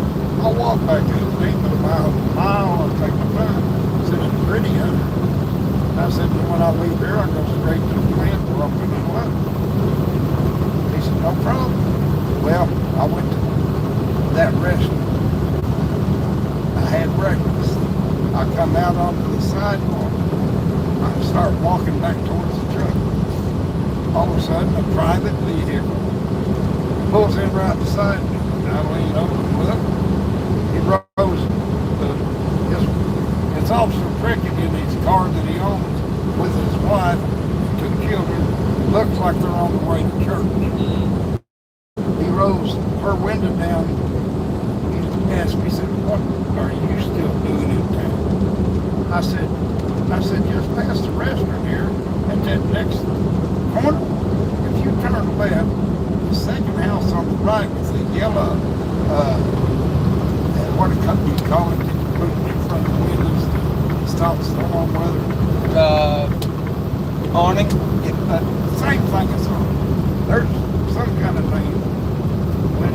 Anyway, it's things on. But you can actually close them and it protects the Shutters. Shutters. I said, you know the White House with the yellow shutters? That they got a for sale sign out there? He said, yeah. I said, I'm thinking about mine, and I like it here. He spun out and took off. He run out and what? He's spun out with his tires on his car and took off. I told him that. Oh shit, that's crazy. Yeah. I said, I told the judge, I said, sir, I said, I appreciate you. He said, I don't appreciate any officers in our county playing games like this. I said, he just pulled over a driver that's sick of that kind of gratitude. Yeah. I said, I realize the most. I said, you know how much this has cost me to have this day? I said, in revenue, I've probably lost at least $5,000 or $6,000 to be here 5 times. Yeah. He said, I said, I appreciate having my day up. That's all I'm doing. Yeah, there's a couple of things. Many years ago, just north of San Diego, where on Interstate 5, where the southbound truck inspection weigh scales are, just about a mile before you get to them, there was a wide rock place beside the interstate that for many years, all the years I drove volatile blood plasma, blood shit, Red Cross, trucks would pull in there and take naps and stuff before they cross those scales. Yeah. It wasn't an exit, it wasn't a rest area, but trucks always did it around the clock. Well, it was years ago, we didn't have cell phones, we didn't have electronic phones, we only had paper phones. Right. And there was a law back then that you were only supposed to have one logbook in your truck. Right. Well, it was the last day of the month, and when I got close to the scale, I realized, oh shit, this is the first day of the month I don't have another log. So, and I'm out of hours. So, I pulled into that rock area where I'd seen trucks, and I was on my way to San Diego to pick up wood. And I pulled in there, and I went to sleep. When I woke up, I wasn't in no hurry. I do San Diego on Mondays. This was anyway. I had a clipboard. Yeah. And I had a composition book. So I took me a piece of paper. I put it on my clipboard. I wrote the same information that you had in a published logbook. My name, my this, that, what time I parked right there where I was at, mile marker so-and-so, Right. and my brake. And I wasn't expecting that truck. Well, I had to go across the scale. Guy spoke on the speaker. He said, "Go into inspection bay number 3." Well, this California inspector, they have these, some of them have these roll around things, the ladder. They let it down and they come up the ladder. And there's, you're there with your window down and they're standing there eyeball to eyeball talking to you. Right. And so he said, "Let's see paperwork, this and that." And he said, on the sides of my truck, it said, "This truck hauls human blood plasma." He said, "Let's see your bill of ladings." And he looked at me and said, "So you really do haul blood plasma?" I said, "Yes, sir.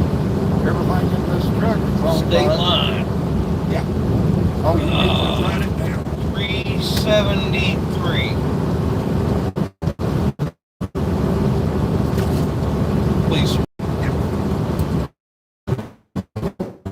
4373.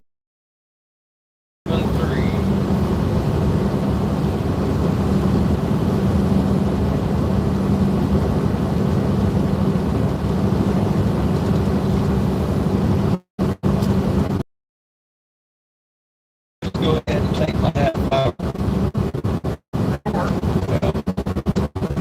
Anyway, So anyway, you are calling plasma. he said, "You really do?" I said, "Yes, I do." I said, "And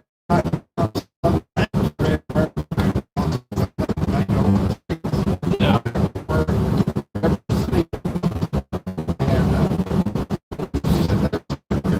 got one more. See you long. I don't even work my clipboard." He said, "What's this?" I said, "That's my law." He said, "The law says," I said, "I've got last month's up here." I said, "I'm supposed to have one logbook per truck." And I said, "Here's last month where I stopped, went to sleep. There's no exit, no place to purchase a logbook until after I cross your street. So here is my log." He said, "That ain't a log." He wrote me up with no logbook. So I decided I want my day in court. The day I went to court, I took that piece of paper, that clipboard, and my must have logged. I didn't have a lawyer. Everyone told me, "You're stupid, you can't do that in California without a lawyer. And then you're gonna lose." I said, "All I want is my day in court." I went to this judge and I looked like a truck driver that was tired the day I got there. Yeah. And he called my name. I went up there and I showed him. He looked at it. He looked at that. He asked me a couple questions. And I told him. And he called the officer up there. He said, "What do you think this is on that clipboard?" He said, "I don't know what to call that." He said, "I'm going to tell you what the federal guidelines call it." They call it a daily log, and when the driver signed his name at the bottom, it became a federal document. And whether you accept it or not, Inspector, that's a legal federal document, and you ain't got a choice. You have to accept it. Yeah, and the judge apologized to me. He said, "Driver, I'm sorry, you had to give up part of the day to be here." And I said, "It's right up the path. I'll be here 4 weeks from today, too." I said, "Nope, it's okay. I'm on a 10-hour break." But he told that officer, he said, "I don't care if the driver gives you a public logbook or if he gives you a brown paper grocery bag full of loose leaf paper. If he's got the right information on that paper, the federal guideline doesn't say a word about a published logbook. It says the driver has to keep a daily log." And I walked down there one day. My company said, "Oh, but they know that. They said you're fixing to pay out tax." I said, "I don't know. I'm going to have my day in court." There you go. I went to court time I've ever went to court on something, which has only been 4 times, I beat it, no fine every time. That don't mean I'm smart. That means you can. But yeah, that deal in Pennsylvania. Well, I spent. no, I mean, lost if a you're lot right, of money. it's not a question of smart, Right. it's a question of right. Exactly. I mean, that's what the judge is for. Exactly. Oh, What mile marker? we are just past 466, I believe. If we're in Florida. Yeah, Yeah. you just struck the state There's- line now. There's a Love's at 451. Yep. Well, yeah, that's right. I wrote the number down. Yeah, you did. You're getting tired. Sounds Now I'm like. talking too much. That bullshit. Yeah. Yeah. The Love's is at 451. This is Sunday morning. You'll be able to park right on Fuel Island. No problem. Yeah. Now, have you ever been to this Love's? I believe I have. You got to drive past it. Yeah. You did a little bit past it and you come in on the Yeah. dark entrance. Yeah, been there a couple of times. Now I think about it. Now, if you ever you're coming back over Love's, or at the ramp where you get off, instead of turning towards Love's, Yeah. turn right, you'll go 8 miles and you'll come out on Interstate 10, or go east on 10 and you go 13 miles and you'll be back to Interstate 75 past the waste mill. Then you go to Ocala where it's at US 27 exit, you get off there and go to Lake Wilson and you miss Wildwood waste mill or whatever you call it, Ocala waste mill. That's how you get home and hit the focus mill and not lose too much time at night.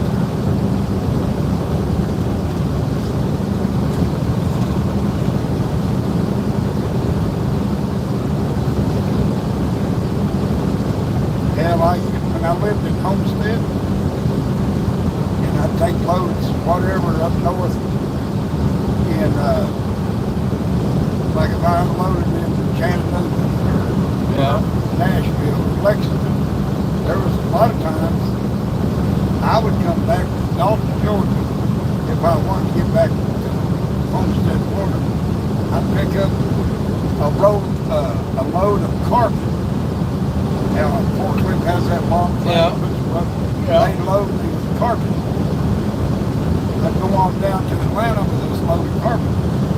And I had this place I'd go in now on second shift. They would unload this load of carpet on their floor where it was clean. Then they would load on skids, boxes, and shrink wrap. They would load a half load of hard candy. And then they would put the first half load of the carpet on top of the candy. Then they would load the second part of the candy in the back of the trailer, put the rest of the carpet on them. And I'd go to Homestead, Florida, and gross 120,000 pounds. And it was COD. And I did that so many times it ain't funny. Never hit nothing, no scales. I'd go across the Swanee River, 14 different, there's ways to get in, not even hit an agricultural station, but you got to not be in a hurry. Yeah. But if you do it at the right time, you don't have trouble. Now coming out, they might check more so for drugs, illegal immigrants, whatever. Yeah. Going in, you can actually get in pretty easy. But if you're hauling livestock, they'll somehow they do know that they will pull you over. Because livestock, a lot of times, at these ag stations, most of the time, when they have a truck pulled over, they're really checking. The majority of the time, it's livestock. Because they're bringing possible bad things in from other states. Yeah. Not necessarily disease, maybe bugs, I don't know. Yeah. But it's usually livestock at the ag stations.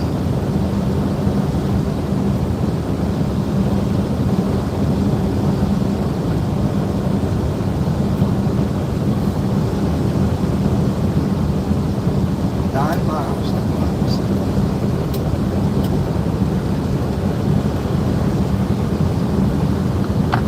Are you okay on your hour? You didn't go over the time when you're supposed to take a break. No, I think I'm good.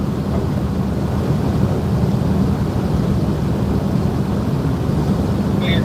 This is a prime opportunity to get it out of the way, so Yeah. Stretch your legs, whatever. yeah. Kind of. Hell, sometimes I throw a little water on my face. Yeah. Walk You got around the a jug, whatever. pull the shop up on your navigating app and see how many more hours we got. Okay.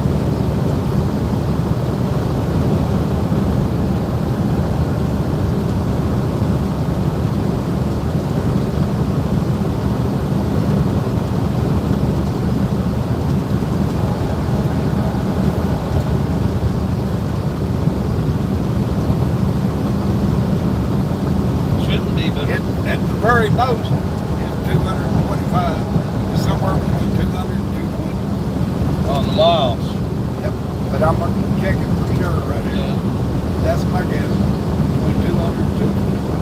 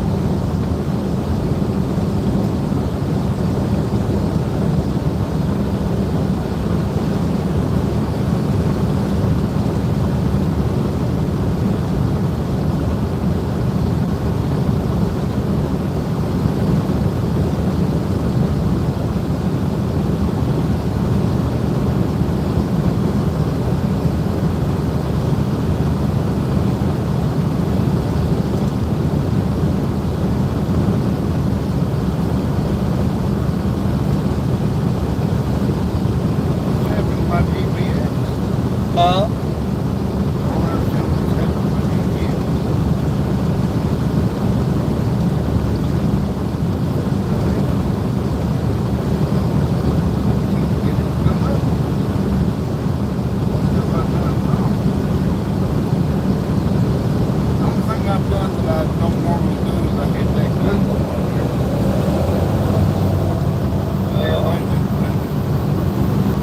Hopefully transform like plate wheels forward.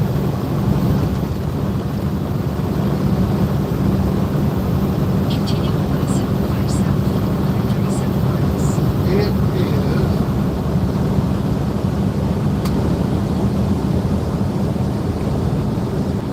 That's pretty close. 223 miles. About 3 hours. It says 3.5 hours.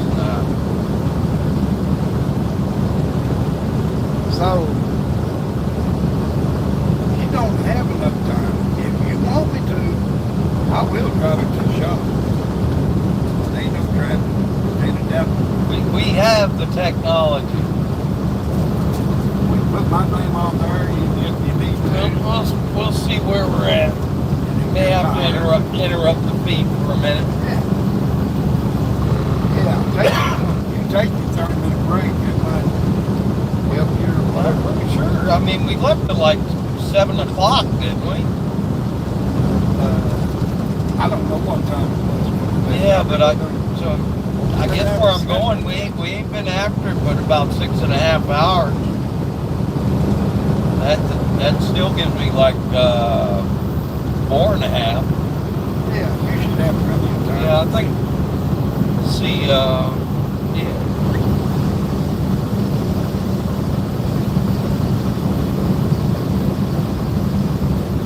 You know, now, I don't know, there's Loves. Yeah. Going south. Have you ever went to that Loves going south? The reason I'm asking. On 27 right before the shop? No, this Loves right here. Yeah. You got off the southbound exit, Yeah. so you realize it's like 20 mile an hour exit. sharp. They're coming up quick, and they don't have it marked. As soon as you go under the bridge, all of a sudden there it is. And it ain't marked on this side till you get into the curve. I've seen trucks stuck up there a lot. They'll hit it 60 mile an hour. They ain't got time to slow down. I think it's a 20 mile an hour deal. It's pretty sharp. Yeah. I'll just say I stopped here last week. I think. In the daylight, maybe you might even see it at nighttime. You'll see truck tires where they can't hang on. Yeah. So they have to go out to the grass, the mud, whatever. Yeah, I'm ready for the bathroom myself. Yeah. Been drinking. I drank half of that bottle of that cold coffee and I took a few sips of water so it's starting to add up.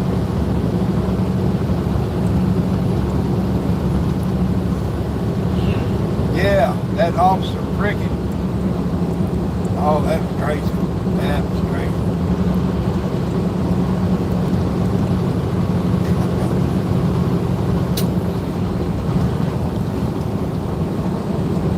And then that California officer. I told him I told him Still a mile. yeah, that is farther away than what you think when you start seeing it. Yeah. Yeah. 129.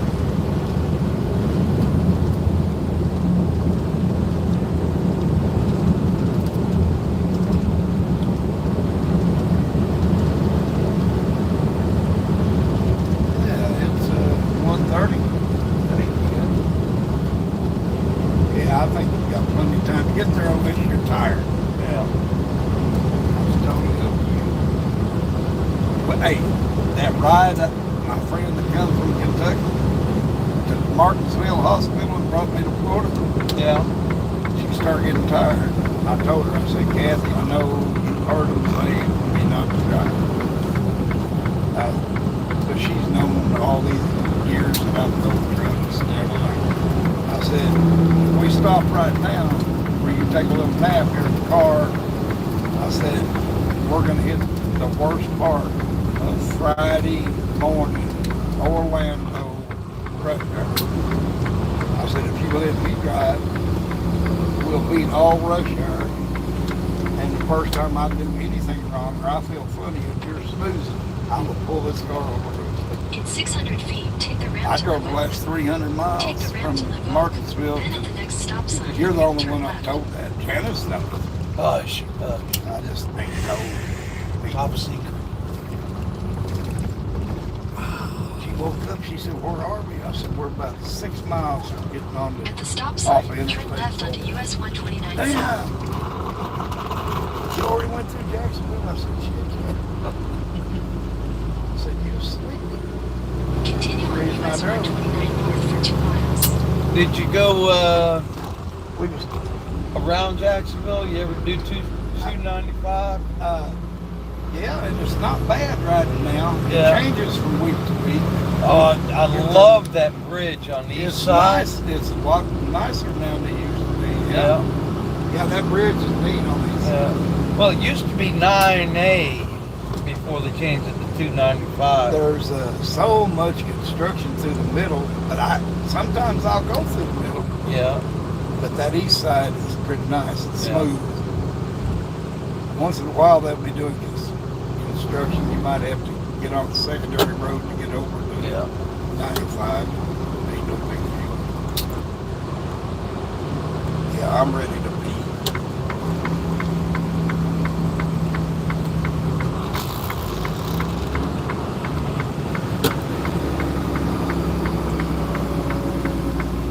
Hey, Janice, we're pulling into Love's.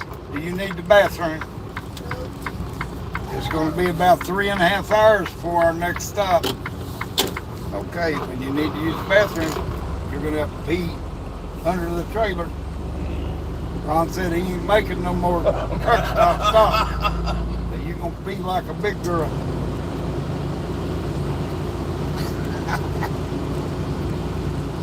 She's peed under the trailer. She's peed between the trailer tires and lounge. Yeah, I've been there. Shoot, my daughter is 40 years old. She's peed under bridges and under the trucks. Growing up, she's rode in the trucks since she's an infant baby. She grew up in the truck with the diapers, the bottles, everything.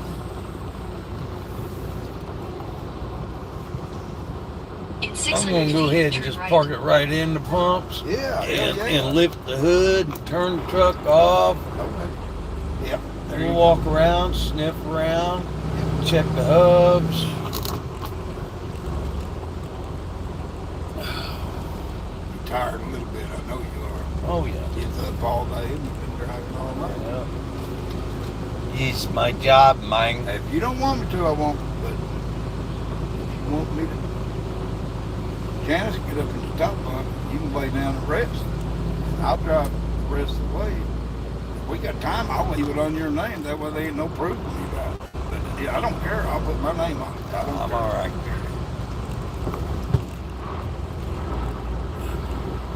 But if you need I a appreciate nap it. and we'd rather not take the chance, that's okay. Take your nap. I ain't got it. Don't matter really one way or the other.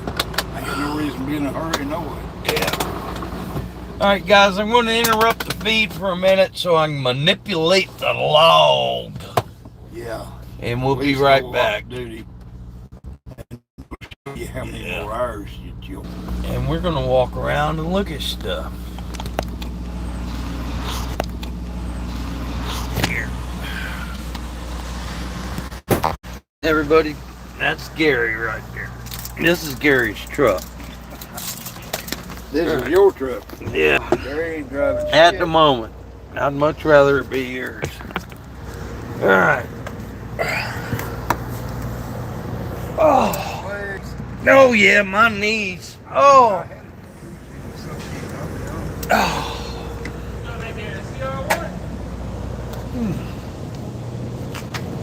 Oh. Yo. You got CR1 back there? Huh? You got CR1 back there? O'Reilly's race car. The NASCAR right there? NASCAR O'Reilly's car, yeah. Oh. I'm gonna slow ease to the bathroom. Yeah, go ahead. Go ahead. Slow as I'm going, I can ready. Yeah, yeah. Oh. Yeah, that engine. Yeah, That's loose and no rain. That's loose. I like it. yeah. Had a little bit of trouble with that this year. Mm-hmm. All right.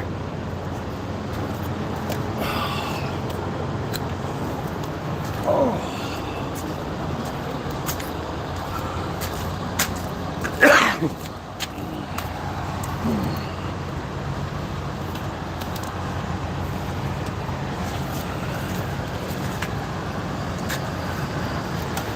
Looking for heat, not finding any.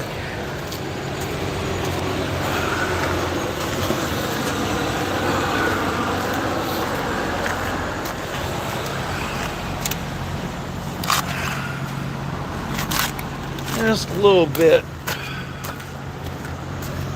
Not enough to worry about.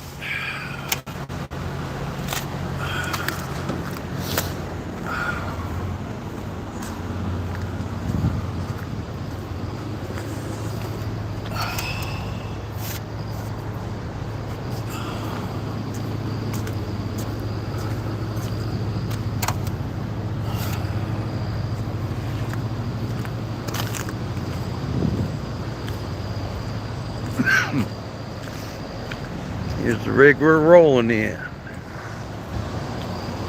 Oh, she is gonna get up.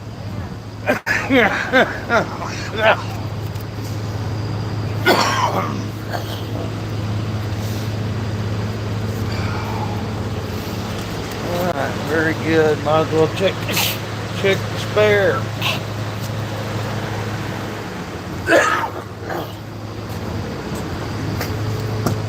Alright. Good. I'm gonna park y'all up here. Check the oil. Oh. and step inside and use the restroom myself. Get you plugged back into the battery. Come on. There we go.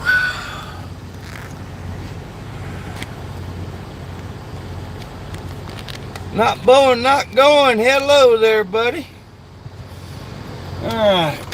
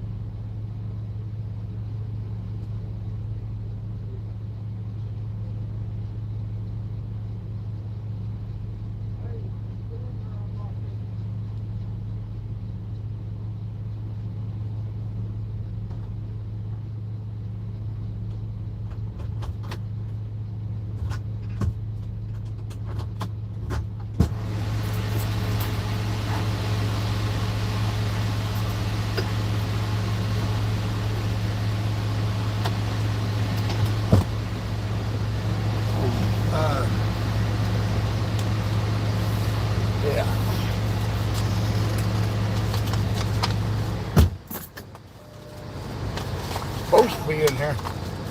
Surely hope so. Yeah, there it is.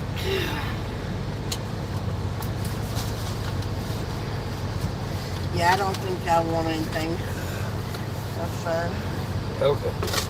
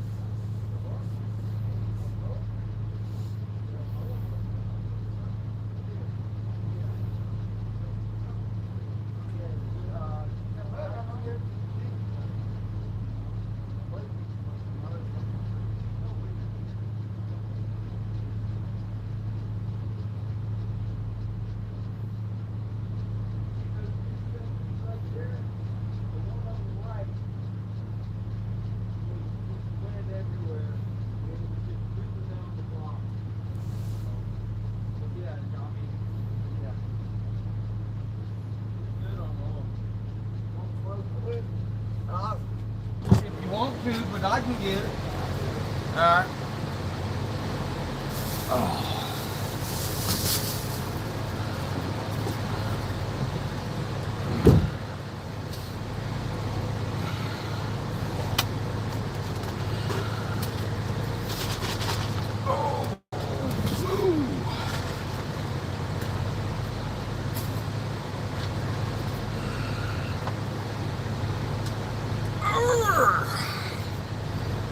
Got me some candy. Uh-oh. Got me some candy. You gotta buy one, get one. That's the best kind. Special at the cash register.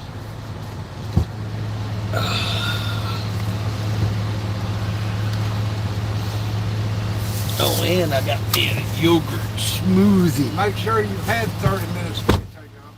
Huh? Make sure it's at least 30 minutes before you take off. Oh, yeah. Yeah. Yeah. I've messed that up a couple times. Yeah. 28 or 29 Yeah. minutes. Well, the thing is, I have to Not interrupt the crazy. feed here in a minute to do that, but I didn't bother looking at what time it was. We got out. Janice, I got an idea. Oh, who's got the keys? They're on top of the. Oh, that's a good place. Janice, I got an idea that I don't know, Gary. What? you'll know after I tell you. I'm talking to the bank after I tell you. What I was trying to tell you, Janice, was the walking that I did Friday and the walking that I did Saturday. I really feel like today, Sunday, I need to give myself a break. I think I've walked Enough. plenty for. I feel like I walked more in the last 2 days than I've walked in the last week. And I think that my legs are tired. I don't think it's my heart, I think my legs are sore.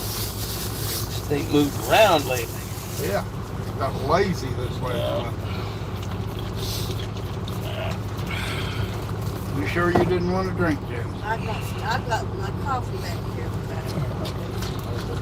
Now we can play with your phone while we're not moving. Pull up your Google machine for a minute.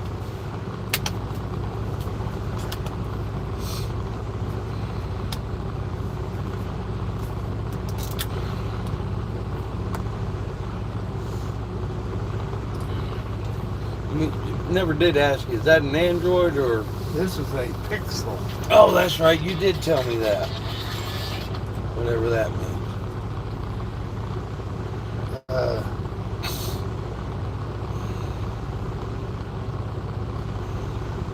This is Google right there, right? Yeah. Hold on, let me see that whole, go back to that whole, whatever you were just, all right, now. That's the Google. That's one says Right, Google. right. Does this, yeah, here we go. Hold on. Look at that, you got YouTube right there. Oh, Okay? Now, what's it saying? okay. It says no thanks, or it says turn on. But what's it asking you before it says no thanks?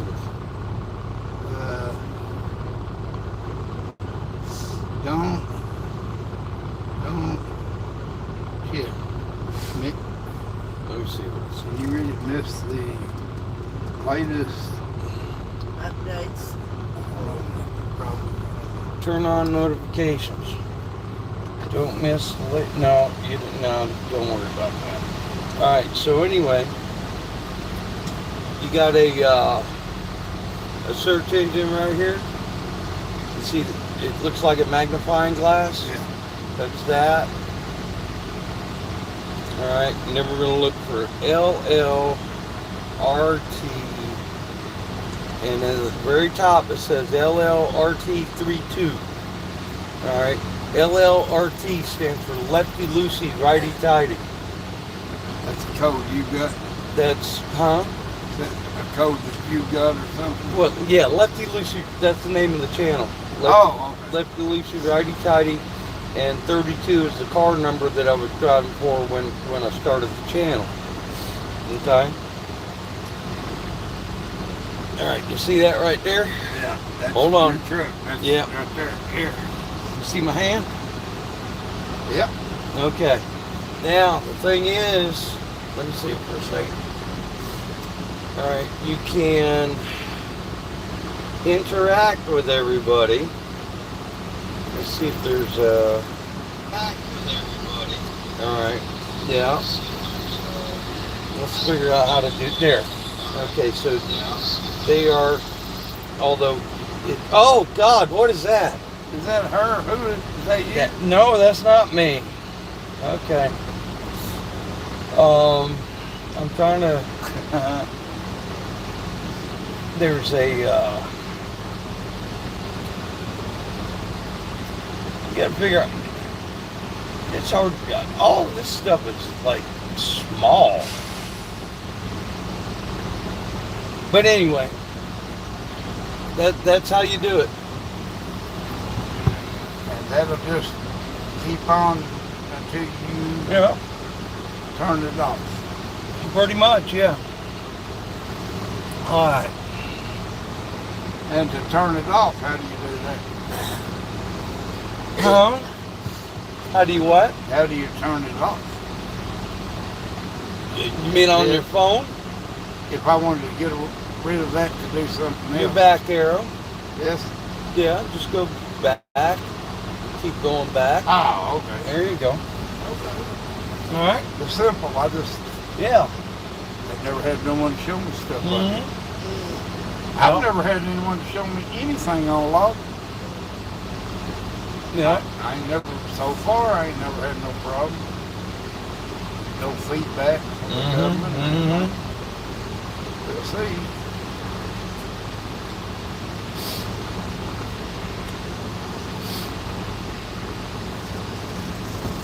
I don't know if all them cops are just taking a break here. They've got like 1, 2, 3, 4, 5.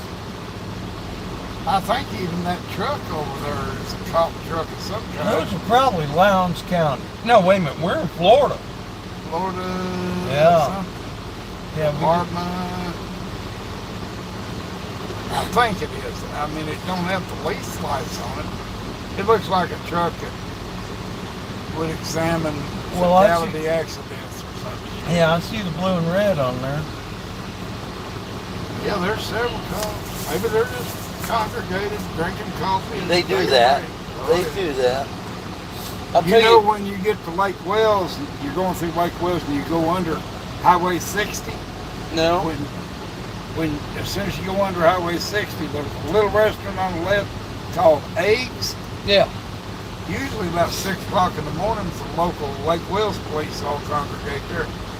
That Eggs is a good little restaurant. They You'd have be their- amazed at they that have- place. Their shift change meeting.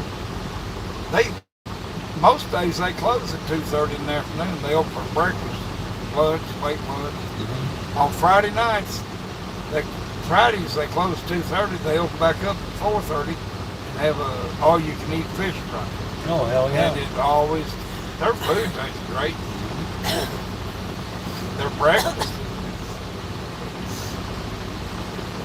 It's just a little restaurant. They sure build them up a good business there. Yeah. They stay packed. But if you get on 60 going east and you drive through that part of Lake Wells, at the far end of Lake Wells, there's a Walmart. Yeah. Maybe you've been there. Have you, you like seafood? Seafood? Hell yes, we Have you been to Dixie Crossroads yet? do. Highway 50. East We of, love seafood. east of 95. My father used to take me there for the all-you-can-eat rock shrimp. I like rock shrimp. They got all-you-can-eat, or they had Yeah. all-you-can-eat. Yeah. It's been 20 years since I've been there. As long, if it's just as good as it was back then, I gotta recommend it. The rock shrimp is small shrimp, right? And they are good. Yeah. I used to go to a But place. but they will boil them, they will fry them, however you ask. There was a man older than me. I was young. He lived in Hickory, North Carolina. I drove truck for him for a while. And when I come to their house, he would take his wife out. They'd go somewhere and eat on Saturday nights. Mhm. If he was there, he had like 8 trucks. Yeah. Any drivers that was there on Saturday, he'd take them to eat with him. Hell yeah. And we went to what did they call it? It was a seafood place, but it wasn't called a restaurant. It was a seafood camp. And a Fish camp. a fish camp. Yeah. And they had that all you could eat. They either had half an order, and it was a big old plate full, Yeah. or all you could eat rock shrimp. Mm-hmm. Man, it was good. I'd never been to a fish camp like that. Mm-hmm. But it was somewhere south of Hickory. I don't know what. I don't remember where we. It wasn't in Denver, was it? I'm trying. Startown Fish Camp is the name of it. Wherever that's at. Well, That was a long time ago. I was only been out of the Army a year or two. And I went to Startown Fish Camp a couple of times with Startown. It was good. And I ended up getting that both times I went. It just, other people be eating it, it looked so good. And I liked it. It was good. yeah. I mean, a half order would fill you up. All you could eat was unreal.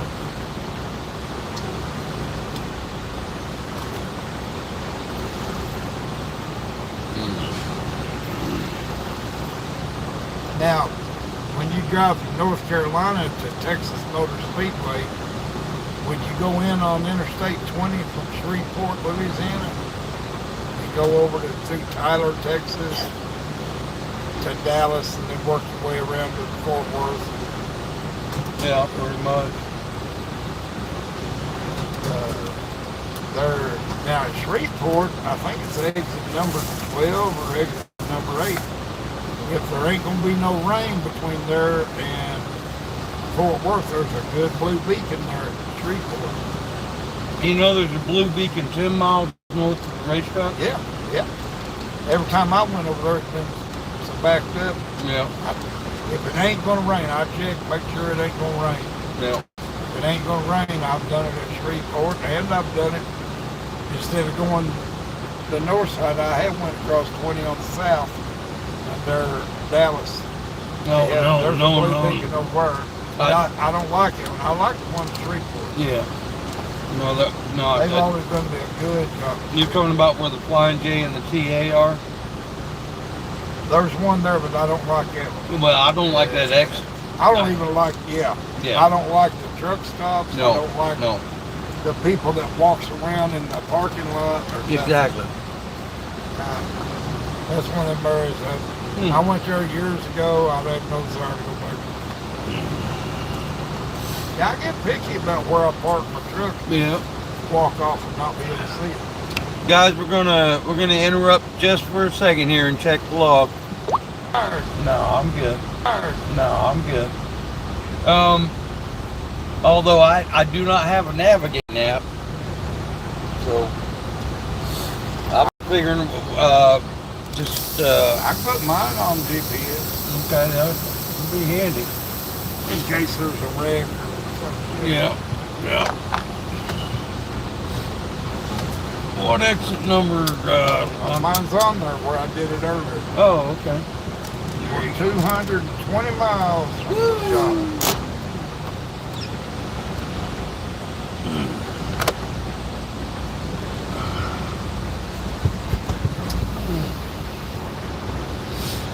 You want this where you can see it, or You just I don't know. Mine is set Turn right right, here. then you'll turn left. Mine's slick on the bottom.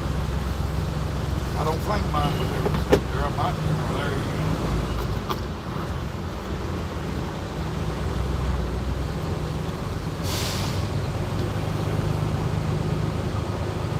go.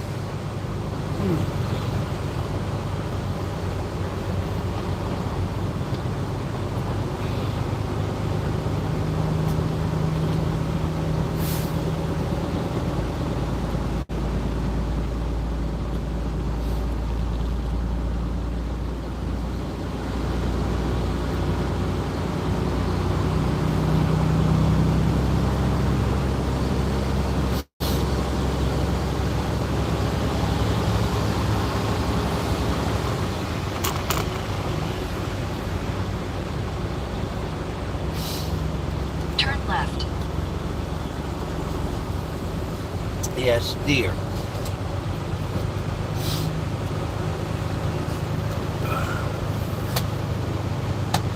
Ho, ho, ho, ho, ho.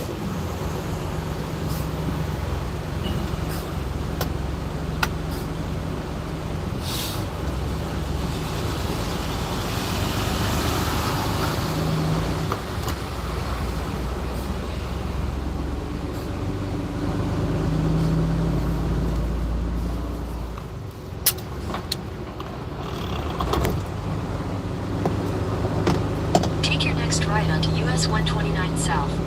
As you wish, dear.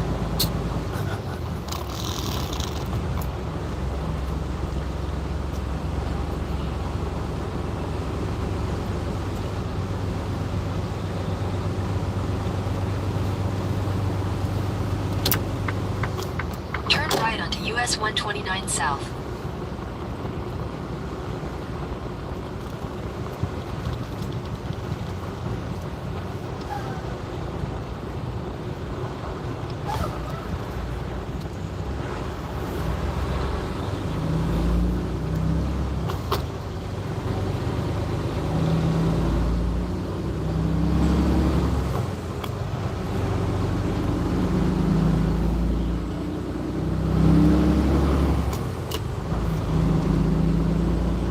In half a mile, turn left onto the ramp to Lake City.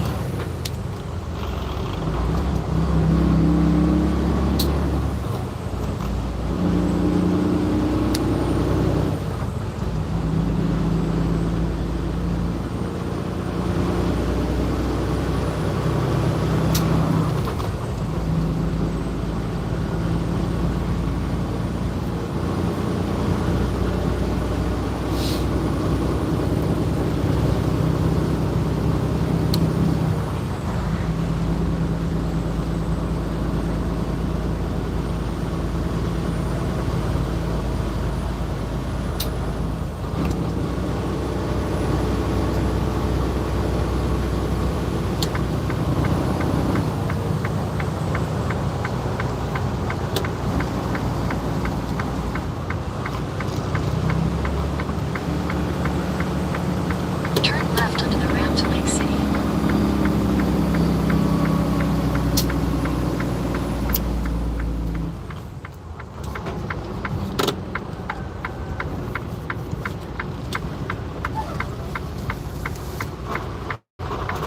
In 1,000 feet, merge onto I-75 Watch South. the curb, watch the curb. There we go.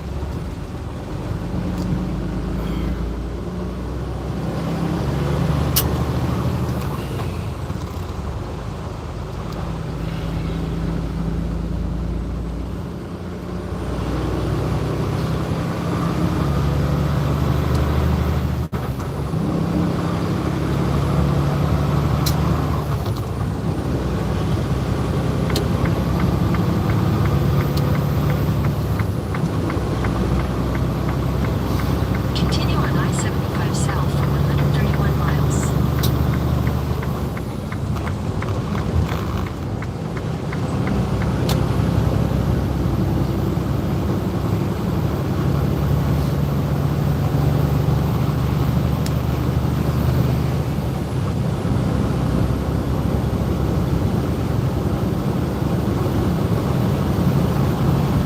Excuse me.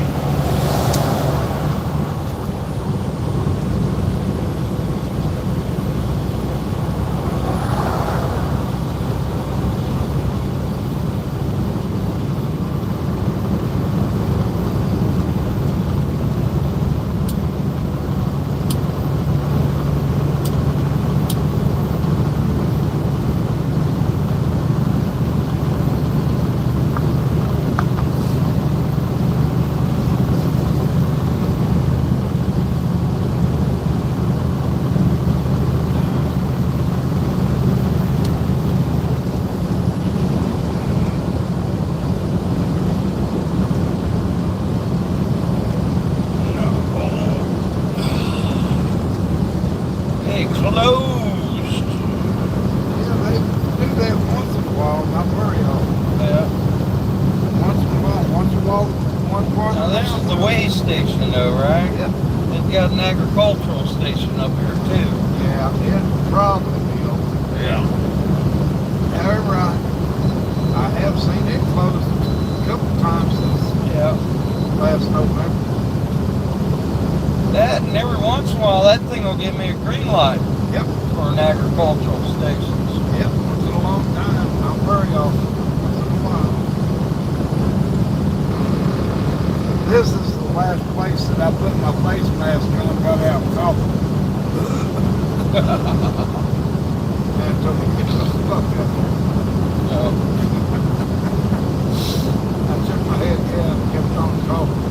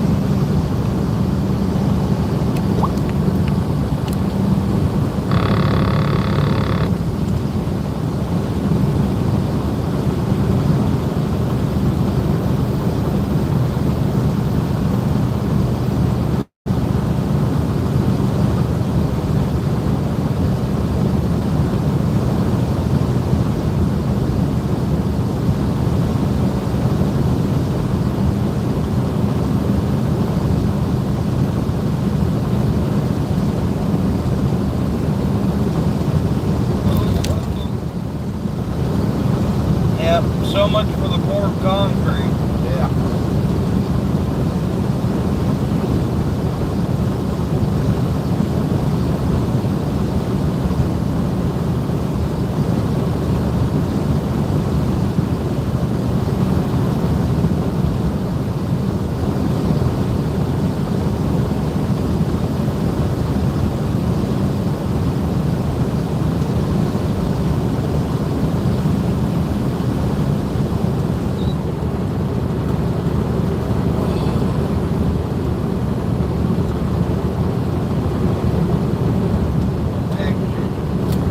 Hmm?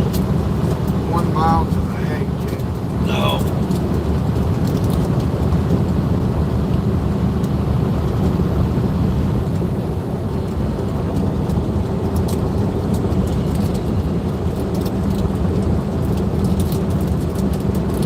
They don't show a green light. Oh, they got a red light out there or something. Yeah, they're closed. They, damn, we got a green light. They don't care what we're hauling tonight. There might be something going on we don't know about, like all them cops back there at the truck stop. Yeah. Something might be going on. I don't know what. Yeah. I've never seen that many cops there at the truck stop. Who knows? Nobody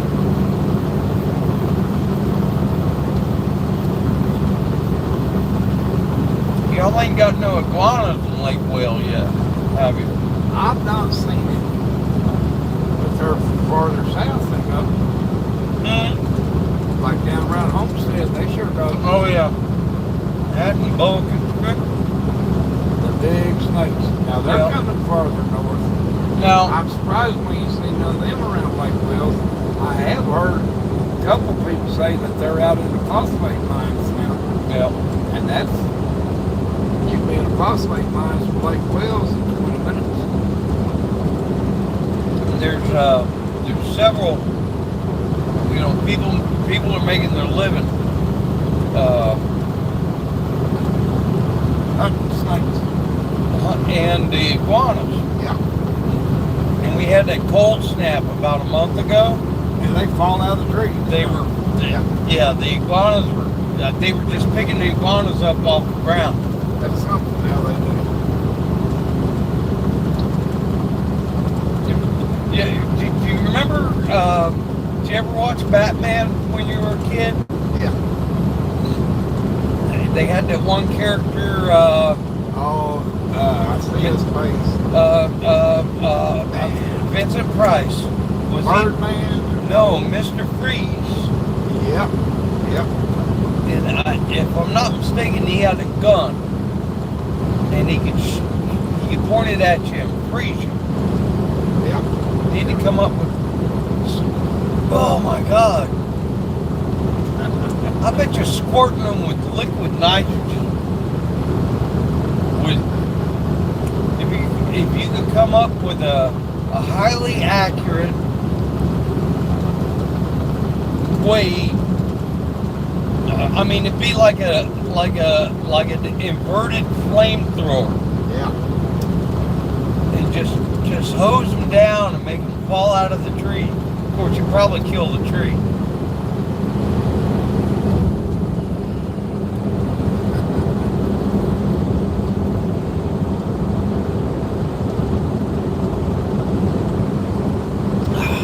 Now, what's them great big lizards? I mean, they're huge. Monitor? Something monster. Yeah, monitor. Man, those things are big. Yeah. And the thing is people think they're poisonous. And I don't think they are. No, but what it is there's so much damn bacteria in their mouths Yeah. that they will, it's like instantaneous gangrene. Oh, okay. Now, they tell me the little coral snakes, Yeah. that they have more venom than the rattlesnakes and cobras, but their mouth is so small Yeah. that about the only place they can bite you would be in between your fingers where that skin's real thin, Yeah. or maybe here at the bottom of your ear. Really? That they have to actually bite you. Yeah. Their mouth's so small, or if they might could bite you on the lip if you're asleep. I don't know.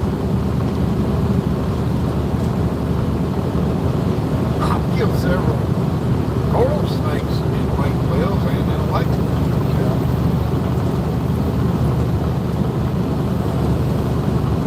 We killed coral snake here at the shop. And what about the little green lizards? You got those guys? Now they have some lizards here that whatever they get on, if they sit there for a while, they change to that color. Yeah.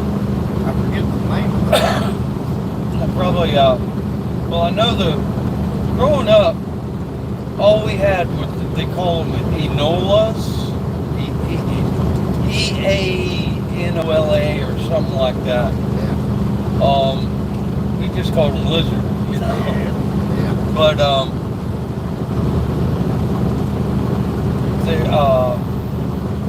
I've got a friend in Kentucky. He's Janice's friend. He's my age. His whole entire life. His mother and dad, when he was a little kid, they always had a little farm. They raised a couple of cattle and a couple of pigs. Yeah. They raised a few small gardens and different vegetables.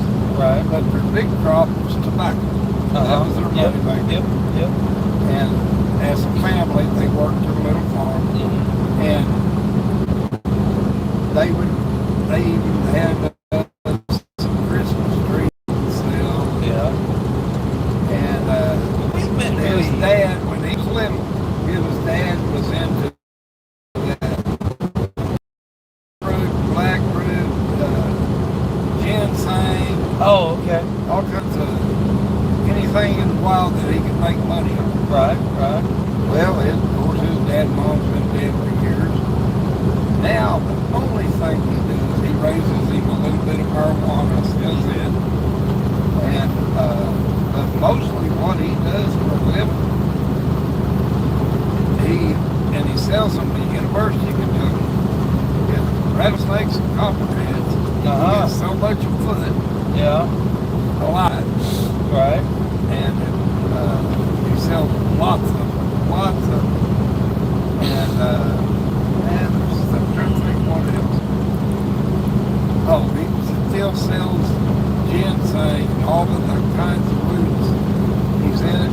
He makes a pretty good living doing it. He knows where it's at. He won't tell no one where he goes. He'll go out in the woods. You just don't know where he's going. Yeah.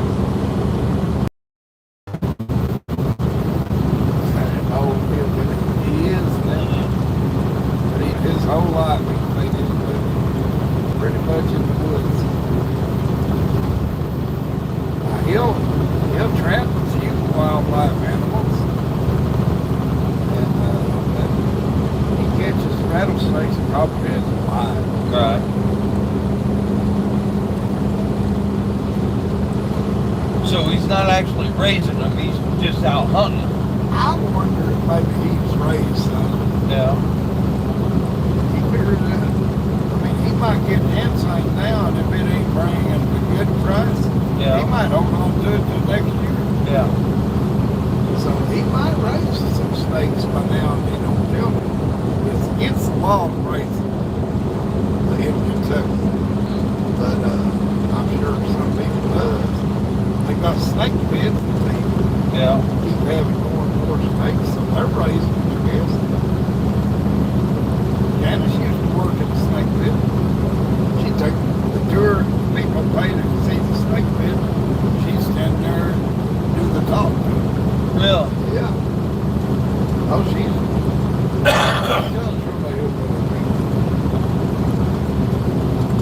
her daddy made so much illegal moonshine, sold illegal whiskey. Yeah. Unreal. He was a good man, though. He'd get up, he would sit on moonshine every day and bury damn himself if you ever seen him do it. Yeah. He might have a little, he might be having coffee at 4:30, 5 o'clock in the morning, but I guarantee you there's a little glass of moonshine there close to his coffee. A little bit of Irish coffee. Yeah.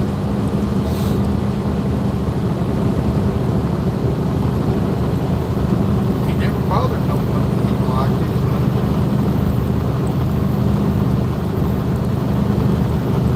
That was a strange thing. Back in the summertime, he's been dead for, I forget what, how many years now, quite a while.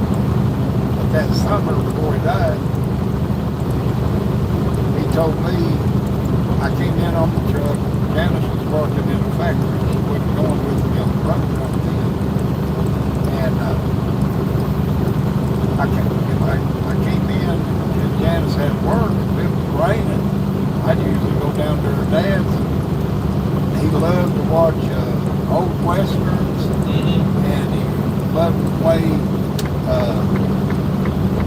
cards, not necessarily gambling. Any rummy, it didn't matter. He liked to play cards, watch westerns. Yeah. He wanted you to come down and drink coffee. He was a good dog, man. He told you, come down, y'all come down tonight, we'll have chicken and dumplings. Oh, that hell means he'd been out and caught the chicken, flipped the chicken, the whole bit. He'd take his leftovers, don't care if it was beans, green beans, Yeah. corn, Yeah. and the next day, he'd have cornbread in the shape of pancakes, Oh and man. his leftover vegetables would be inside of that cornbread. Man. He'd say, I got bean cakes, that means leftover beans Yeah. mixed into the cornbread. And they were good. Just a country way of doing it. Yeah. That Use I- your leftovers. guy I used to live with, yeah, he was a neighbor of my father's, and he had a room to rent, Yeah. and my stepmother was being a pain, so I moved across the street. Yeah. But he had a crock pot, Yeah. and that We crock. use crock pot a lot. All right, but he never turned it off. Okay, and so you know you might have chili tonight, Yep. the leftovers, and over the course of time, it took on a life of its own, because there was probably food in there that was a week and a half, 2 weeks old, but it wasn't no longer, you know what I'm saying? Different. Yeah, but it just, the flavor, it was always the same. Yep. It's always amazing, no matter what.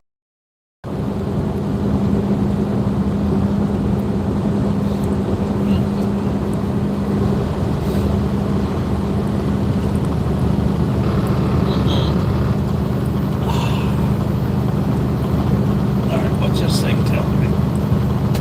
It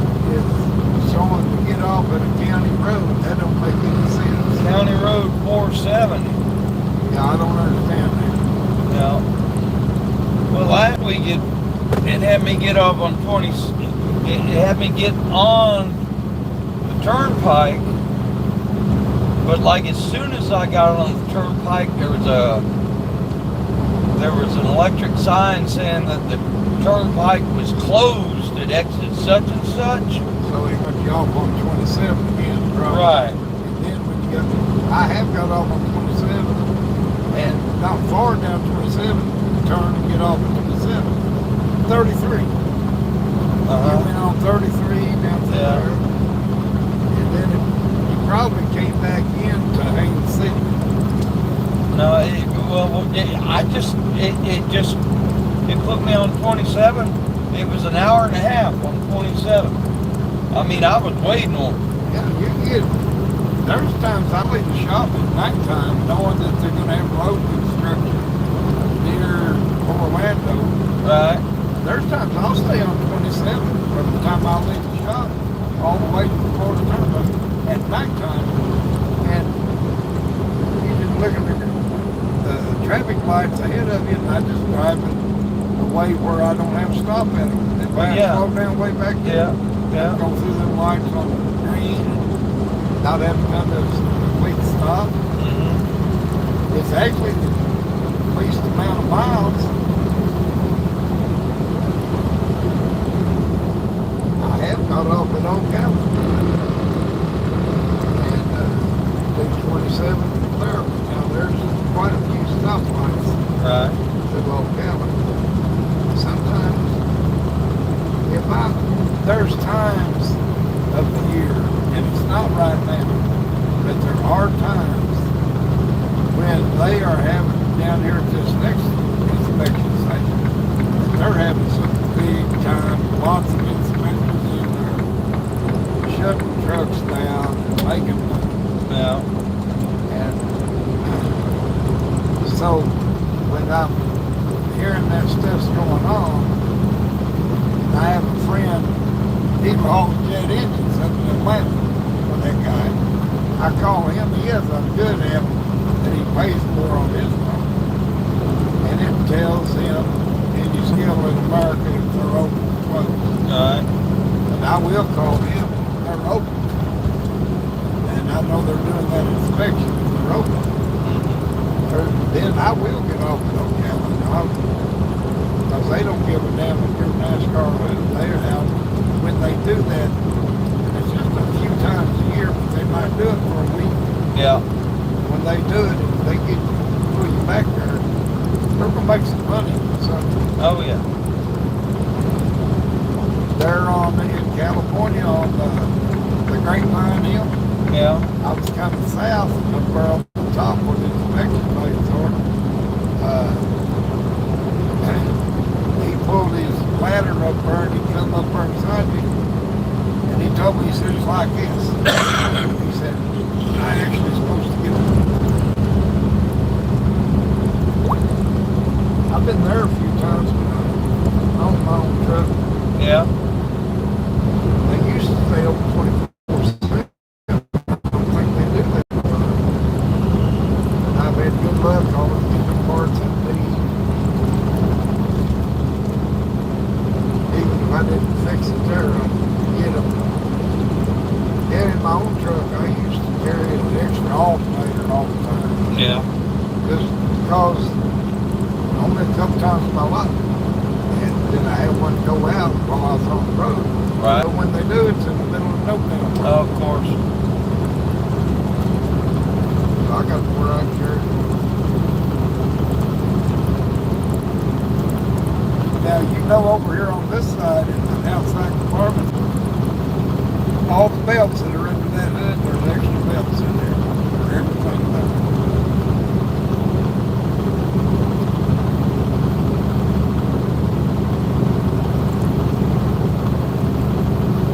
It's a pretty good old truck, but it's starting to get a little bit of miles on it. Oh yeah. Yeah. So, Get a little threadbare. yep. So some things can go out. Mario tries to stay on top of things.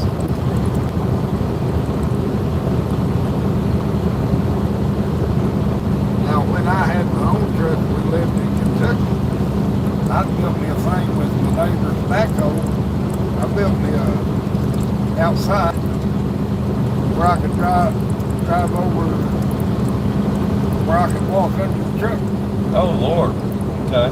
Put concrete block in there to hold the walls up. And I washed my own truck. And that's when I found a lot of my needed preventive maintenance. I had like people spray weeds and stuff with. Yeah. I had a small sprayer I could put on my shoulder. Garden sprayer. And like the brick layers, mix some acid water to clean the brick. Mm-hmm. I'd have my water hose going. I'd have that same mixture. And I'd do just about everything underneath that truck. And it only leak it on there just a little bit and then spray it off with plenty of water. And you could see there wasn't nothing. They keep the rust off. You do it every couple of weeks. Yeah. Or if you start having any problem, you can see it. And that's a lot of times when I'd see something that's a problem or whatever. Just simple preventive maintenance. Yeah. Keep you from having a bad breakdown. Or a stupid breakdown that costs you a lot of money. Oh yeah. Because you're in the middle of it. Oh, I've had some crazy friends. Look here. I had a brand new this was back in the 80s, 1983 cab over Kenworth. Mm-hmm. This was a beautiful truck, chrome dripping off of it, queen size sleeper. I mean, you had to crawl across the doghouse to go to bed to get that queen size. And a lot of people were like, I got lots of compliments on that truck. But anyway, it was brand new. I took it belonged to the company I was working for. Right. I took it on its maiden voyage to Gatlinburg from Kentucky. You took it on a what? Its first voyage, trip. Okay. I mean, it had less than 200 miles on it. Maiden voyage. Brand maiden voyage. Yeah. I took it to California, back to Kentucky. On the way back, I had over 3,000 miles on it. Mm-hmm. And at Joplin, Missouri, okay, it was the morning of Christmas Eve. At Joplin, Missouri, my freaking air compressor went out. Oh. This truck's only got 3,000 miles. I started calling around. Hell, there ain't no truck shop open on Christmas Eve. Yeah. And there ain't none open on Christmas Day. Mm-hmm. And I don't know if you got enough money to talk to him when you're coming out and doing road service. Yeah, yeah. So I started realizing, hey, there ain't no track. I was on the east side of Joplin. All I had to do was go through St. Louis, get to Louisville, and I'm at my yard. And I thought about it, made a few phone calls, and didn't accomplish nothing. And I knew I was taking a chance. I got under that truck. I backed all of my brakes on. Oh God. And I drove it to Louisville. I called he didn't own the company, but he was kind of in charge of everything. Yeah. And I told him, I said, Joe, you got your phone on speaker, turn it off. He said, there ain't no one there, there ain't no one in here. And I told him the problem. We used to drive trucks in a couple different companies together. Mm-hmm. We've been friends for years. So we knew the good and the bad on each other. So Joe was fun. He was a good guy.